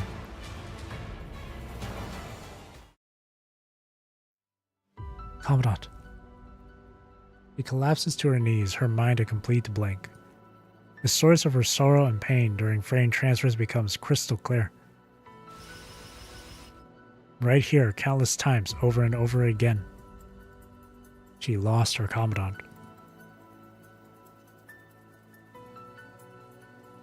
After her mournful cry fades, Lucia slowly gets to her feet, leaning on her blade for support. These are all just illusions. She mutters to herself, crimson bleeding into her eyes. The 7th Street.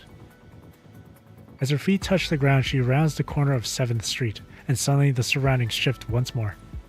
Crimson Butterfly gracefully settles into the elevator's blind corner. Move back! In the dim, unfamiliar floor, the red tide roars forward, shattering the corridor in an instant. A construct beside her slams the elevator's close button, and the doors shut just before the red tide surges in. The next second, the elevator trembles violently as the tide crashes against it, threatening to give way. We're almost at the surface. Let's get out of here first. At least we have the password. We can discuss everything else once we're safe. The outburst of the punching virus opened a hetero tower rift on some floor in Constellia. Lucia and the Grey Raven Commandant got a temporary password in a previous battle and will soon be able to return to the Inver hetero tower through the rift. Inside the elevator, Lucia is talking with the Commandant beside her. A massive impact strikes the bottom of the elevator, and the doors let out a piercing shriek of tearing metal. It's the hetero creatures. They're attacking from below the elevator. Commandant, get out through the top. No, don't. She can already see the malice of the red tide surging toward them. Commandant, go up with them first. I'll hold these guys back. Don't go up there. The hetero creatures emerge as that red tide in the elevator is already up to their legs. The human immersed in it can only meet with decay and death. Commandant. She runs forward desperately but is powerless to stop the human from climbing upward. Well, hello there, Grey Raven Commandant. I was in the red tide all along. How could Lucia possibly find someone made of the red tide within the red tide itself? In moments of extreme anger, the voice module fails to produce sound. She watches helplessly as the human body is torn apart by the red tide. Just as victory appears within reach. Cradle! The Lucia, still fighting desperately in the elevator, seems to hear her rage, slowly stilling and looking up at the crimson spreading downward. She knows exactly what those are. It's like a hall of mirrors inside the elevator, reflecting a crimson inferno. How many times has she and the Commandant repeated this cycle of death? How many times have they gone through such painful separations? No, don't give up. Lucia leaps forward, plunging into the elevator covered in red tide and blood. No matter what. She seems to have merged with the figure of Lucia standing in the corridor. I will not give up. Her pyro katana carves a fierce arc of light, nearly sparking against the air itself. Her blade slashes upward, the red tide cascading down its spine as the white mist recedes in waves. Everything around her melts away under her relentless assault. The 8th Street. The white mist thins a bit and Lucia flips her blade and sprints forward. Her blade's gleam rips through space, shredding the pale mist. She doesn't hesitate anymore, cutting down every phantom in her path. She cleaves through Vonnegut as he steps into the hetero tower and slashes apart Cradle, reborn in the red tide. As her blood pierces a hetero creature's chest, she hears Cradle schemes. When her edge slices into Vonnegut's neck, she witnesses the conversation between the agent and Nemo. The mist swirls and clears, yet Lucia pushes on through this strange space.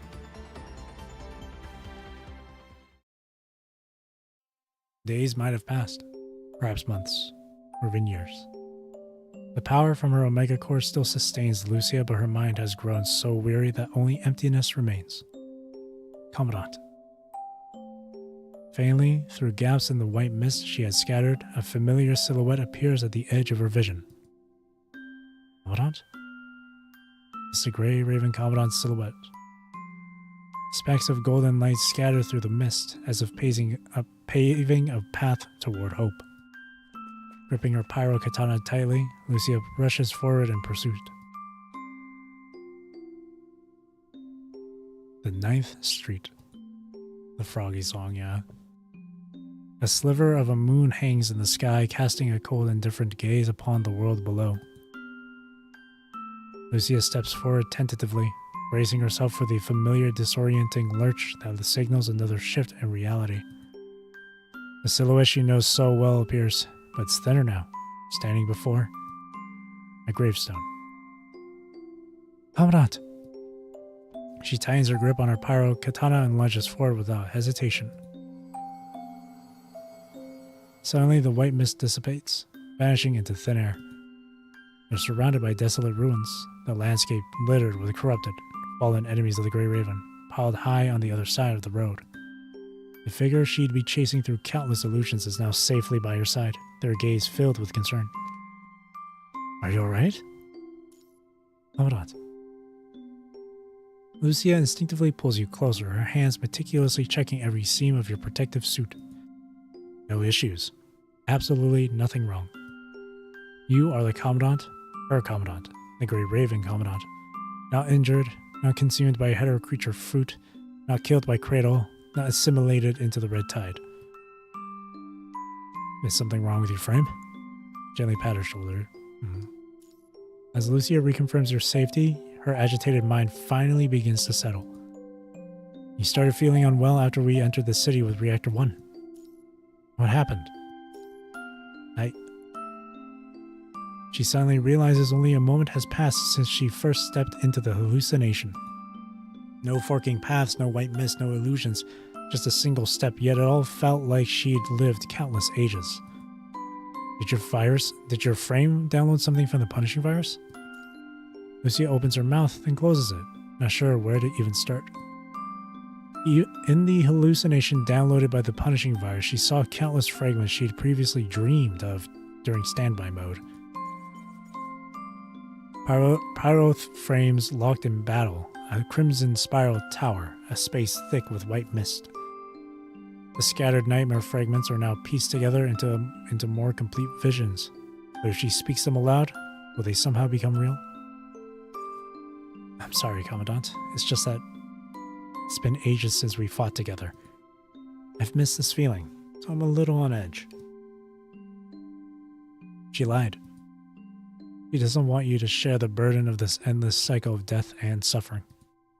If these nightmares truly manifest, she wants to bear all the calamity herself. She wishes for you to be safe, to return safely to Babylonia, to complete missions safely, to safely walk toward the future. Even if that future no longer has her. Lucia's lying. The Commandant's sharp eyes immediately pick up on Lucia's tension. She insists she's fine over and over, then abruptly changes the subject. She mumbles an excuse about helping Lee install a simple virus filter and walks away. What did Lucia just read? Flashes of deja vu moments ripple through your mind, but none quite fit what's happening now. Even after entering the city where the 0-point Reactor 1 is located, nothing out of the ordinary has appeared. What could Lucia have seen? Lost in thought, you suddenly notice Liv waving. Commandant, we've located the number 1 0-point reactor, just like the blueprints Babylonia left us. It's over there, beneath that abandoned library. My god. It still leads to us fighting Vonnegut. But this time we're not alone! Get rescued by Liv less than 5 times. So basically, for this one it says defeat Vonnegut without dying more than 5 times. So it's this.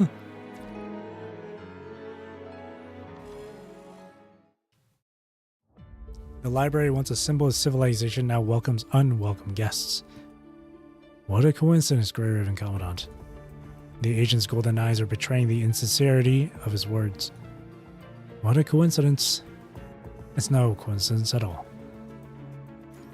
Can we skip the charade? Or charade? Vonnegut asks as a golden force field slowly materializes from his hand. I assume you already know why I'm here. I will stop you. You have absolutely no idea what you're doing. His voice is deep and grave. There's still time. Are you sure you won't cooperate with me? No. Well, hold on. Let's hear him out. Let's hear what you have to say. Your expression betrays you. You're just trying to coax my plans out of me. Never mind. I should have just dissolved you into the Red Tide when I had the chance. It's too late for regrets. Whatever Vonnegut's plan might be, his sudden appearance at 0-point Reactor 1 doesn't bode well. Vonnegut scoffs, a cold laugh escaping him as he suddenly unleashes his force field. Lucia's pyro katana is drawn. She blocks the attack with the flat of her blade, but as the dust settles, the agent has vanished. He's heading for Reactor 1! Stop him!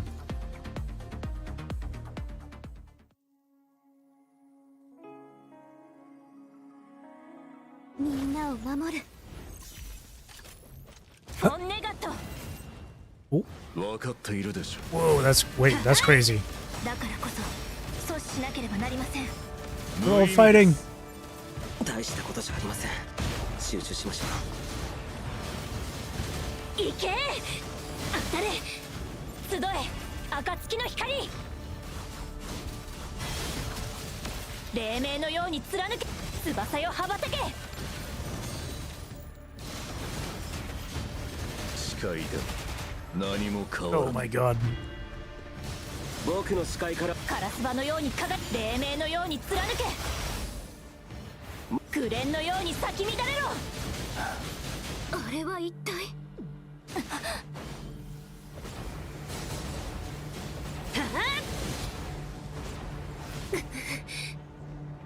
先にルシア思い出しました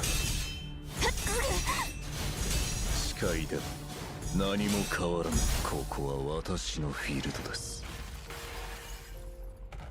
Oh.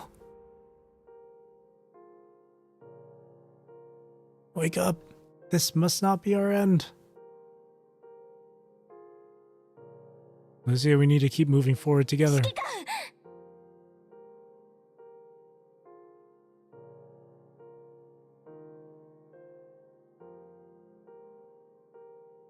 ありえない。当たれ行け誓いで何も変わらない。行けカラスバのように輝き黎明のように貫け翼よ羽ばたけ。生理と死別、生と死、それでも To the domain. 己の道を貫くというのですか。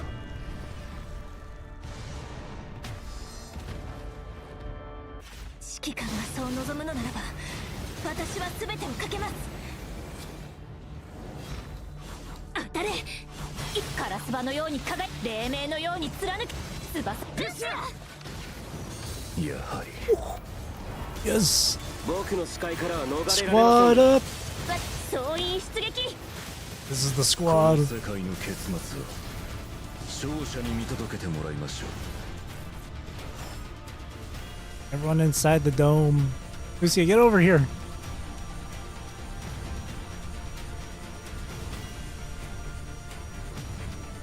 言ったはずです。指揮官の望みなら私は全てをかけると。もう逃げ場はありませんよ。あなたたちの時間は僕が制する。僕の視界もう逃げ場はありませんよ。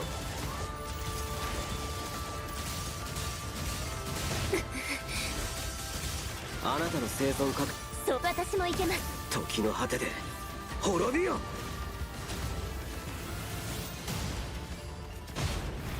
Cool. もう僕の視界からは逃れられませんよ。 Get him, Liv. 結末はやはり That was all Liv. That was all Liv. That was all her. Golden light suddenly converges. Vonnegut stands in the heart of the ruins, his body riddled with wounds. That blue flames, did it? After all, this ending was inevitable. He saw this end coming a long, long time ago. The library framework, battered from the fight, lets out a sickly, groaning creak. You lost. Yes, I've lost. But I still have to warn you. The agent's face twists into a horrifying sneer. Well, I can't see the sneer, so the only way to deal with punishing is to cooperate with me. The Hetero Tower is bound to descend. When Agent Zero arrives with it and humanity is caught completely off guard, it will be the end of this world. We will be ready!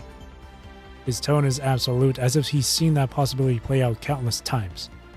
But the Hetero Tower never came down. The Hetero Tower never came down, and the so-called Agent Zero never descended from the heavens like a witch on her tower, bringing disaster and suffering in their wake. Planets keep growing, stars still twinkle in the sky, and gentle breezes continue to carry distant scents. That future is destined to happen. The uncontrolled punishing converges into trickles, coiling around the agent's body. He grows increasingly weak, barely able to stay on his feet. Perhaps he can change the result once, even twice. The steel framework of the ruins creaks and groans. We'd all be waiting. With his last ounce of strength, he swings his arm, suddenly directing his residual power at the already tottering dome of the ruins. I will wait for the day when this world once again falls into its eternal predicament, heading toward that same destruction. Commandant! The 3 Grey Raven members dash forward, shattering the large chunks of stone and metal fragments hurtling toward them. What I got? As the dust settles, the agent is nowhere to be seen. I'll stop him. Lucia hounds Punishing's trail, following it deep into the library's underground. The red tide still churns in areas the basic virus filters haven't reached. She cuts down several hetero creatures spawned from the contagion, then wades through the blood-red corruption. There she spots the agent's dark form. He's sprawled motionless at 0 Point Reactor 1, utterly still. He's dead. Wait, he gone just like that? The red tide surges and points of golden light flicker within it. Lucia's blade is out in an instant. But the next moment she freezes solid. Countless memories like scattered stardust flood her mind. Her nightmare comes true in the cruelest way imaginable. In that moment she sees endless pasts. Let's go, Commandant. Commandant. Is this all that's left for us? Up and done. The key.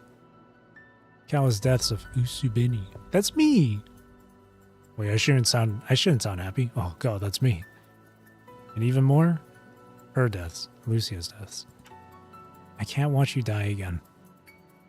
I'll do this even if it means going against your orders and you won't be able to stop me. Not when you're hurt. She hears herself saying it. She sees herself trapped in a long prison, stuck before a rift. She watches them finally leave that tower of calamity, at last moving across the surface until the dawn arrives. Please look, Lucia. Oh shit, I died. See how you bid farewell to Commandant in the wilderness. Please look, Lucia. See how Commandant walks alone through the wind and snow 30 years later. Do you see it now, Lucia? Commandant never gave up hope, never stopped lighting the torch, always walking toward the radiant light. Do you see it now, Lucia? Even drowning in the red tide and buried beneath the sea, Commandant would still bring back the first light of dawn to your side. It's time. Pallid maiden murmurs in a distant tongue. Memories. I'm giving them back to you. She sinks silently into the red tide. Are you feeling it now, Mr. Krabs moment? Commandant. Lucia's mind is still caught in a hazy dream, but her body's already running on autopilot. She's moving with powerful strides, hurtling toward the world outside. She knows someone's waiting for her return. At the end of the long day, she stands before her Commandant. The suffering they have endured, the scars etched on their bodies, all will be washed away by the warm sunlight of the days to come. The beautiful glow of dawn paints the clouds along the horizon. Lucia! Lucia! It's here, at the break of dawn as morning light emerges, that they reunite.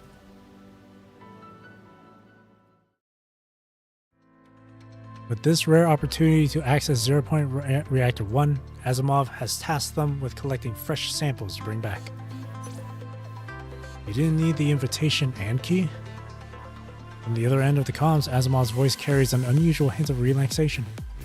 Looks like we haven't reached the worst case scenario I anticipated. The worst case scenario? You're talking about the Hetero Tower. Odinget's planning to fire up the 0 Point Reactor, which will bring the Hetero Tower crashing down. We're still in the dark about how the Hetero Tower actually forms inside, but the moment it gets here, Punishing is going to mutate in ways we won't be able to handle. I got all this from the Heteromer Shards data. Odinget absolutely meant to do this. We nailed it. Our original worst case scenario was him pulling it off and the hetero tower descending again. At that point, you and Lucia would have no choice but to head into the hetero tower with the invitation and the key and try to take control. Is he dead? Maybe, I'm not sure. Please confirm that Vonnegut's body is dead. But considering past instances of consciousness transfer, nobody can say for sure if he uploaded his mind somewhere else again. So what you're saying, that there's still a chance for Vonnegut to be, playable. After a quick rundown of the samples he needs, Asimov hangs up.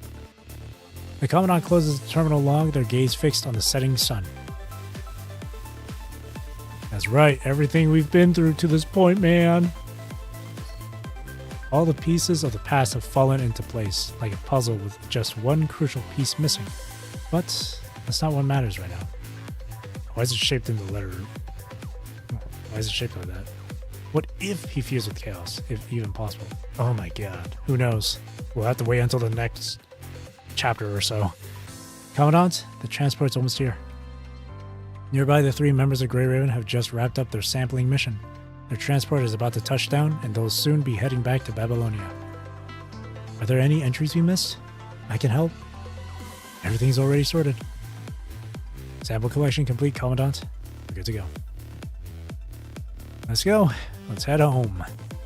Who's going to be the villain on this chapter? Who knows? Who knows? We'll have to wait and see. They are going to step into the morning light, returning to the place they call home. More relieved by the fact that Nanami isn't floating in space for decades. We did it! This is the better timeline. New fruit. The very final node.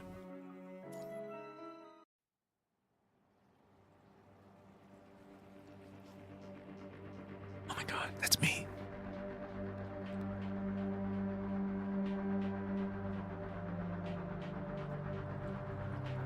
The fate goes hard. I haven't seen this, by the way, so.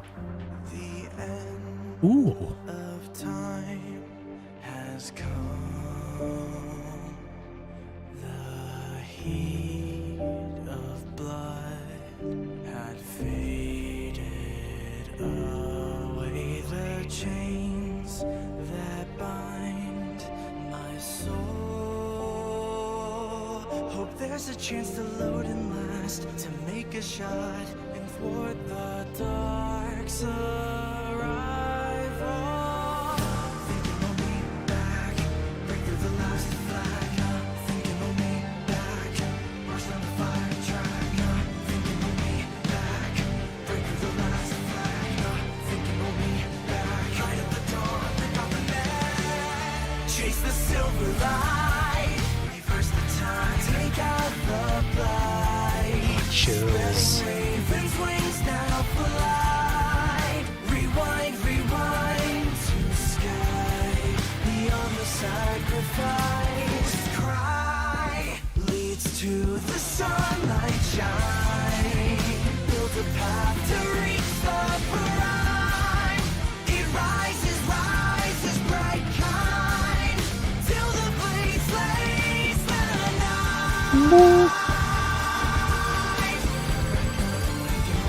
Till the end becomes the start.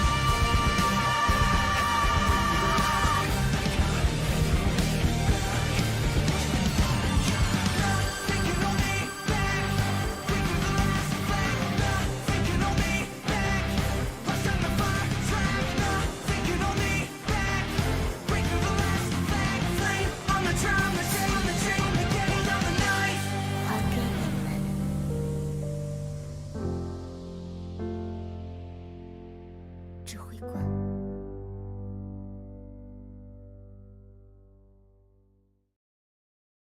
Oh, that was so good.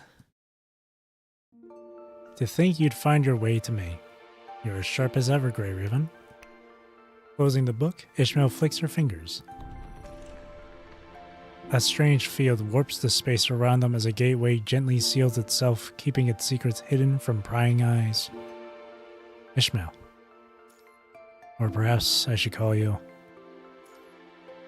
Wishmail? Scheme mail? Come on now, the merciful one.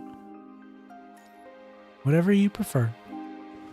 Rising from her seat, Ishmael retrieves a porcelain cup brimming with sugar cubes from beneath the table. Would you like some? Sure. She plucks 2 sugar cubes from the cup and drops them into her coffee, stirring thoroughly before pulling the cup toward you. Without sugar, it would be bitter. Well, I like bitter coffee. That's honestly the reason why I like coffee. Ishmael remarks, a hidden meaning in her tone. All of that is behind us now. So, you were the one who helped me, weren't you? Yes and no. As I've told you before, I'm just the gatekeeper. I don't make the rules. Every turning point hinges on you, Grey Raven. I can only help you cover your tracks, but I can't dictate the story that unfolds. Today, this world, all these shifts are because of you, Grey Raven. Do you ever regret it? Carrying this burden all by yourself? Countless memories flood her mind. His mind. I don't know why it's referring to me as a her. Some steeped in despair or suffering, others filled with clamor or silence. Unless it's referring to Ishmael, but it's more likely that it's referring to me. Perhaps it was bitter enough to make him want to gnaw on fate's backbone and roar at the world's injustice, but no matter what, that is already in the past. I have no regrets. Maybe a few.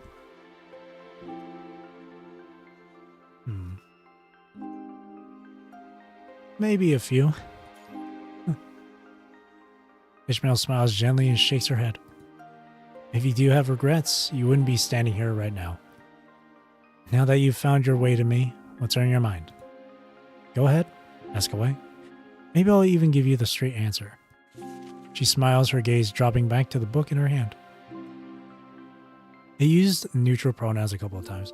Well, I feel like neutral stuff like they and them can be applied to just anyone. Because it's neutral, right? I remember when I can't remember which it was I think it was like the last sync patch or whatever, where you got to pick the gender for your commandant. I specifically, of course, picked male. So that's why I'm like commenting on why this game is referring to me as she and her, because my commandant I picked male. Unless again it's trying to refer to like Ishmael, but that definitely doesn't seem the case. How's Nanami doing? Ah, that's right here in this one. Ishmael pulls a thin book from under the table and quickly thumbs through it. Nanami. She tried to link up with Gestalt to crunch some numbers, but the word came back. Even Gestalt couldn't compute it. Even Gestalt couldn't? Well, of course. The cosmic forces of causality are way beyond what the current Gestalt can handle. While you were all going through your transformation, she swapped out her frame and has been searching on the ground for... The girl in her familiar frame searches the ground for the future she desires most. She's one of a kind. Her sealed memories will unlock little by little, and she'll gradually piece together everything from her past. Maybe she'd be better off not remembering. No one can make this choice for another. She offers a faint smile and closes the book. Also about the Hetero Tower. I'm sorry, but I can't quite spill the beans on the full scoop of the Hetero Tower. Vonnegut said the Hetero Tower would inevitably come back. Yes, the Hetero Tower will absolutely come back. But thanks to all your hard work, it might show up a little later. After all, that's your prize for everything you've put on the line, isn't it? And we'll be ready. I just know it. I see. With the Hetero Tower out of the picture for now, maybe Earth can finally strike a better balance of power. Perhaps with things this way, more futures and possibilities can truly blossom. The observer would certainly be thrilled to see a world like that. Her silence hangs in the air, a clear sign that the human still has time for questions. So, is wiping out the punishing virus the only way to make it through this catastrophe? Huh. That's one question I can't answer. No one can answer your question. Not even me. Dominic and Nemo's timeline got wiped out by chaos contamination, while the four-winged white raven civilization rotted from the inside out, consumed by the greed of Substance Zero. Ishmael turns a page of the book, and the paper crumbles to sand in her hand, trickling down with a soft rustling sound. No one knows how to fix this mess. This question has no answer, yet countless answers all at once. Just as you've carved a path I never saw coming, maybe humanity can cook up a totally different, truly viable solution. I'm looking forward to your solution, and to the day when you and your civilization can truly walk alongside me as equals. Pages of the book slowly close as Ishmael turns to face the human across from her with a smile. Now, it's your turn to answer my question. Since you managed to find your way here, you must have gotten all your memories back, haven't you? Maybe. Yes, I have. The memories that were once a jumbled mess have all been untangled. Following a crimson thread, you've read through every bit of your past. Making a choice like that all on your own after 30 years. Whether it's diving back into the ocean depths or converging the timeline, the slightest misstep would reduce everything to ashes. Were you ever afraid? A flicker of genuine curiosity sparks in the pink-hued woman's eyes. Never. Why? Aren't you afraid of... Because I know. No matter what choice I make, they'll always have my back.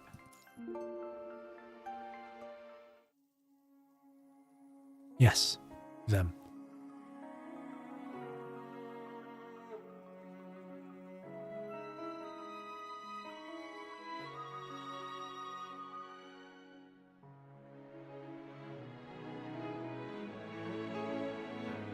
Them.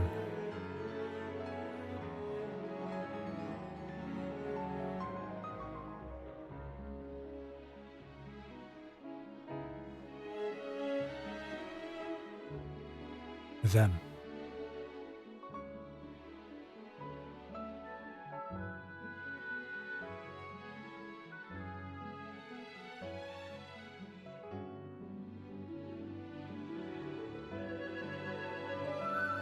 Them.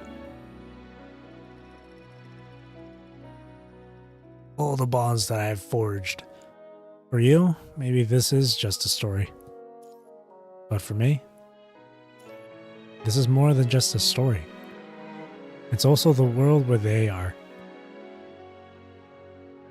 A fleeting moment of melancholy crosses her face, only to be masked away instantly. Ishmael lets out a soft, non-committal sigh. I see. Well then, let's keep going. I'll keep watching to see what new fruits your world will bear. That's it. Oh, that was so good. Oh, this chapter was so freaking good. It was a nice little fast forward to past everything prior to this new timeline. That's so good. Holy.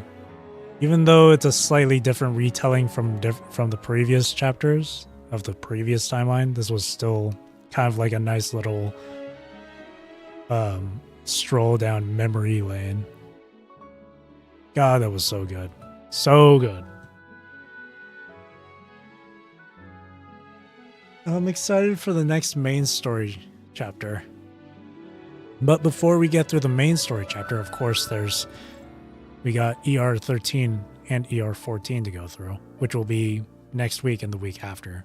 So next week, ER 13, and then the week after that, ER 14. Yep, round of applause to Kudo, man. Holy shit. Chapter 36 was so good. I loved that. Man, that was so good. We're on the better timeline now. We're on the better timeline. Thank God.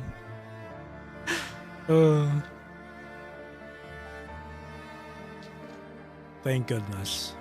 But now we remember everything. So from here on out, it's completely unknown territory. That's good. Oh man. So Cradle's still around, but not as dangerous as it was because Agent Zero isn't here. But when the tower comes down again, that's when Agent Zero will make their appearance once more. Vonnegut is presumed to be dead, but again, during that node, there's a chance that consciousness transfer happened, so who knows? Maybe he's still around, maybe not. And of course, we still got Schulz. Schulz is still around, so he's going to be a problem too.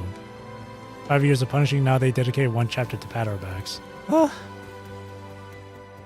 Man, that was great. That was so good. Yeah, basically everything after Wither to Shine is just all part of the new timeline here, I guess. Like Dream to the Timeless End and all that stuff. Anger Raver from here. I guess there's also the Genevieve stuff. That was so good. Oh, they changed. Oh, right. They changed the daily, like, reset time. It's been daily reset.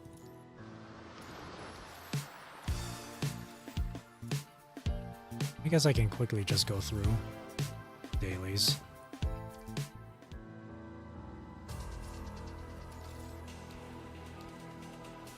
Get free pull there. Claim these. I'll do this and then I'll call it a night. It's 5 hours. I saw that it was 14 nodes, so I figured it was just going to be short. But no, it was really lengthy for 14 nodes. Can't wait for Veronica. Me too. She looks so freaking cool. I couldn't care less about what her gameplay is going to be like. She just looks really cool. People are way too focused on gameplay for this shit, man. They just need to relax. People are way too focused on that.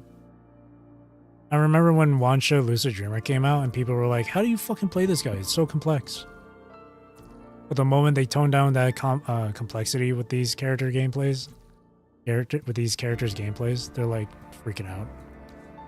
Obviously, there has to be a good balance, but still. Never trust node count. Yeah. I always base the duration of these chapters on nodes, but any of the nodes could be really lengthy. Any of the nodes could be really short.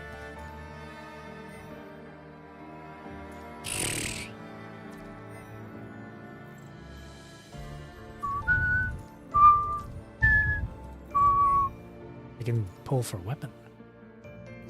Looks inside, ping orbs, hold red, alt spam. Yeah, I guess just only people equated that to being complicated because of all the text.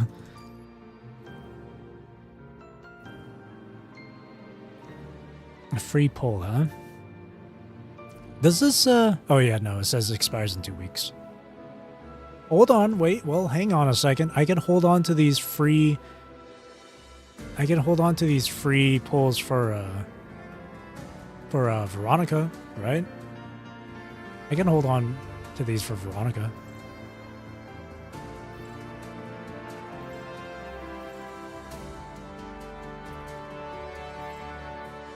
Yeah, I'll hold on to these free pulls for Veronica. She'll come out next week. Yeah, definitely. I'll definitely do that. Doom, doom, doom, doom, doom, doom.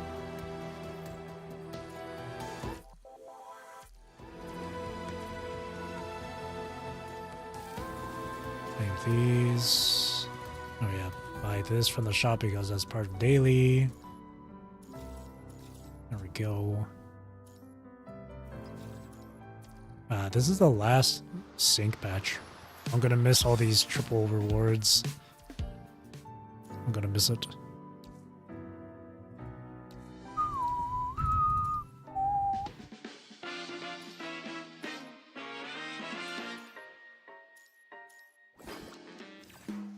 Oh, hell yeah. This is back? Fuck yeah.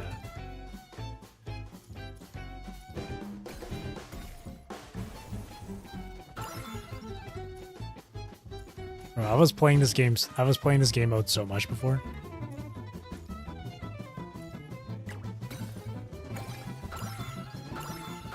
Oh my god.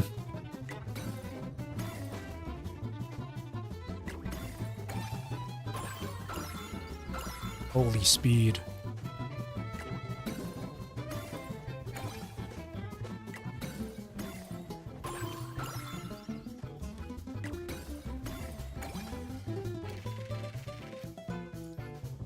Oh, interesting. The whimsy.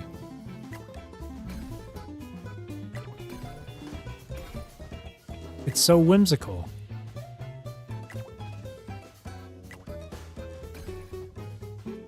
GBB, okay, yeah.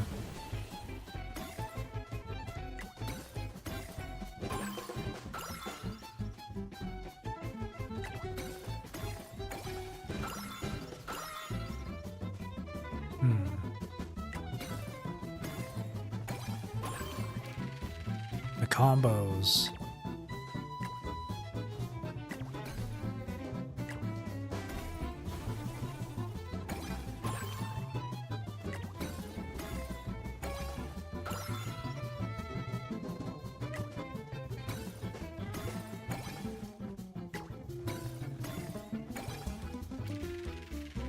I just know I'm gonna be spending so much time doing this shit.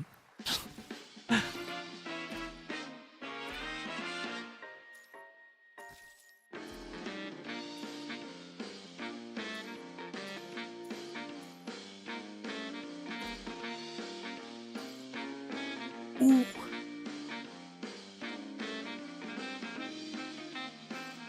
Of course. Always Vera.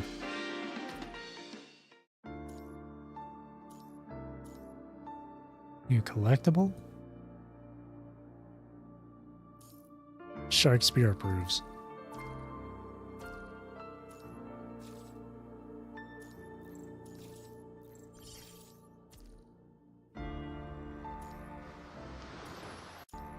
Oh, whoops.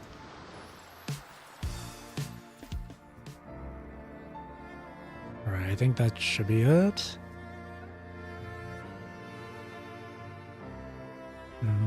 Right.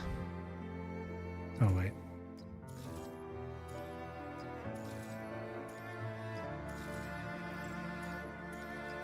There we go. Man, I really thought this one show coding was going to be like a gacha coding, but it's not. I saved up all my BC and tickets, but this shit though, so clean.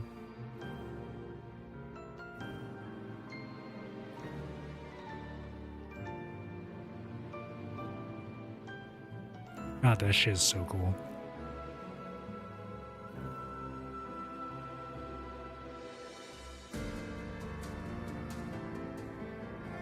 So cool. And this one's gorgeous too.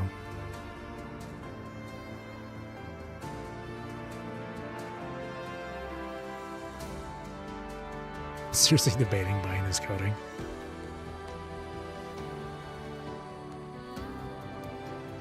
Well, for you, at least with your currency, it's a lot, right?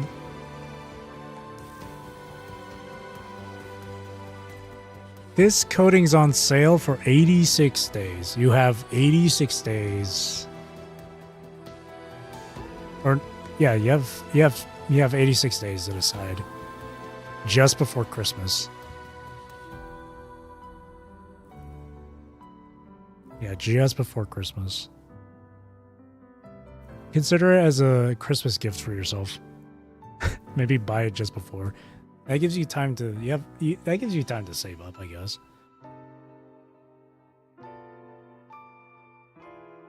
Start doing furry at SFW.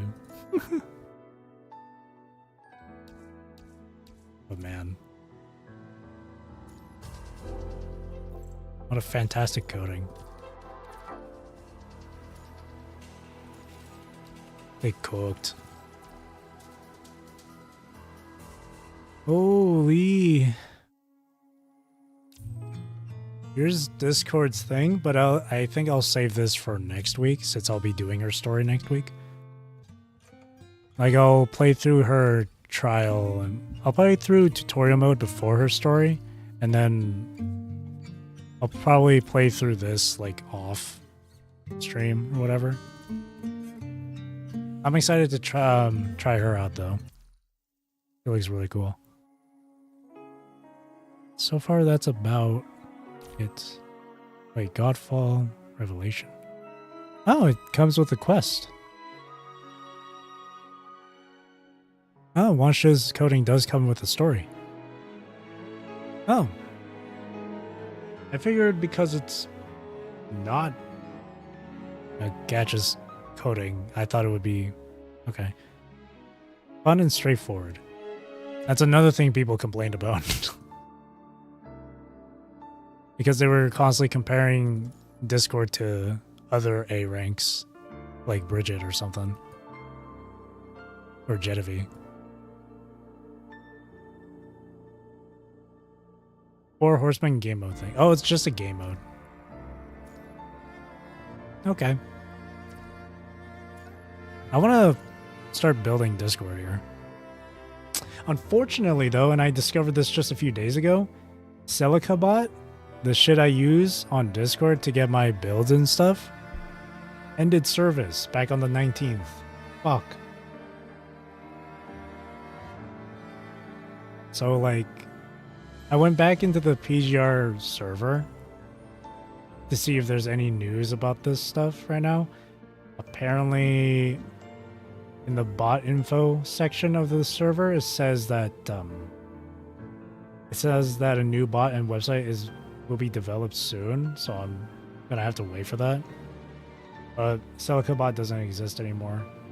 I still have Celicabot in my personal private server though, because I don't want to get rid of her. Now I can't look up proper builds. And no, I don't want to use the Grey Raven site because some of that shit can be either outdated or misinformation.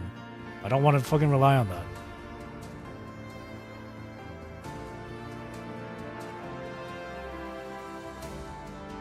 So the best thing I can rely on is either like YouTube or just this, or like the recommended stuff.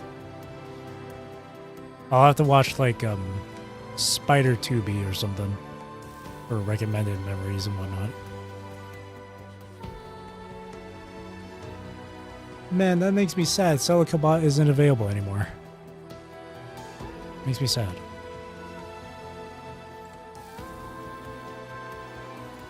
Also, I'm really considering of pulling for another copy of Graver here. How many shards does she need?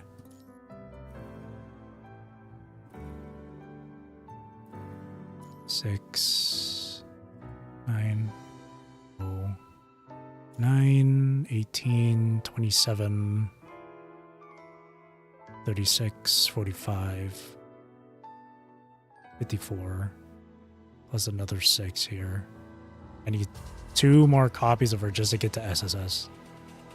Best Discord builds of 2025. She is OP. Well, Spider 2B is very, very reliable with his guides. So I don't have anything to worry about with him. I need 2 additional copies just to get her to SSS. That's a lot of pulls, my dude. And I want to save up for Veronica. Plus, this shit ain't gonna last long. Until the 23rd? Or no, until the 9th. Until the 9th? Oh, actually, no. Actually, no. If Veronica's coming next week, then I can get 1 copy of Veronica, and then I could probably spend the rest on trying to get Graver to SSS. I can do that. I can stockpile skulls too.